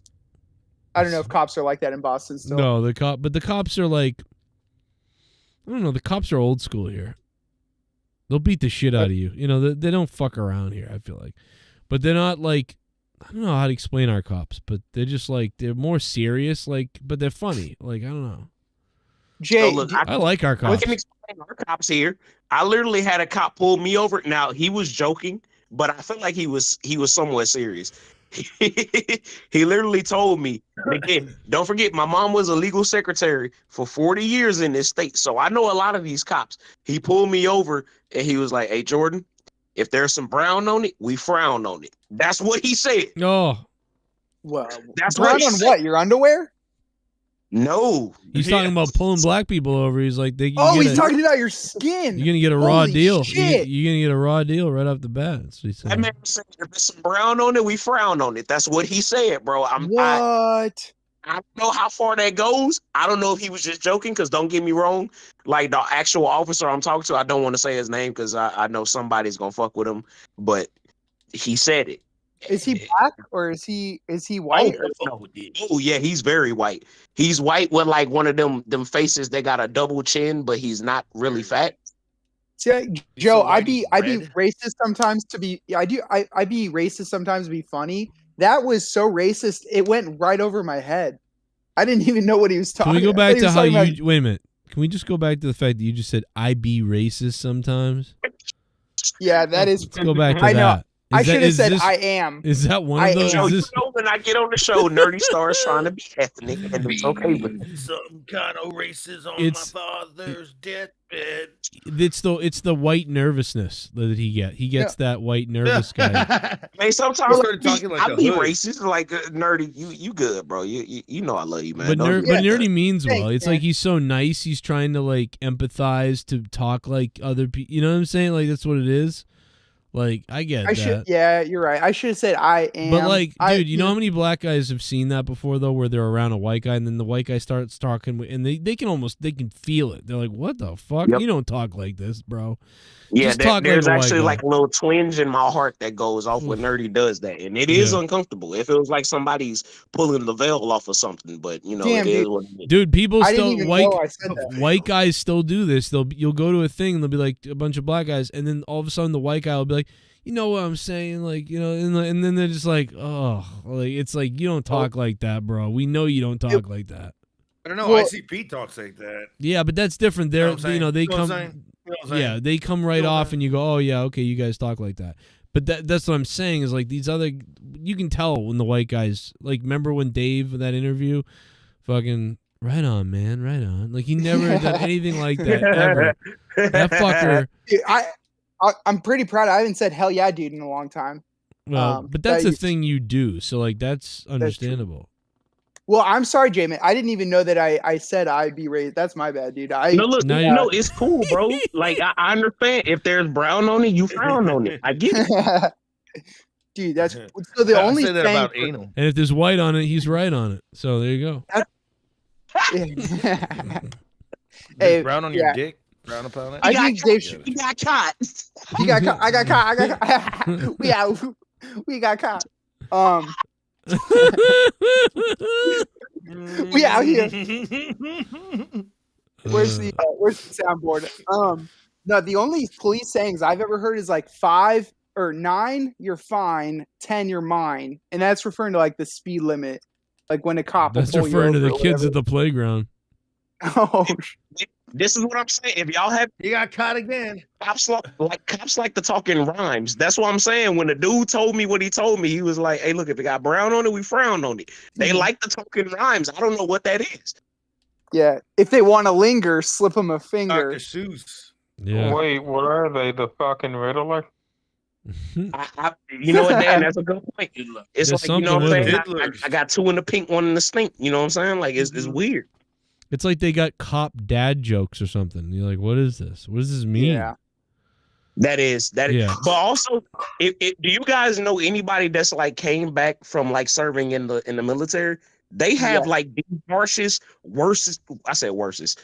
That was really like they have the most worst jokes of all time. Like they will tell you jokes, and it's like, bro, that was funny, but that made my skin crawl. Like, what is wrong with you, actually, as a person? Like, yeah. Like, how did you come saying that? You know? Like, let me tell you my joke. How did Hannah Montana sleep through the night? And you're like, what the fuck? Like, I don't even what do you expect? They're coming back from places we shipped them to get blown up. Yeah. Jesus.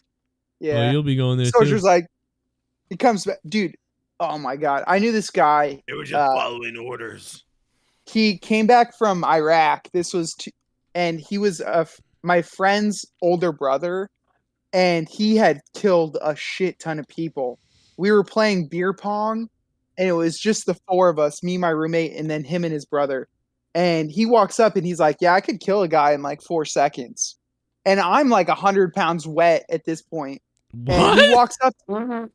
What kind of white shit did you just say? I'm like 100 pounds soaking wet.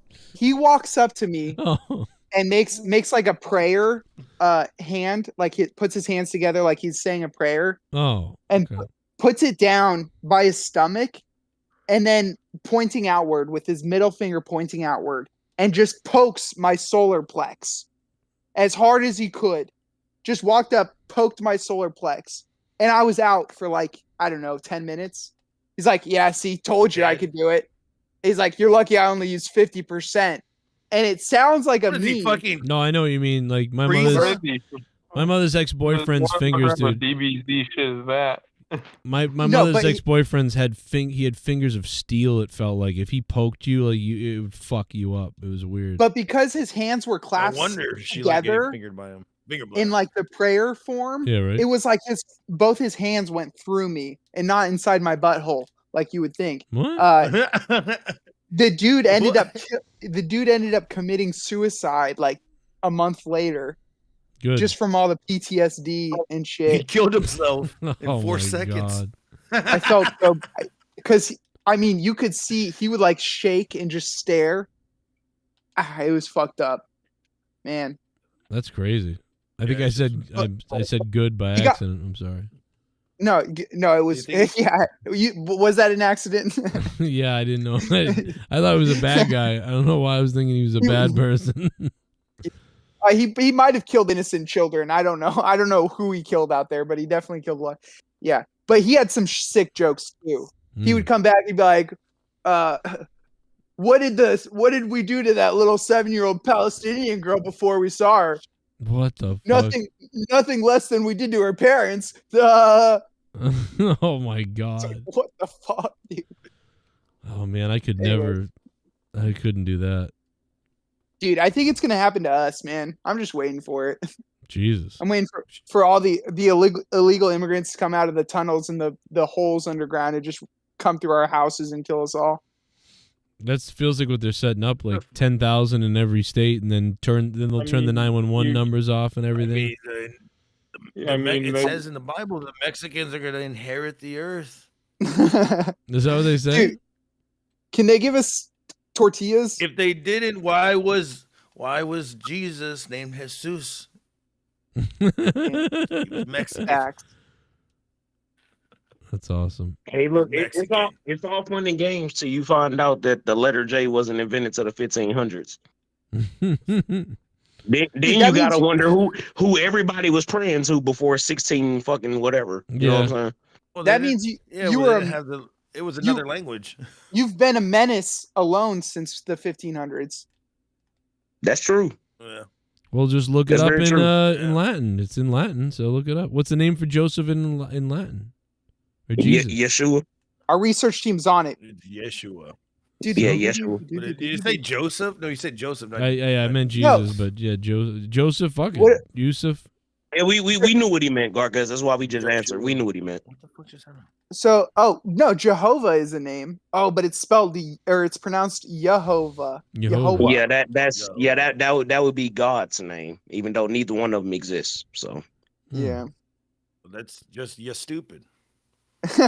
It's actually like if you really want to know what the origins of Christianity are, go look at Cyrus and the Persians. Like you would be surprised, and then just start tracing shit back. Because when I tell you all these civilizations, Garguts. So then I ain't talking to you. Let me finish. Yeah, Oh damn! No, All right, shit. Damn. Fucking, who's getting his pimp gloves out and shit? Hold on, let me dust this bitch off. But yeah, real all quick. of these civilizations have like resurrection deities and fucking they died and rose on the third day and came from a virgin birth. Like it's all a copy of a copy of a copy. That's what I'm saying. Like us as a civilization, what do? It's like, okay, so is there merit to somebody being born of a virgin? I mean, scientifically, no, because if you don't got a daddy, there ain't no record of you. I'm sorry. I don't give a fuck what you believe in. If you don't have a daddy, how did you get born? Immaculate conception, these nuts on your chin. It's just that simple. Like where the aliens. How? The aliens. Dude, what's crazy is Rostafa told me that Rostafa pronounces Jehovah George Soros.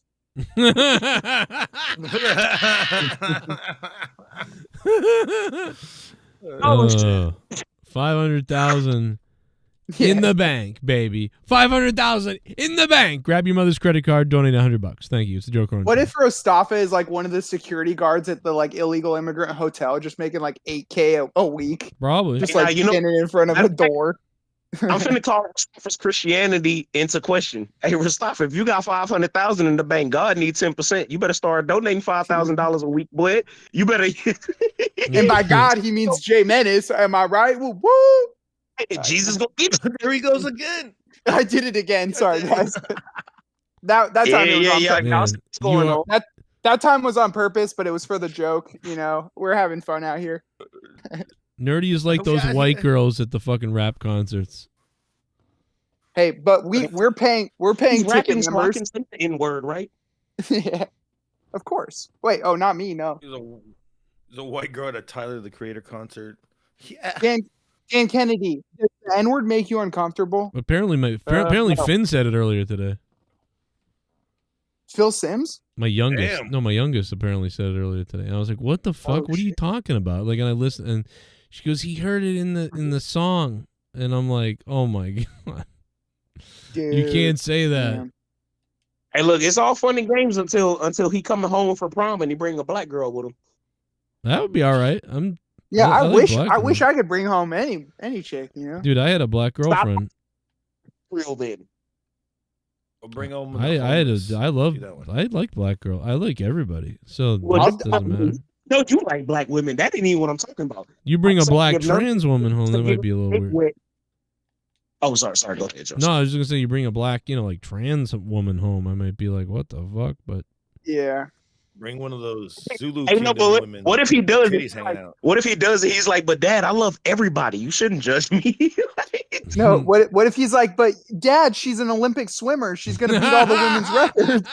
She's gonna she'll be Olympic gold women. Well, swimmer. Who's the guy? Isn't the Sam Roberts' co-host guy, the one from Opie and Anthony? Isn't that guy married to a trans woman? Oh, Jim Norton. Norton, yeah, he's married to a trans woman. Yeah, I don't care I don't care who fucks him. I don't care either. I don't care whatever. Yeah, dude, I'm serious. Didn't he make fun of them? He did make fun of everybody, but I mean, people that do that often are in. They're defensive against what they like. Yeah. Duh. Why do you think I dress up as always transy, dude? Yeah. Like if Nerdy tomorrow Nerdy was banging a guy, I'd be like, "Yep." I wouldn't And would you like me any less, Joe, if I was No, gay? because I think you are, and I don't care. You're like, if? What do you mean, if? If I did it. Jordan was always, even on the show way back, he was always open about. That was the running joke, is that he was out blowing a trans or whatever. Yeah. Yeah, if I didn't show you No, guys bro, the- I'm not. I am. The sports thing pisses me off, but I don't give a shit what everybody loves. Like I be happy and love who you love. Sport all that. Yeah, no, yeah, dude, it's funny as fuck. Dude. Like he's open as, like he's really open with everything. Still is. Like he never really changed too much. Who's that? Over the years, like, Dude. not like Bill Burr and shit and everyone else. Like he kind of kept his. Let me his ask you this, deal. Joe. Oh, Jim Norton. If men could compete in the trans for women's in the Olympics, and that meant that we got to beat China for every women's gold medal, would you be like, okay, I that's cool? No. It is not fair. He had to. No, I wouldn't want to beat. I wouldn't want. I would call that cheating, and China would never go for that too. That might start a war. Yeah. They'd be like, Okay. "What the fucking man? Mr. Chang said you'd cut your pussy off." They'd be pissed. What if you had to prove you were a guy with like your dick, and like they just think they were all clips and just be women everywhere? They'd accuse us of trying to pander quickly and say, "You are Panda Express." You fuck my panda. You fuck Mr. Tang's panga. Dude, even people from China, they don't even like their own food, but they'll go to Panda Express. I'll eat a panda's ass. Yeah, I'll eat a Panda. Panda Express go hard, so I ain't gonna even hold you. Well, boys, I think I'm. Oh, you want to eat my kimchi? What do they call it? I forget. What's that Korean? Kimchi. Kimchi. There you go. Kimchi, bro. I had kimchi the other day for the first time. Fire.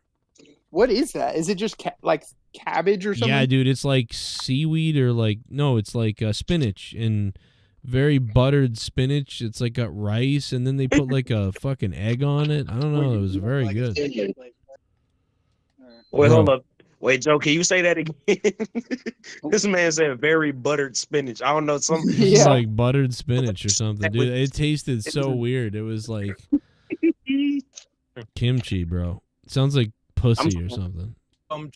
Yeah, I'm gonna try that hard. And I apologize for some reason. The way you said buttered spinach just did something for me.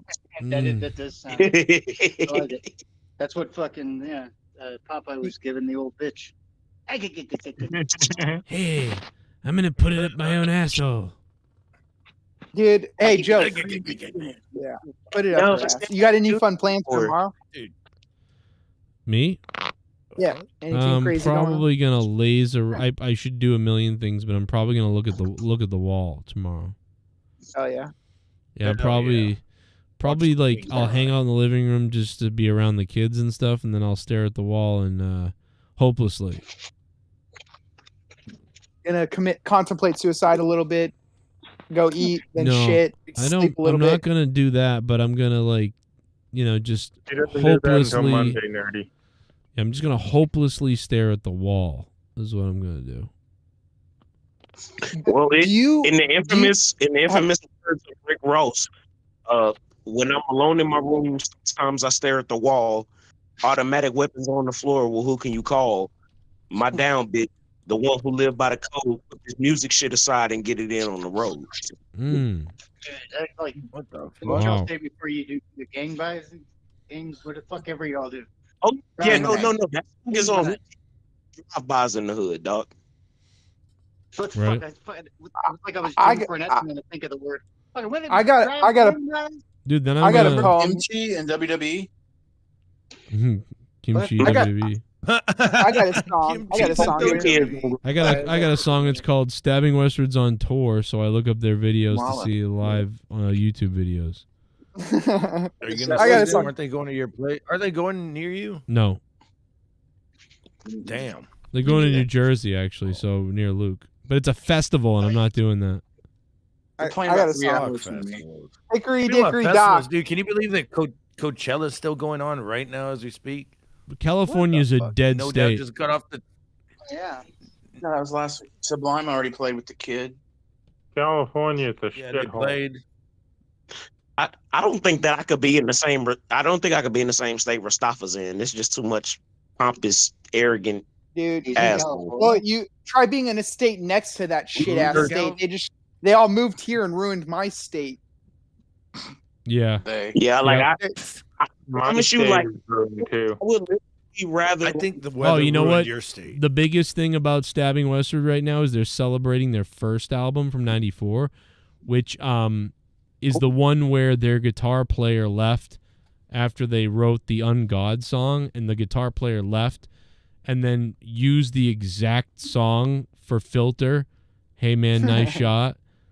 So Stabbing Westward stopped playing Ungod because Hey Man, Nice Shot became a big hit, and Ungod was not a big hit. So they felt stupid playing it live when it's the same exact song almost, but it's a different, you know what I mean? It's different. You know? So Yeah, like that's some high school drama shit. right. So so anyway, they played it the other night. What was that, Jesse? Yeah. Joe, Well, I was just saying at this point they might have played, you know. Right. Joe, I'm reading the set list for their show tonight, and apparently they had 2 power failures. Oh, at the where okay, so where are they tonight? Because I've been looking for videos for tonight, and there is none. New Jersey. Oh, so tonight is Jersey. Yeah, during So Far Away they had a power play. Oh my God! During So Far Away they had a power. Can you imagine if I drove out there? But dude, if I drove out there, they can probably only play 6 songs. They played 17, and they played 18 last night. Wait, they played that many? Wow. I mean, dude, last night they played a fuckload. Yeah, I saw the set list. Yeah, that's the set list. That's about 2 hours, right? Dude, that's I was I was mad. I was like, dude, those are all the songs I would want to hear too. And like, I was So you like, could get fuck. like a fucking $30 plane ticket that goes like an hour away. Or Yeah. whatever the fuck it is. In Maybe. Philly, they played 20 songs. Yeah, it's the Philly night. That's the one I'm talking about. 20 songs, bro. The set list. I think that's the set list that I found that was floating around the internet. The only thing they didn't play though is they didn't play Damaged Goods, which I think they should play that every time they play now because that's a new song and I think it's really good live. But the way they're doing such a big set, like, DVD or something. They played Ungod, then they played Falls Apart, then Burn, then Ghost, then Lies, then Sometimes It Hurts, then I Am Nothing. What do I have to do? Then Wasted, WDIH. that's what do I have to do? TD. What do I have to do? Yeah, slipping away, Dead and Gone, So Far Away, Nothing, Inside You, The Thing I Hate, Push, Violent Mood Swings, Save Yourself, and then These they are had all 2 90s. encores. Right. Waking Up Beside You and Shame. Inside You's about rape. Dude, every last one of those sound like 90s songs for sure. Yeah. Right? Unbelievable. But tonight, I have the set list right here. I was gonna send it to you, but I fucking totally forgot about it. Tonight, I was like, dude, they're playing this many fucking songs. God damn! I couldn't believe it. it. These are like 90 songs, so like I could not believe the set list, dude. I was like, what the fuck, dude? The Philly night is the one we're talking about. Like 20 songs. I was like, what the fuck, bro? 20 songs. Must have had somebody cancel, and then they. I don't know what was going on, but I'm you know, I would have blown myself. Like, dude, you get to hear 20 songs from them. Usually they play like 16, 17, 15. it says tonight during Dead and Gone, they had a power failure 2 seconds in and did not finish it. Wow. Like That sucks. Yeah, they were on a time limit. They were on a crunch then. So their show is dead and gone. You're saying? No, they did 7 more songs after. Wait, did the storm knock it out? Because there was a storm where Joe was. This is New Jersey, where Stafford lives. Same. I mean, how far is that? I don't know. It seems like it's the same storm. Maybe about 100 miles. I mean, shit. Yeah, this storm that hit us fucking went from Mexico to fucking Texas all the way up. But we're different. You got to understand. We got. I mean, not to say that they don't have tropical storms in the. No, they don't have tropical storms in the Northeast. They have like those fucking Northeasterners and like different type. Like it's different. It's different over there. I woke up to Leah doing her hair, and I was like, oh my God. It was just a storm. Hey, look, you should have woke up to Leah doing herself. That would have been fire. That'd be great. Doing your pube hairs. I took a picture of it though. I was like, look at this. I was like, I pulled up my camera and I went snap and I snapped the photo over, like doing her hair, and I was like, oh yeah, I snapped the photo over doing her hair, and she's like, what is wrong with you? And I'm like, I'm a creep for you. Aw. No, yeah, totally understandable. I bet she was soaking after that. No. I'll make my girl uncomfortable in probably the most flattering ways for a woman ever. Like she was doing her hair earlier, and it was just like I just like how you smell right now. You asked if it was real. Yeah. Is that right? Is that real, honey? After all these years? Nah, because I mean, I want pussy tonight, so I'm not going to say that. You know, like. No, you're gonna do what Nerdy would do. Oh, I got a picture of the kimchi. Oh, nice. I got a picture of it. Check this out. Wait, hold on. What? You just wait, you what? just pull up a picture of wait, hold up, because I'm confused. What dictator of an Asian country is that? Yeah. It's look at that. It's That's good. It's like rice, and it doesn't come across right on the phone, but kind of looks like octopus eggs. That black shit, whatever. No, that is. all it is it's spinach, rice, onion, spinach, and like this egg or something. And I don't know, like I was like, this is great. Like it was looks pretty. It was very buttered. It was like buttered though. Like it was very like mayo butter or something mixed into it. You could feel your arteries clogging as you were eating like it. Not too crazy, but like a little bit. It's Korean, by the way. Oh, okay. Yeah, it's mirror kimchi. It's body kimchi. Kimchi. It's kimchi. I believe sucked a dick before and fucking. This is Nobody kimchi. cared. It says Stepping Westward's supposed to play at Rockville at 3:35 in the afternoon, the heat of Florida. Tomorrow. Fuck. God, What is? damn. Wait, so they May came 9th. up. So, oh my God! So now they're going down to Florida after playing in New Jersey. I think they're In going May. down that way. May 9th. But yeah, that's going to be hot as fuck at 3:30. And What says that they're going to Illinois and then they're going to North Carolina. So yeah, They're going to North Carolina. yeah, in May, Oh, okay. Maybe I'll. and they're going to be in Illinois in April 26th. See, as cool Chicago. as cool as it Chicago. would be to see them in Chicago, because that's where they're from and that's where they all started. But I wouldn't go to Chicago. You know, I don't even know that area, and fuck that. You know, like so. I would go to North Carolina though. I'd fly to North Carolina. I can see Tommy now, like Joe. I'm going to see Stabbing Westward. I'm going to see Oh, God. Stabbing. By the way, because I'm such a nuts fan of them, I'm looking them up all the time the last couple of days to see the sets and see what the videos are.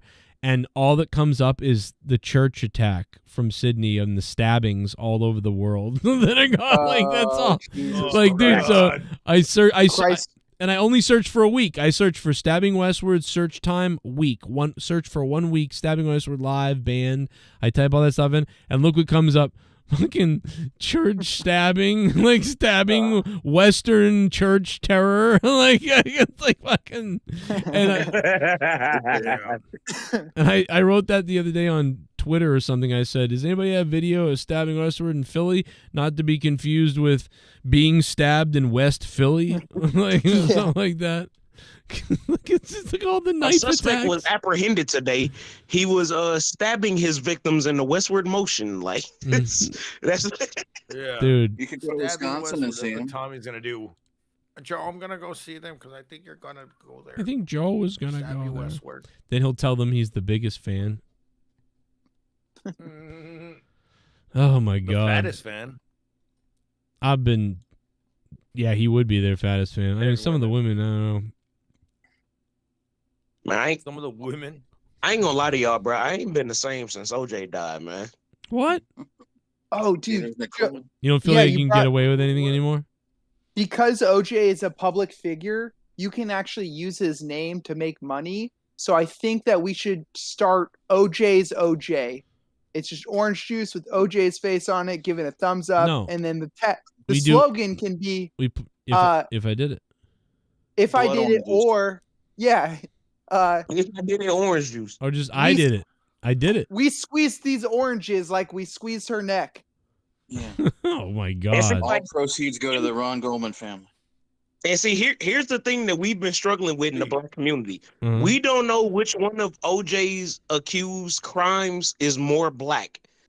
Killing a white woman and getting away with it, or going to prison for stealing your own shit. Which one is black? Which one is more pro-black? Because he got caught. Probably, Dude, stealing your own shit is the black thing. Like most black guys don't get away with killing white girls, or at least back The in the most day. more black one was that time where he pretended to fucking stab an interviewer when she opened the door. Oh my god!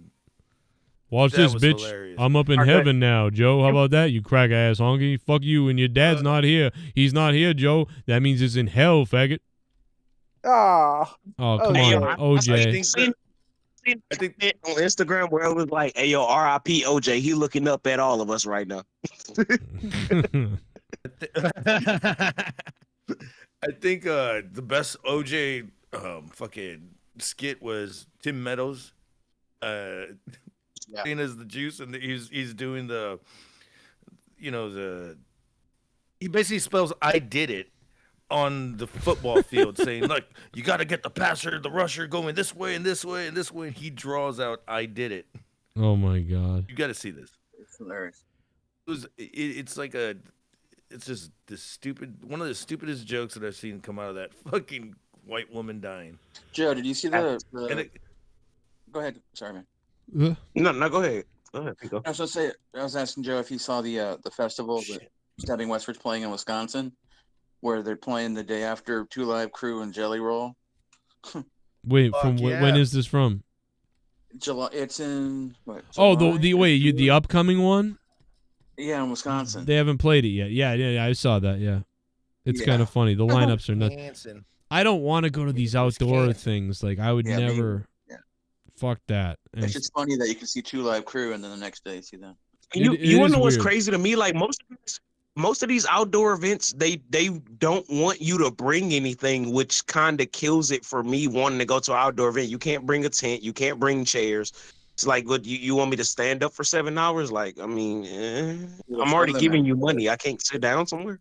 Yeah, they're just not done well usually. And then the other thing is Stabbing Westward is not, and especially this Stabbing Westward, right? Because they're so electronic, because they're not bringing a bass player and they're not bringing a second guitar player. There's 4 of them instead. So it's just not made for concert outside thing. It's made for dark, dingy, 300 person room. Bringing a guitar player? They're not bringing a bass player. Is that what you said? So, quick question, Joe. Would you say that a Stabbing Westward show can kind of turn into one of those karaoke things where we're here, we know the songs, we just want to sing them instead of like we're here to watch them perform? Is it one of those things? I don't know. Like, I'm crazy, man. Like when I go to see them, and when I've seen The Dreaming, his other band, when they weren't doing Stabbing again, I mean, I was going like crazy. Like, this is gonna be great, and some of the people are. But what I've noticed in the videos, and what I noticed when I saw them in Rhode Island a couple of years ago, is the crowd's getting old.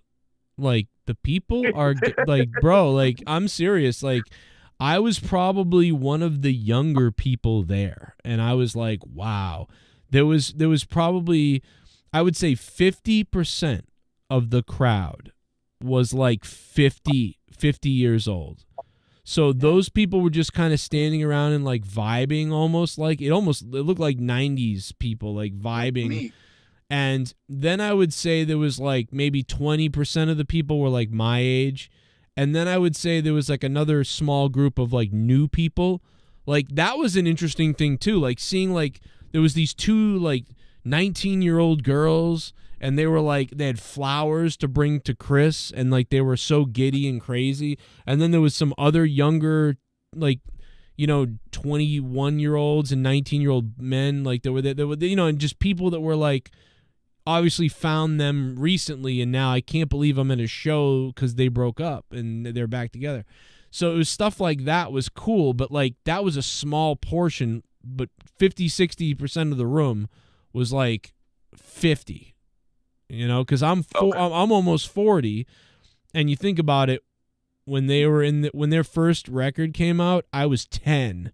But most people that were listening to that music were like 20, and they were like, check this out, man. So now they're like fucking, 30 in 04, and now 14 they're 40, and now it's 24, they're fucking 50. So there's a lot of 50-year-olds there. It's just very bizarre. And then, I mean, it's just weird, and it was very noticeable. And then when they were doing the Dreaming in the mid 2000s, Chris was trying to look younger than he was, and they were playing like the emo punk stuff that was kind of going on, and like that was attracting that was attracting a younger audience, and half the people that were there to see them were new fans, but half the people that were there to see him were Stabbing Westward fans, and they just were going because Chris, but it just was younger then, especially. So now it was like, dude, I felt like, fuck, we're getting old, like I'm getting old, like this is crazy.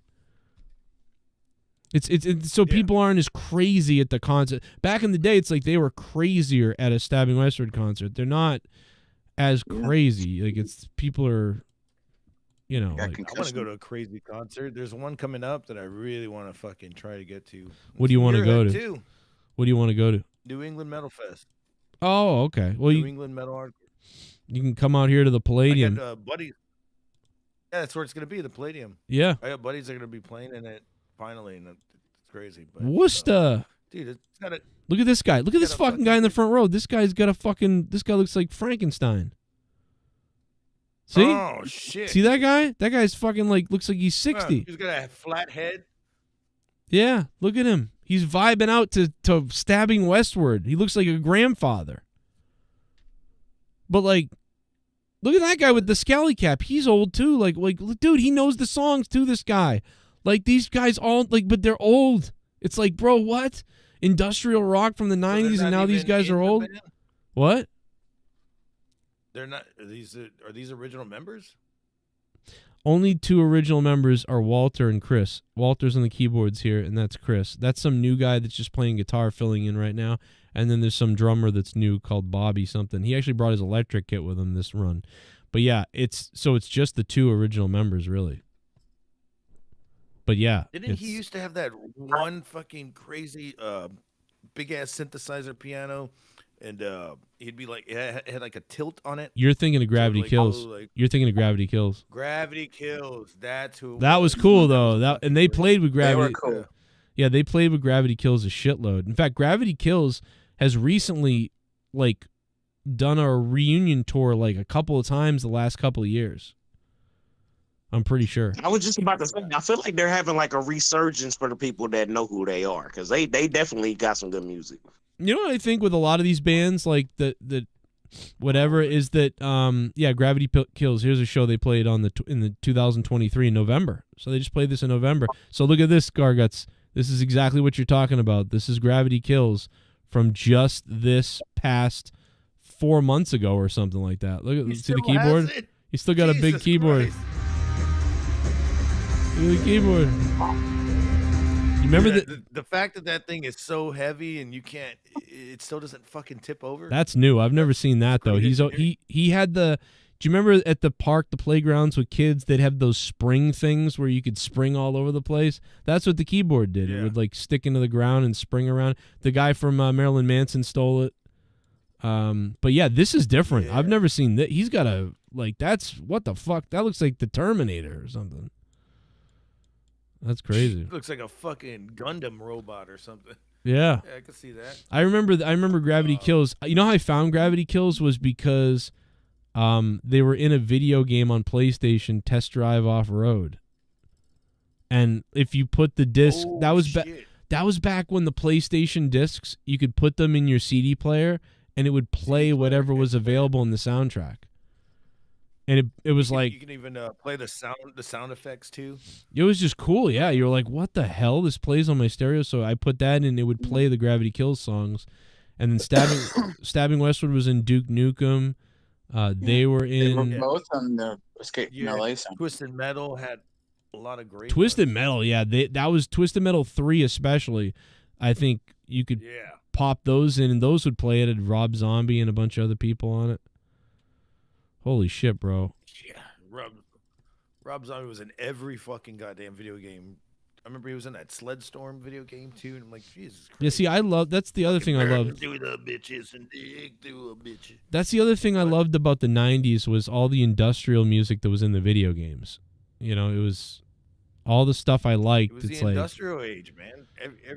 Everything that was from video games to movies was all industrial. Shit, going out to a fucking club around that time. Yeah. It's all gothic and shit. Yeah, but even when it fell off, even when it was like not very mainstream, the music wise, like it wasn't necessarily top in the charts, that sort of thing, but like it was that underground genre, like the straight to movie DVD movie or VHS movies, you know, the video game movies and the video games, they all had industrial. Even if industrial wasn't necessarily the top of the charts, it was in all the video game stuff, especially computers. And like I remember Hunter the Hunted video game. It was like this rare game. Oh shit. That had like, I don't even know, dude. Somebody, I need to look it up, but Hunter the Hunted had a fucking crazy soundtrack.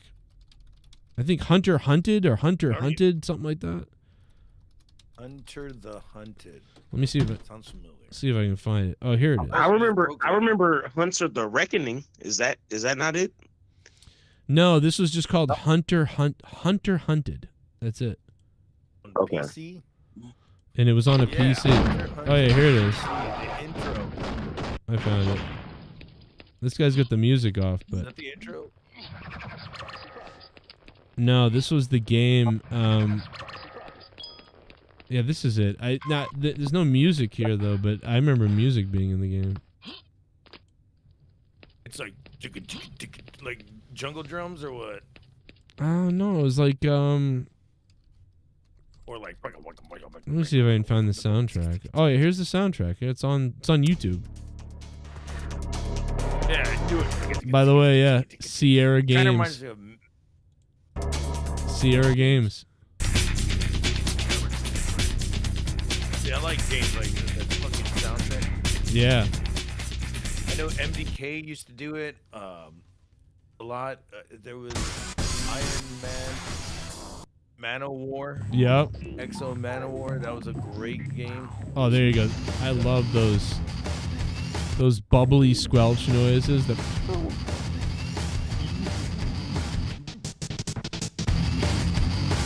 Back over here.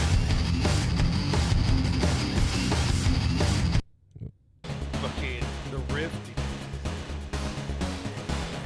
Stabbing's show next Saturday is sold out. What was Michigan. Stabbing's got a show next Saturday. It's sold out in Michigan. that? Where are they playing there? Like the warehouse or the haunted house or something like that. Something called like that. Club, but they sold out. That's cool. That's pretty cool. Yeah. I wish I could go out there. Yeah, May 12th. Last time I saw Stabbing was like 4 years ago. Jesus Christ. That's really crazy because they were on that. It says they still have the guitarist from the Dreaming with them. That was in Dead Sea and Orgy. Yeah. I don't know why, but he's not on this. He's not here right now. That's Carlton you're talking about, and he's not on. Yeah, he's not on the tour right now. I don't know what's up with that, but this other guy's filling in, and he filled in the last time they played too. So I'm like, what happened to Carlton? Oh, I remember Dead Sea. Yeah, Carlton, Dead Sea, Orgy, Stabbing Westward, the guy. And dude, they had that fucking rock fest thing not that long ago. Carlton had to play at all of them. All of his bands were there. Orgy, Stabbing, and everybody. Like, he had like Carlton's in Dead Sea? He was. Yeah, he was. I don't think he was Cher's son. Yeah. Yeah, Cher's son was the one that did that. The Cher's son like fucking went on a rampage and like He's all fucked up now. He's like mentally or something. Like he's like I think he's in rehab right now. Really? It's BE too. Yeah, he's been fucked up for a while. Yeah. I mean, if you saw your fucking mother in a thong singing "Turn Back Now," well, his dad was Greg Allman. That fucked him right. Bro, I keep thinking there's a fire in the room because of this graphic behind me. Every once in a while, I'm like, "Oh my god!" Oh yeah, okay.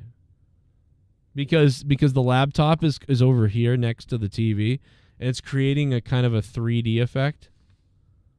That's like making me think, "Oh fuck, the wall's on fire!" Like fucking something's wrong. Never have fire again. You were not high. And I'm not high. I'm just retarded. You didn't smoke today, All right. I guess? No, I didn't. have I did not smoke. I did not smoke. Garguts, are you gonna go live? Because I'm gonna go to bed. Go to bed already? I'm going to bed Fuck, I because just got here. it's 2:30 in the morning. You know, 2:30 in the morning. I'm tired. There hasn't been a donation in 2 hours. Those are all reasons to go to bed. It's, I'm already tired. Hamtramck, Michigan. It's your day off too. Hamtramck, Michigan. Hamtramck, Michigan. Jesus, that sounds like a terrible place. I gotta be At a honest. club called Small. Small? It's probably small. That's why they sold it out. Killing me small. I'm gonna Google it. Yeah. The best thing they ever did, though, was decide to go back to Stabbing Westwood because nobody knew who the Dreaming was. And, they would play as the Dreaming and there'd be, 40 people there. But when they started saying, whoa, we're Stabbing Westward, then it was 250 people are there. It's like, oh, okay. Oh, God. Damn. Hey, yo, just real quick. I want to say thank you guys. Go ahead. I'm sorry. Monetize this champion is speaking. I just want to say thank you guys for being here, man. I had fun tonight, and I had no idea if anybody was coming on tonight, so it was crazy that everybody ended up showing up. So, awesome. Joe, thank you. I even messaged you saying that I got stuck in the rain. No, I knew you were at work. I knew what you were doing. I was like, yeah, he'll be here later. I just want to say right away. Real Watch quick. All Out, Joe. Give it a try. Joe, I think you should watch because it is a good show overall. I just think want I'm to say gonna. peace and prosperity to everybody that's hearing me. Thank you all so much, and I love you all, man. Love you Hey, too, look. man. Love you. Bye-bye. Love. I can't wait to see y'all next week, man. It's just that simple. We'll see you next week. We'll see some of you. Fucking sign off. We'll see maybe some of you tomorrow night for AEW Diversity or whatever it's called. Yeah, Dynasty. I'll be there. I'll pull up for that. Watching it. Thanks to Ghost from the Coast. Oh, you're off. I'll get you off. The Ghost from the Coast dropped $150. That was huge. And D Welsh dropped $200. Thank you guys for being crazy beasts. And then a lot of other people dropped. I dropped $8. Mr. Pico dropped $8. Adam Casper dropped a couple bucks as well. Wrestling God, Randy Viper, Doomed, Ray's World. I might have left a couple people out. MWM times 2. The Ghost, we got him.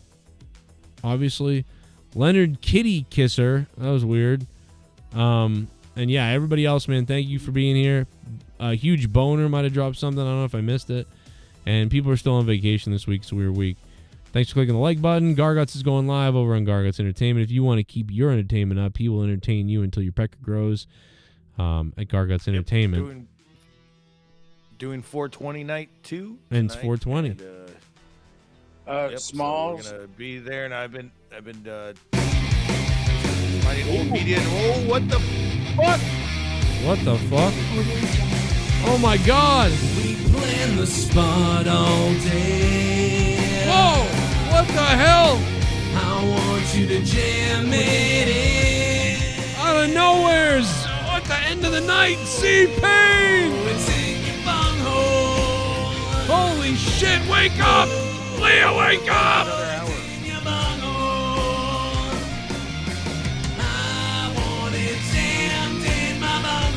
Oh my God!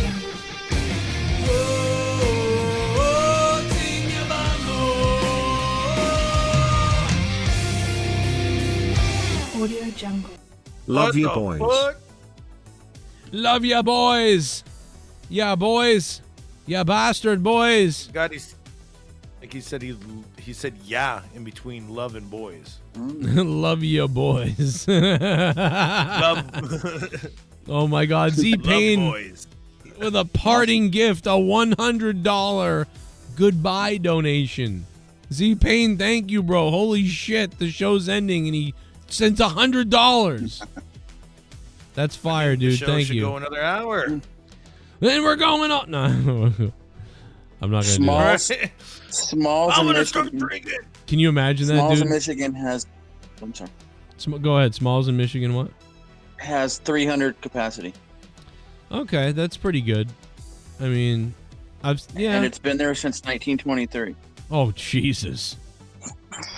damn, that fucking building's going down. Imagine, fire. Maybe if he dropped $1,000, I'd be like, oh shit, I'm staying on all night. But that's crazy, dude. No, 300. Donation train, let's go. I would say that. Where's it at? I gotta get Z. I'll get Z-Pain up here at least somewhere because he did drop $100. No, I would say that like the Philly show the other day. I think the Philly capacity was probably about. Dude, that's really good news. 300 people. Because I was thinking some of their shows were gonna, they'd sell 200 tickets. That's pretty fucking good for them. Like that's because that is fucking badass. What do you get? What it's for an old Garguts? The bands don't get a lot for tickets, right? They get like $3 or $4 per person for tickets, right, or like less. It's So not a lot. you get your guarantee, Okay. and then for every other ticket, you get like $3 or $4 that you sell, and then the venue pretty much takes it back because they always take cuts off your merch. They take a cut off the merch, which is retarded. So let's say the band gets $250 per person, and you sell 300 tickets. So that's $750. And now let's say that I'm gonna assume at least 150 people buy merch, which for sure they will, because I would buy 3 fucking shirts if I was there. So let's say that's $15 a person or something like that. So it's like we'll say they do $2,500 in merch, and we're being low on the numbers here. I think the numbers would be higher. So $2,500 on merch, and they usually take like 30% of your merch or something like that. So that's $750. Yeah. So that's exactly what that price of the tickets were. So they're gonna make they'll probably make like $2,700 or three. We'll round it up to 3,000. They make $3,000. I think they'll make 10 grand. 11 Really? grand that day. Holy shit! Really? Okay, because people been buy an established band for a while, and then their guarantee is probably 8 grand, and then they're gonna make the stuff off of that, and then their merch too as well. Right. So let's say let's go with the lower number and be real conservative and say $8,000. We'll say $8,000. Right. That's there's 4 guys, right? And that's the other thing about not bringing like 5 or 6 people instead. You have that's even better because that's what they're programming the bass. The bass, you right? Said there's no bass player. I'm like, yeah, the bass. Yeah, that the makes bass. sense. The bass is programmed. There's sounds that are programmed. There's even guitars and stuff that are programmed for sure. Like there's one part on one of the songs on Ungot, like burn out. Like there's like a squelching ring. That guy is not playing that on the guitar. It's just not being played. So that's coming through. It's all modulation. Right. But now they've always done that because Walter's the keyboard. So anyway, you can save the bass player. But I do notice the difference. I really would rather the full band. It sounds so good when the whole band's there, but whatever. Now they can cut somebody out, and now you're dividing, and then they've got some new guy who's like a young person who's never really toured with anybody, so he doesn't probably get much. So, yeah, you divide it with 4 people. I mean, that's $2,000 each, and I'm sure that guy's not getting $2,000. I'm sure they're getting he's probably getting like 500. Then they split it out they probably split it out at the end of the tour, or they get a buyout. So you get some of your money that you're supposed to save at the end of the tour to go buy a toothbrush, go buy a fucking, some clothes, go buy fucking food to eat, something to drink. But, I know that they're just doing it. They're just kind of doing it for fun too, for the most part. I know they are because they're, like Chris has got his own. He does like mixing and producing people's things, and he does that shit. His wife has a really good job. She's like a doctor or something. The other Walter is on the radio still. I think in Chicago or Washington. Walter's on the radio. He's a DJ. He's a disc jockey. Damn. Yeah, he's a disc jockey. He's been idea. that for years. So, he's doing that, and then I don't know. The other guy's a drum instructor person. So it's like everybody is doing their other jobs. This is just we want to tour and do our songs and. Well, they got big off of doing this. That's why. Yeah, luckily they were that big before. They got really big off doing this, and it gave them those opportunities to be like, look at me and I'll get a regular fucking job. And they got it in music, so that's even better. One of the craziest rap disses dropped tonight. Are you talking about? Wait a minute. Oh, I heard the Taylor Swift thing. Drake. Wait a minute. If you're staying on React to Drake, Taylor made a freestyle. Wait. Are you telling me Drake dissed Taylor? Which would be brilliant, by the way. By the way, how are you not a rapper out there? How are you not anybody out there being like, if you're somewhat famous or somewhat whatever, being like, dude, I'm dropping a Taylor Swift diss track tonight because she's everywhere. And that will be talked about by everybody. Yeah. So you tell me Drake dropped a diss track on Taylor Swift? That's brilliant. Where's that at? Where does it say that? Oh, I don't know. yeah. What the fuck? I already got it. Drake Taylor made freestyle. Kendrick Lamar diss. Oh, maybe it's not Taylor Swift. Taylor made freestyle. Kendrick Lamar diss. Oh. Taylor Hawkins. I was like, Taylor Swift? It's probably. Fuck that bitch. So he's shitting on Kendrick Lamar. And this is like a. You remember when Taylor Swift had nothing but. You seem a little nervous about all the publicity. For this Canadian light-skinned doc, we need to know the baby West Coast victory, man. Call him a bitch for me. Light skin. Talk about him liking young girls, that's a gift for me. Heard it on the BUMM podcast, it's gotta be true. They told me the spirit of Machiavelli is alive, and the nigga under 5'5", so it's gotta be you.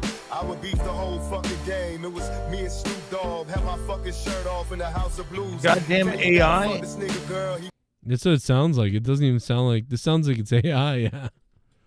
It's all AI, man. It's fucking AI making diss tracks on AI. God.